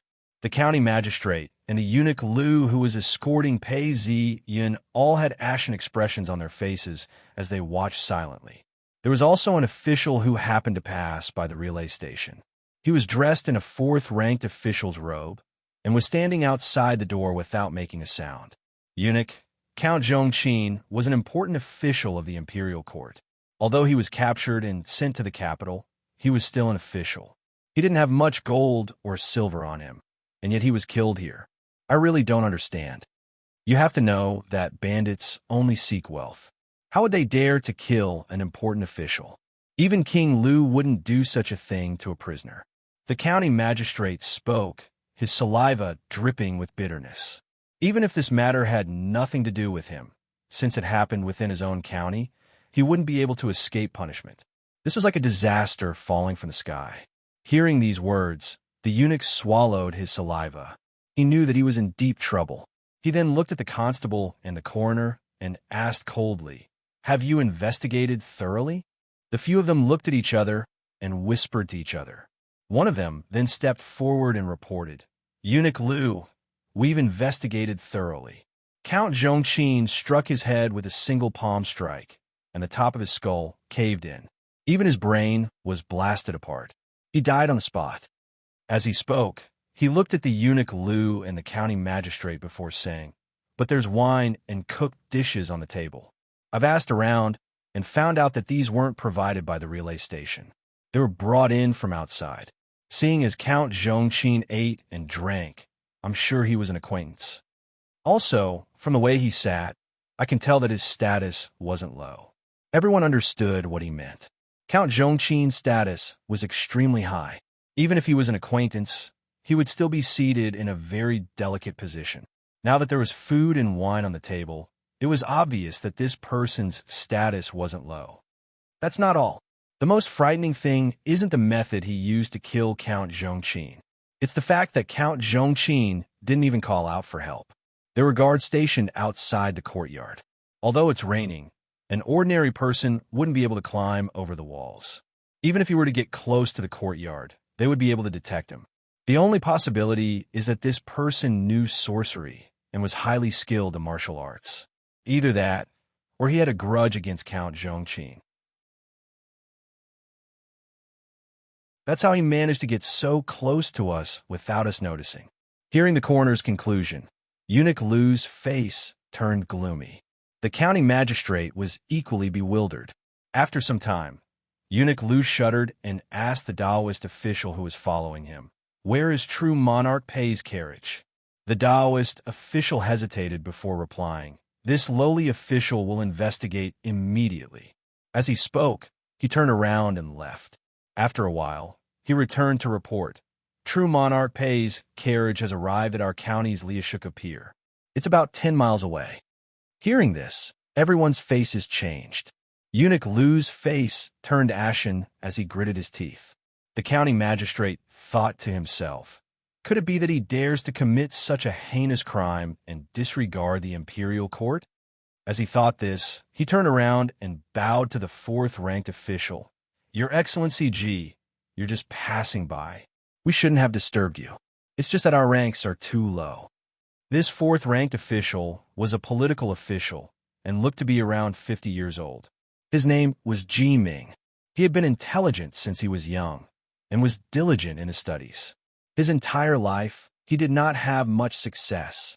At the age of 37, he became an imperial scholar and joined the Sioux army.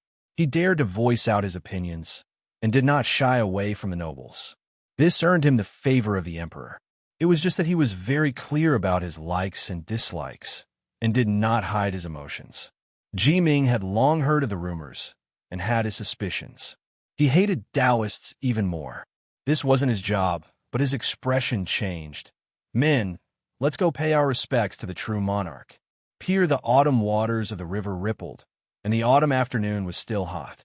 Pei Ziyin leaned against the railing of the boat. There was a table beside him, and a watermelon that had just been fished out of the water. It was placed on the table and was sliced into 10 pieces by a servant. Pei Ziyin looked out into the distance and held the cold watermelon in his hands. He was extremely satisfied. Ren Wei was beside him and smiled. "My lord, the temperature on the island is warmer than on land. That's why there's also this autumn melon. It's a rare commodity, and I've brought it here to relieve the heat." After Pei Ziyin finished eating, he smiled. "How's the situation on the island?" "The people on the island are living in peace and contentment. We've relocated some people and recorded that there are more than 800 families living on the island. We've opened up 3,000 mu of farmland and 6,000 mu of paddy fields. We've stopped farming, and the fishing industry has expanded.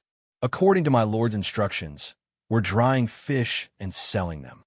The salt pans have been filled with salt, and more than enough to satisfy the needs of the island. There's also a small amount of it for sale on the ships. The war in the south has stopped, and trade has resumed. Many people who go out to sea now stop at Goldwater Island to replenish their supplies. It's much more prosperous than before." Hearing Ren Wei's words, Pei Ziyin nodded his head. Since Goldwater Island had the chi of a turtle, it could be passed down from generation to generation. Phew! Pei Ziyin heaved a sigh of relief, and his heart was filled with joy. Ren Wei smiled. "My lord, there's one more thing. This is a letter from the Canton princess." Hearing these words, Pei Ziyin felt a warmth in his heart. "Let me take a look." Ren Wei held out the letter with both hands, and Pei Ziyin opened it up. There weren't many words written on it, and it was filled with longing. At the end of the letter, there was a musical score. Pei Ziyin read it carefully and played it with his fingers. It was composed by the Canton princess herself. Pei Ziyin heaved a sigh of relief. He missed his home, and missed her even more. At this point, someone rushed forward. True Sovereign Ji Ming, Eunuch Lu, and the county magistrate have come to pay their respects. They say they have important matters to discuss. The man bowed as he spoke. When Pei Ziyin heard this, he laughed coldly and placed the letter down. "Men, let me receive them."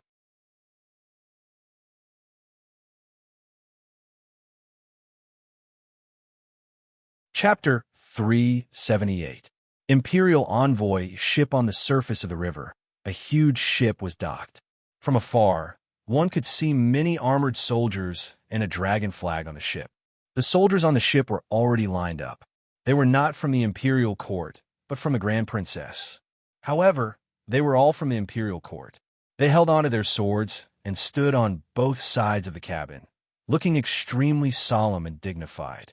A group of people could be seen approaching the ship. Eunuch Liu was at the head of the ship, followed by a fourth-ranked official and a county magistrate. As they neared, someone came forward to greet them. After asking about the situation, he hurriedly went back and ran out. The imperial envoy has orders for the three of you to board the ship. Those who are not part of the ship are to wait on the shore. Eunuch Liu and Ji Ming looked at each other and read in each other's eyes. What a grand display. However, Pei Ziyun was a true sovereign and an imperial envoy. They could not afford to offend him. Even if they were suspicious and unhappy, they could only bear with it. The three of them followed the armored soldiers onto the ship. The imperial envoy ship had a guest hall. When the three of them entered, Pei Ziyun welcomed them. Seeing that the eunuch was about to bow, he hurriedly helped them up and said, "You are also an imperial envoy. Please take a seat." Eunuch Liu paused before his expression softened. He sat down, while Ji Ming and the county magistrate knelt down and kowtowed. "Your subjects wish you well. Greetings, your majesty." Pei Ziyun looked at the two of them as he spoke. "Please rise." Ji Ming bowed before he stood up and said, "This lowly official did not know that true sovereign had arrived and did not receive any news from Scourge. Along the way, there were so many relay stations that they had forgotten the rules of the imperial court. When this lowly official enters the capital, I shall seek justice for true sovereign and find out which relay station did not follow the rules of the imperial court. This is a disgrace to the Su dynasty and a disgrace to the laws of the imperial court." Ji Ming spoke righteously, as if he wanted to seek justice for Pei Ziyun. In fact, he was mocking Pei Ziyun for not following the rules. The relay stations along the way did not receive any reports from Pei Ziyun. This was against the rules.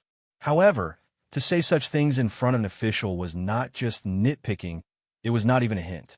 It was a stab to the face. When Pei Ziyun heard this, he knew that officials did not like Taoists. He smiled and waved his hands. "There's no need to investigate. I'm the one who did not give orders to disturb this place. I'm a Taoist, not an official of the imperial court. What rules do I have to follow? Furthermore, the reason I'm deploying my troops to deal with Dark Altar sect is to keep a secret. If the relay stations along the way were to spread the news, the entire city would know about it. What would I do then?" These words caused Ji Ming's expression to freeze. He had never thought that Pei Ziyun would reply in such a manner. It was rude and crude, yet it was logical and logical. Ji Ming couldn't find a reason to be angry. With great difficulty, Ji Ming suppressed his anger and asked, "Does the imperial envoy know that Count Zhongqin is dead?" As soon as Ji Ming finished speaking, he looked at Pei Ziyun. Eunuch Zhao was even more nervous as he stared at Pei Ziyun, as if he was trying to find something wrong with his expression. "Earl Zhongqin is dead?" Pei Ziyun expressed his surprise. Ji Ming looked at his expression and laughed coldly. He was about to ask more questions. Uncle Zhongqin's death was too strange. The coroner's findings all pointed to Pei Ziyun. Now that he was able to find a loophole in the case and expose it, it was all thanks to him. Ha! At this point, Ji Ming heard Pei Ziyun's laughter. It was filled with mockery and ridicule. Hearing his laughter, the three of them paused in disbelief. Hearing that Count Zhongqin was dead, he laughed in front of everyone. Ji Ming hadn't even turned around when he heard Pei Ziyun say, "It's good that he died. That old man ruined my plans time and time again. He deserved to die." As soon as he said this, everyone was shocked. Rinwei was standing at the side, listening to Pei Ziyun's words. His face was filled with disbelief. Of course, there were many enemies in the bureaucracy. However, it was important to not show one's emotions on one's face. It was important to be polite and tactful. Such words were extremely rare in the bureaucracy. Everyone stared blankly at Pei Ziyun not knowing what to say at that moment. Pei Ziyin smiled as he looked around, admiring their expressions. He then waved his hands. Why did you come all the way here just to tell me this news? I am a Taoist, and this matter has nothing to do with me. Everyone, please go back. Such unscrupulous behavior caused Ji Ming, Eunuch Liu, and the magistrates' faces to turn green and white. They wanted to say something, but didn't say anything. Pei Ziyun was still the imperial envoy. Even if he mocked the dead Count Zhongqin, there was nothing they could do. They could only report the matter to the imperial court and await their punishment. They could only grit their teeth and leave. As soon as the three of them left the boat, they heard someone shouting, "The imperial envoy is on his way." They had just disembarked from the boat when it started to move. Just as they stepped out of the door slammed shut. The three of them felt as though they had been slapped in the face. Eunuch Liu gritted his teeth. I didn't expect Pei Ziyun to be so unscrupulous. He's like a wolf in the mountains, so arrogant. I want to report him. Eunuch Liu gritted his teeth as he spoke.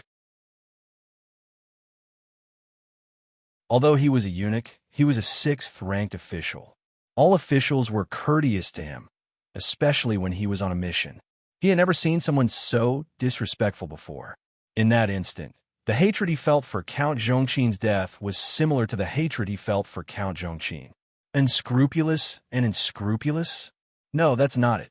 That's flipping the table. Ji Ming had seen countless people before. Some were sly, some were pure, and some were devious. But they were all under the rule of the law. He had never seen such a look of disdain. In that instant, Ji Ming's heart was filled with jealousy and envy. It soon turned into a deep hatred. He looked at the boat, slowly disappearing into the distance.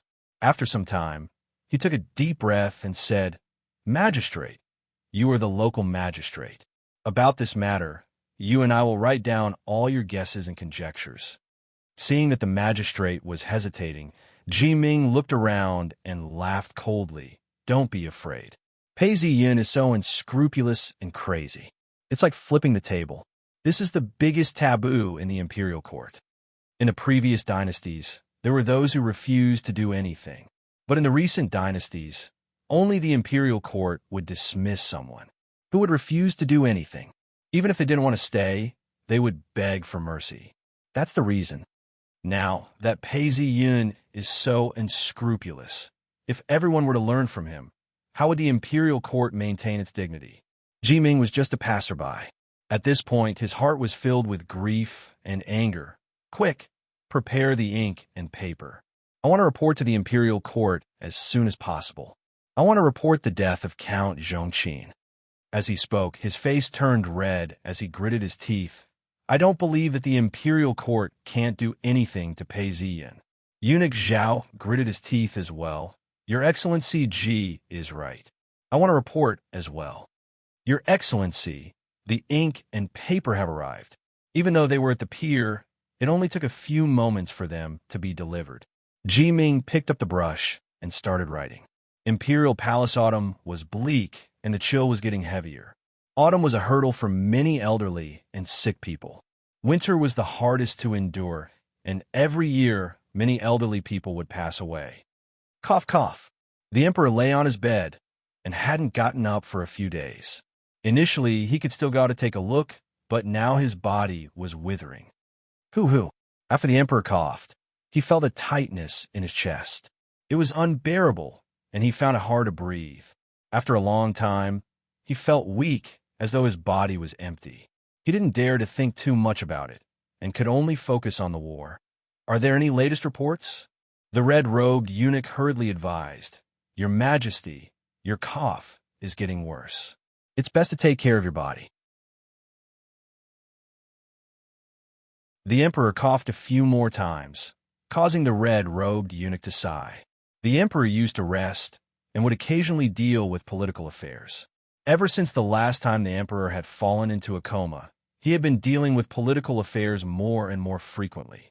It was like an oil lamp burning brighter than before. Go, bring it here, the emperor said. Yes, your majesty. The red-robed eunuch didn't dare to resist and retrieved a stack of documents.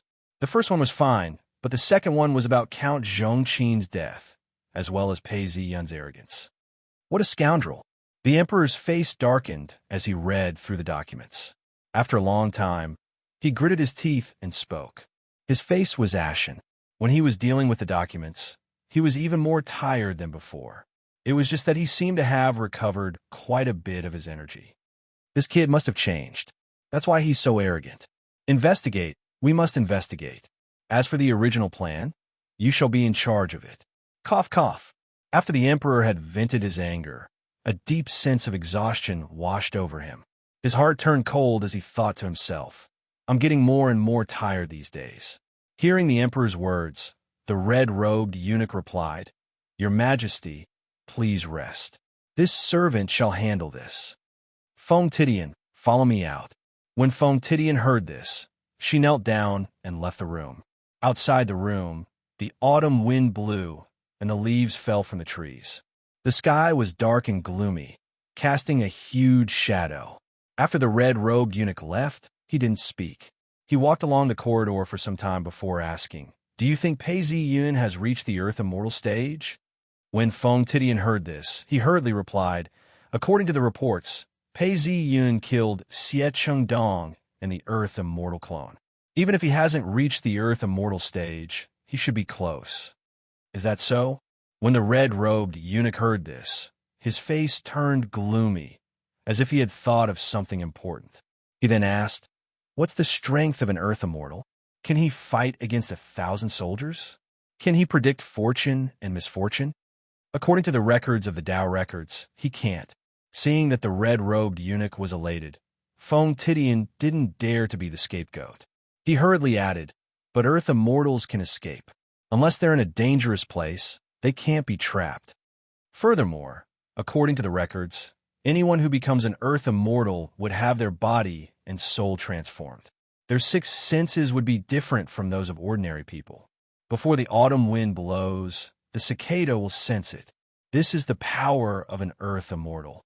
It's just that every Earth Immortal has different abilities. Some are stronger, some are weaker. That's why Earth Immortals are so difficult to kill. Once they're targeted, they'll be on their guard. As Feng Tidian spoke, he noticed that the red-robed eunuch's expression was getting darker and darker. He hurriedly added, Of course, this can still be blocked. It's just that it's very difficult and requires many conditions. What a scoundrel. No wonder he's so fearless. When the red-robed eunuch heard this, his hands trembled, as if he was absolutely irreconcilable. Eunuch, what should I do next? After some time, Feng Tidian asked softly. When the red-robed eunuch heard this, he replied coldly, Go back. Don't cancel the previous arrangements, but stop all activities for now. We don't want to alert the enemy. As for what happens next, I shall report to the emperor. As for the conditions for blocking, write a detailed report. Yes. Feng Tidian heaved a sigh of relief. With clear instructions, he wouldn't need to be the scapegoat.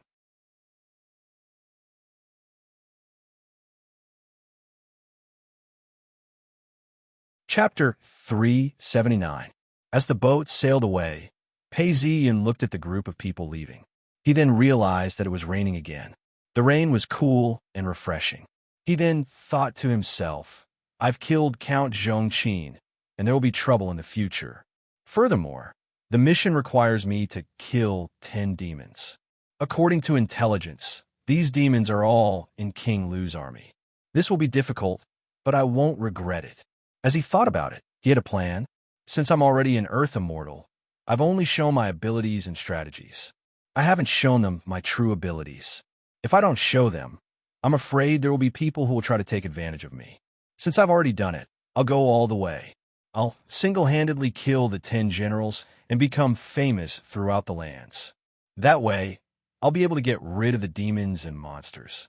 Besides, reputation is a huge boost. Since I've decided to kill the generals, I have to think of a way to spread the news. Thinking this way, he then called out, Men, true sovereign, what orders do you have? The soldier answered and entered. Bring Mr. Ren here for me. Yes, true sovereign. Before long, Ren Wei hurried over and bowed. My lord has summoned me. Do you have any orders? Pei Ziyun took a stroll and asked, You've contributed a lot to the situation on Golden Island. What do you need from your family? Nothing, Renwei replied. My lord gives me 200 taels of silver every year. He also gave me 100 mu of land on the island. It's more than enough for my expenses. When Pei Ziyun heard this, he nodded his head. The cool raindrops fell on him, and he felt very comfortable. He then said, I have something for you to do. I will order the people from Free Cloud Sect to come and help you control some of the bookstores and printing presses. Specifically, one from each prefecture. It's best if you can befriend some storytellers. Once I have a novel, print it and let the storytellers spread it. Every action of mine must be spread far and wide. You have half a month's time. However, don't be too hasty. Once the first prefecture is done, I'll expand to the next. As for money, that's not a problem. I know that Golden Island has just started to expand and the taxes and profits have yet to be collected. Hence, I'll write a note for you. Ask He Ching Ching for 3,000 taels of gold. Pei Ziyin stood still and followed his train of thought. He Ching Ching has money in her hands. She's stingy because she's helping me look after the house. However, this is a very important matter. You have my note, she will give it to you. If it's not enough, you can ask me for more. In short, buying a bookstore in every province in the world is the most important thing. There were still 300,000 taels of gold hidden in his cellar. Speaking of which, it was strange. This kind of gold that was hidden underground and not used would not show off its riches. It could be seen that wealth was not gold itself, but a symbol of money in society. Yes, Renwei hurriedly bowed in agreement. He also vaguely knew that his lord had money in her hands. Rest assured, my lord, as long as we have money, buying a bookstore in a state is a piece of cake. It's just that time is a little tight. Time is tight, so there's nothing I can do about it. In the past, I didn't have enough status and power, so I couldn't prepare for a rainy day. In fact, I even entrusted a few of my novels to others to publish. Now that I have status and power, I can start making arrangements. Naturally, it's a bit hasty. As the both of them spoke, they had unknowingly reached the end of the boat. The boat slowly sailed forward as the drizzling rain drifted in the wind. Pei Ziyin sighed. Go ahead. I've written a letter for Yi Su and the Canton Princess. Pass it to them for me. AI. It's hard to accept a beauty's kindness. Seeing that Pei Ziyin seemed to have lost something, Renwei had no choice but to comply. Seeing that Pei Ziyin had nothing else to say, he then retreated. The autumn wind blew, and everything in the surroundings withered. A leaf fell from the shore, causing a ripple to form on the surface of the water. Pei Ziyin pondered for some time before opening his eyes and asked, Has King Lu made any movements? A Taoist replied, True sovereign Xie Chengdong has been killed. King Lu is enraged and wants to wipe out Dark Altar Sect's monastery. Pass down the order. Gather all the Taoists in the next county, Chonglin County. I have instructions for them. Pei Ziyin instructed plainly. Yes, true sovereign. Chonglin County. Monastery situated 2 miles west of the county. It was built on a mountain. The trees were lush and ancient. The path was paved with blue stone, and the mountain stream flowed endlessly. It was like the sound of nature itself. At this point, Zhongling was in the forest and didn't seem to be at ease. Her communication talisman lit up as she asked, Tidian, true sovereign Qi Ning has sent an order to gather us. Should we go or not? Within the talisman, Feng Tidian's face was solemn as he paced around, thinking of a solution. After some time, he sighed helplessly. He's still an imperial envoy. The last time he killed Xie Chengdong, he even killed an Earth Immortals clone. That's a huge merit, and there's no way we can resist. Your Excellency, do you mean to say that the imperial court doesn't intend to deal with this matter? Pei Ziyin has caused the deaths of so many of our people. Zhongling spoke loudly. Tears were about to fall from her eyes. Many of the officials in the Dao Record Department were family heirlooms and were intermarried. Many of those who died were family and friends. True sovereign Qi Ning is an imperial envoy and a true sovereign. He has the authority to transfer Taoists around. Besides, he didn't send you to your deaths for no reason. As for your deaths, true sovereign Qi Ning has done a great deed. Nobody can say that he's wrong. How can there be no deaths in war? If you don't follow orders, you'll be the one to blame. Feng Tidian spoke helplessly. Follow orders. Yes. Zhang Ling extinguished her communication talisman. There were several Taoists patrolling outside the forest. One of them asked, "Are we going?" "Yes, what can we do?" Pei Ziyun killed Xie Chengdong and the Earth Immortal's clone. He's done a great deed. We can't say that we killed him with a borrowed knife. How can there be no deaths in war? Besides, it was Dark Altar sect who ambushed us. This incident was inconclusive, and there's no concrete evidence. Even if we die, we can only say that we sacrificed ourselves for the dynasty. These words were spoken by Feng Tidian. Zhang Ling picked them up and reprimanded them. "Don't tell me there's nothing we can do," one of the Taoists asked. His face was filled with pain and helplessness. "The only way is to endure it. As long as we survive this time, we will have a chance to make a comeback in the future." Zhang Ling's expression was dark as she bit down on her lips. Let's go in. The true sovereign is inside. No one is allowed to show any signs of dissatisfaction." As she spoke, the group of them entered the Taoist monastery. After passing through a narrow path, they arrived at the entrance of the courtyard. Zhang Ling was all smiles as she saw Pei Ziyun talking to an official. She then stood at the bottom of the steps without saying a word. This official was a 7th-ranked official. He bowed and said, "The names of the new enemy generals that you've requested are all here." Pei Ziyun nodded his head and kept the documents. He then dismissed the official and turned around to look at Zhang Ling. This humble official pays his respects to the true sovereign. The last time true sovereign went to kill Xie Chengdong, all of us Taoists were extremely worried. Thankfully, true sovereign is safe and sound. We can finally relax.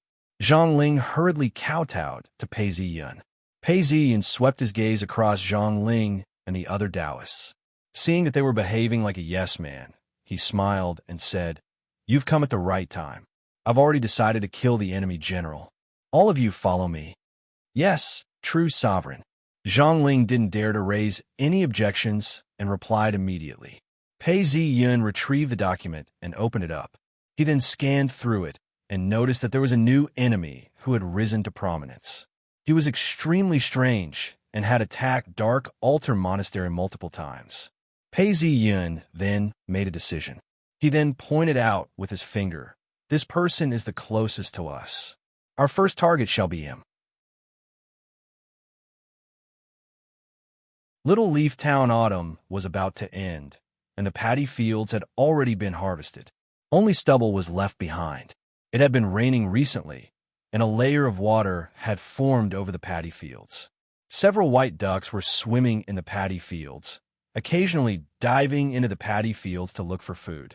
Dogs were seen running around the paddy fields, chasing after the chickens and ducks. Someone was cursing at them. The town was bustling with activity. Apart from the townspeople, there were many foreign tourists and merchants. Some of them were shopping when the ground started shaking, breaking the silence. Dong dong. The sound was so loud that it made people panic. It's the cavalry. The hooves of the horses sounded like thunder as they approached from afar. Hundreds of cavalrymen could be seen, with bows and arrows strapped to their backs. Seeing the cavalry charging towards them, the townspeople on the street started fleeing towards the shops. In the blink of an eye, the cavalry had already charged into the town, and their speed did not slow down at all. "Sir, we're good citizens." Seeing that the situation wasn't looking good, a man who looked like a village chief stood out and bowed.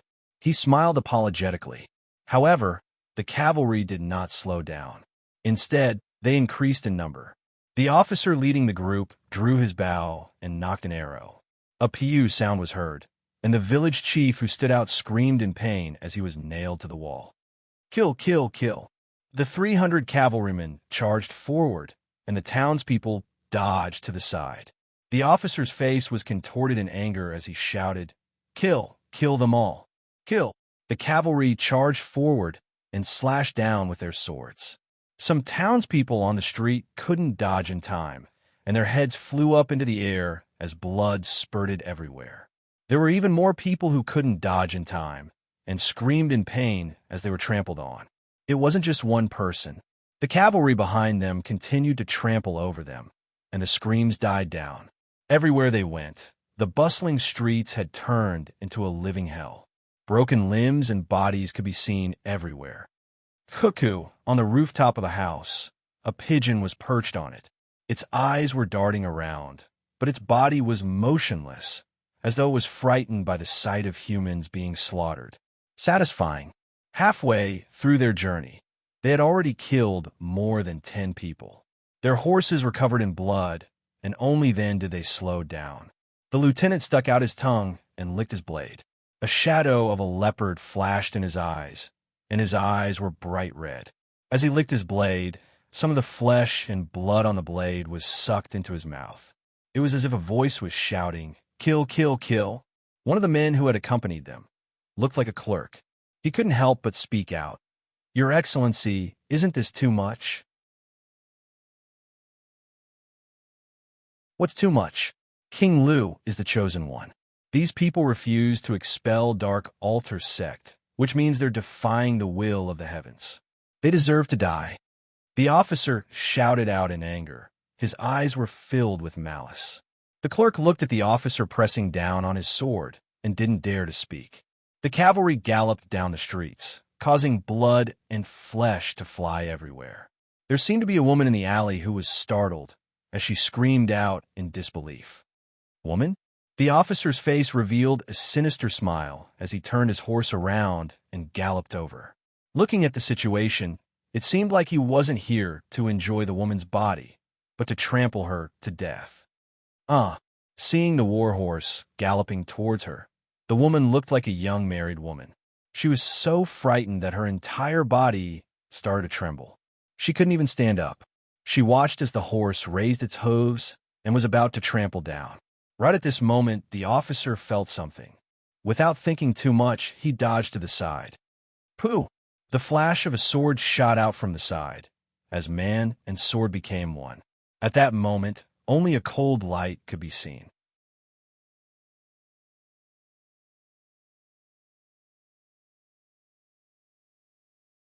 Chapter 380.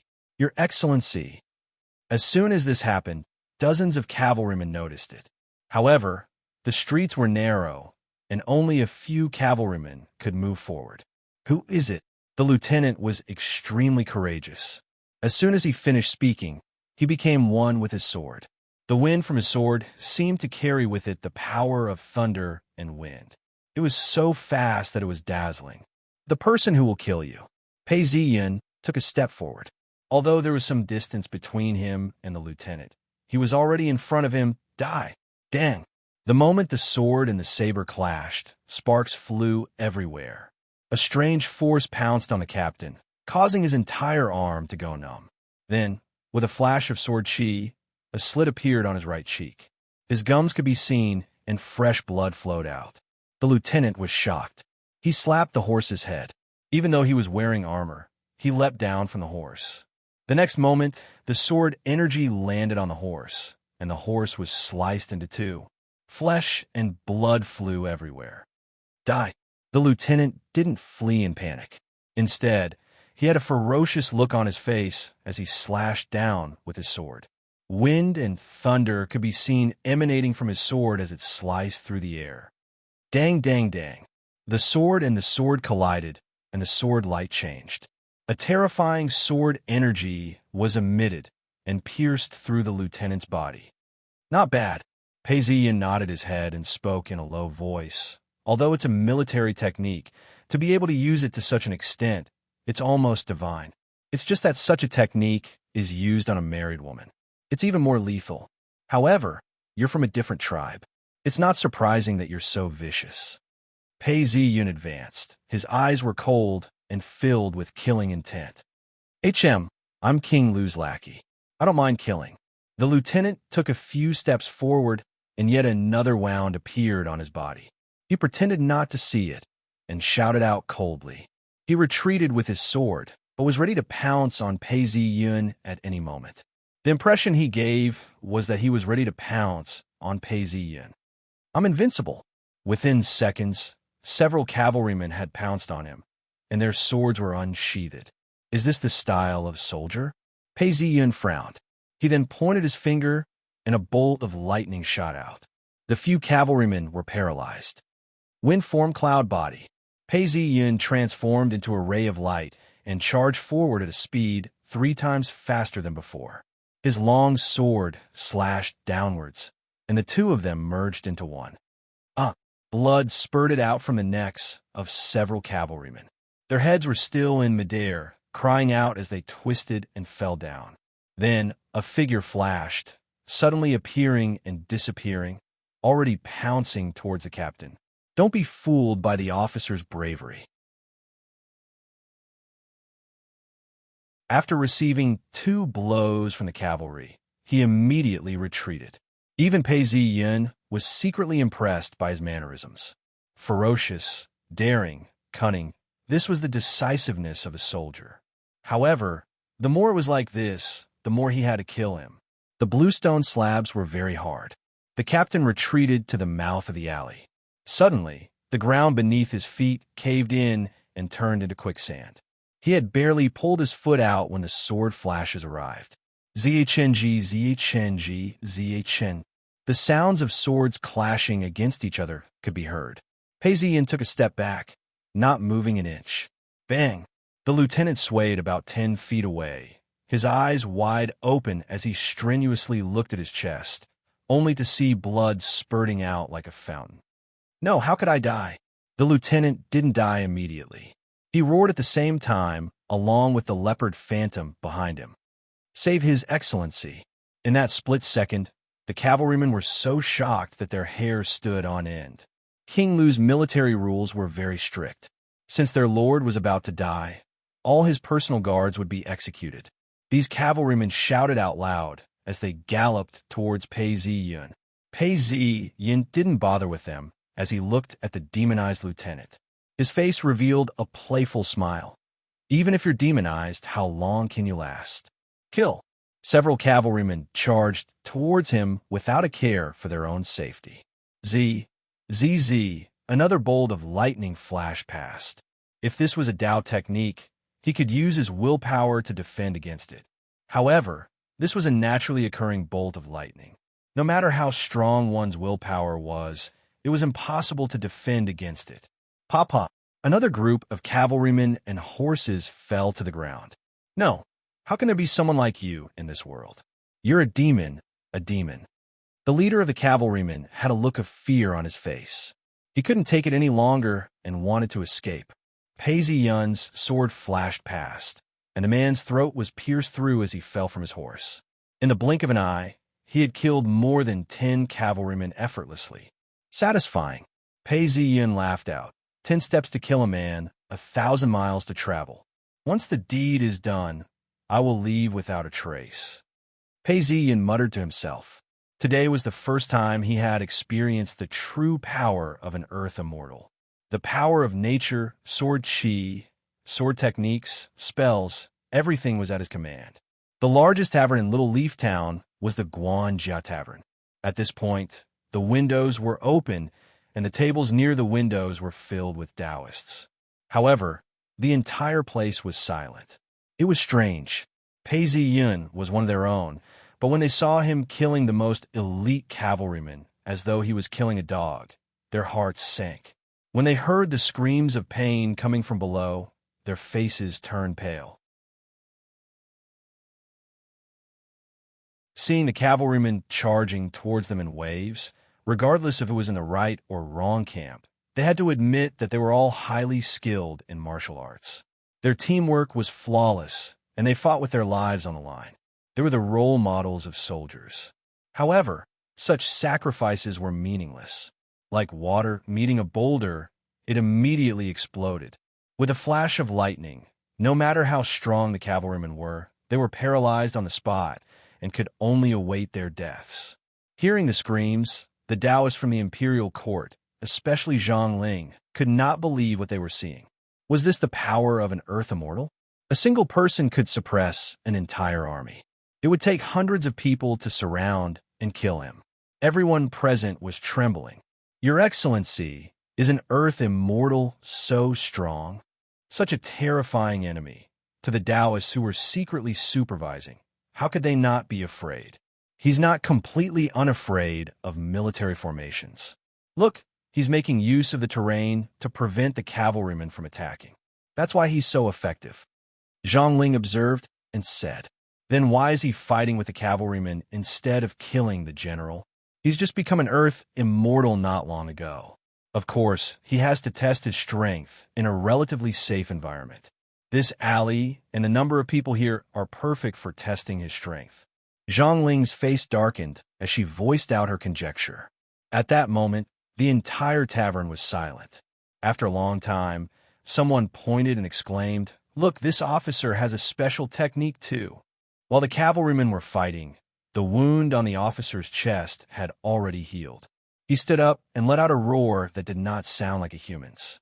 Everyone looked at him and felt a chill run down their spines. In a blink of an eye, it had reached the top of their heads. A trembling Taoist official's face turned pale. That's impossible. Tao techniques can only stop the bleeding. At most, it can heal the skin. Even if it's an Earth Immortal's body, it can't heal so quickly. What's more, it's in a vital area. He's a monster. The Taoist official, who didn't know that he had hit the nail on the head, heaved a sigh of relief and said, "Everyone look." Everyone looked over and saw that although the officer's wound had healed, his hair had turned white. It was obvious that he had activated his body's potential to produce such a miracle. Not bad. It's a very strong technique. It's a pity that it's useless against me. Pei Ziyan saw it as well and was slightly disappointed. He shook his head and took a step forward. In a blink of an eye, he appeared in front of the officer and swung his sword.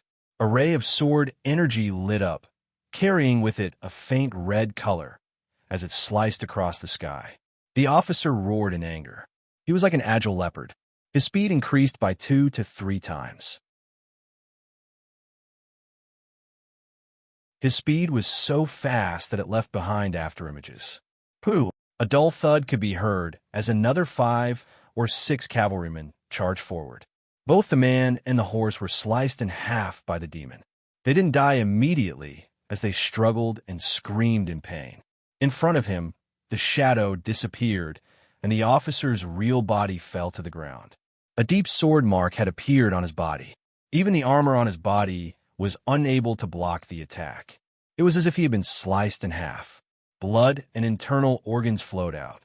The shadow of a leopard cried out as it tried to escape. All of a sudden, the plum blossom flashed, and the leopard disappeared. Pei Ziyan's body trembled as he grunted. However, he didn't sustain any further injuries. Killing this officer was like taking a punch from me.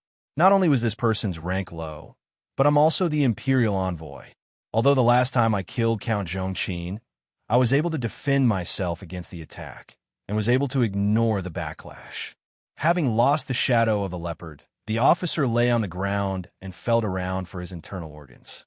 All of a sudden, he regained consciousness and shouted, my lord, I have been loyal to the enemy. I have died." As he spoke up to this point, his body started to twitch. His vision and thought started to blur. Everything in front of him started to swirl and float. Soon after, countless people appeared. They were all the people he had killed. Kill, kill, kill. At the last moment of his life, the officer let out a muffled cry. His hand reached for his blade, but only managed to extend it a few inches before he froze. "Your Excellency." Seeing this, some of the soldiers were terrified and stopped in their tracks. Some of them screamed and charged towards Pei Ziyan. Pei Ziyan didn't hesitate any longer. With a swing of his sword, he killed several more soldiers. He then leapt onto his horse and galloped away.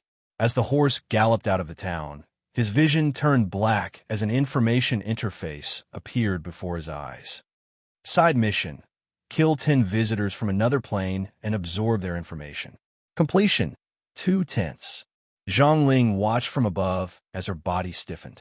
She couldn't move for a long time, and her jaw dropped.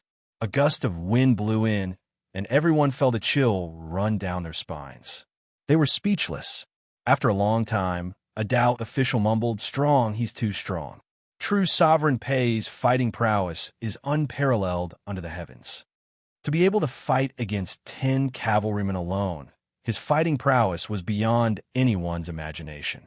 Many commoners who had never gone through military training thought that one had to be able to kill an entire army in one fell swoop. However, this involved many other factors. To put it simply, it was mobility, firepower, defense, and endurance. If a person could kill 100 soldiers in one go and rest for a day before resuming the battle. Most importantly, it would be difficult for the enemy to harm him, and he would be able to fight an entire country alone. Although these Tao officials didn't have a clear understanding of this, they were after all from the Department of Tao Records. This was their job, and they knew what was at stake. Their faces turned pale. After a long time, one of the Tao officials looked at the panicking soldiers and asked, "What do we do now?" Zhang Ling's position was high after all. Even though she had been through so much, she was still clear-headed. Without hesitation, she walked out and stood on the stairs. "What else can we do? Have you all recorded everything that happened? Record it down and report it to the Department of Tao Records. Then, hand it over to the Imperial Court. We must let the Imperial Court know the details of what happened." Several Tao officials stood up and replied, "Understood. We've recorded everything. Then follow me and follow True Sovereign. When we have time, we'll report it to the Department of Tao Records." As Zhang Ling spoke, she walked down the stairs. The other Tao officials looked at each other and silently went down the stairs, heading into the distance. You're tuning into the Warrior Lore YouTube channel. Don't forget to subscribe and join us on this journey to catch the most captivating stories.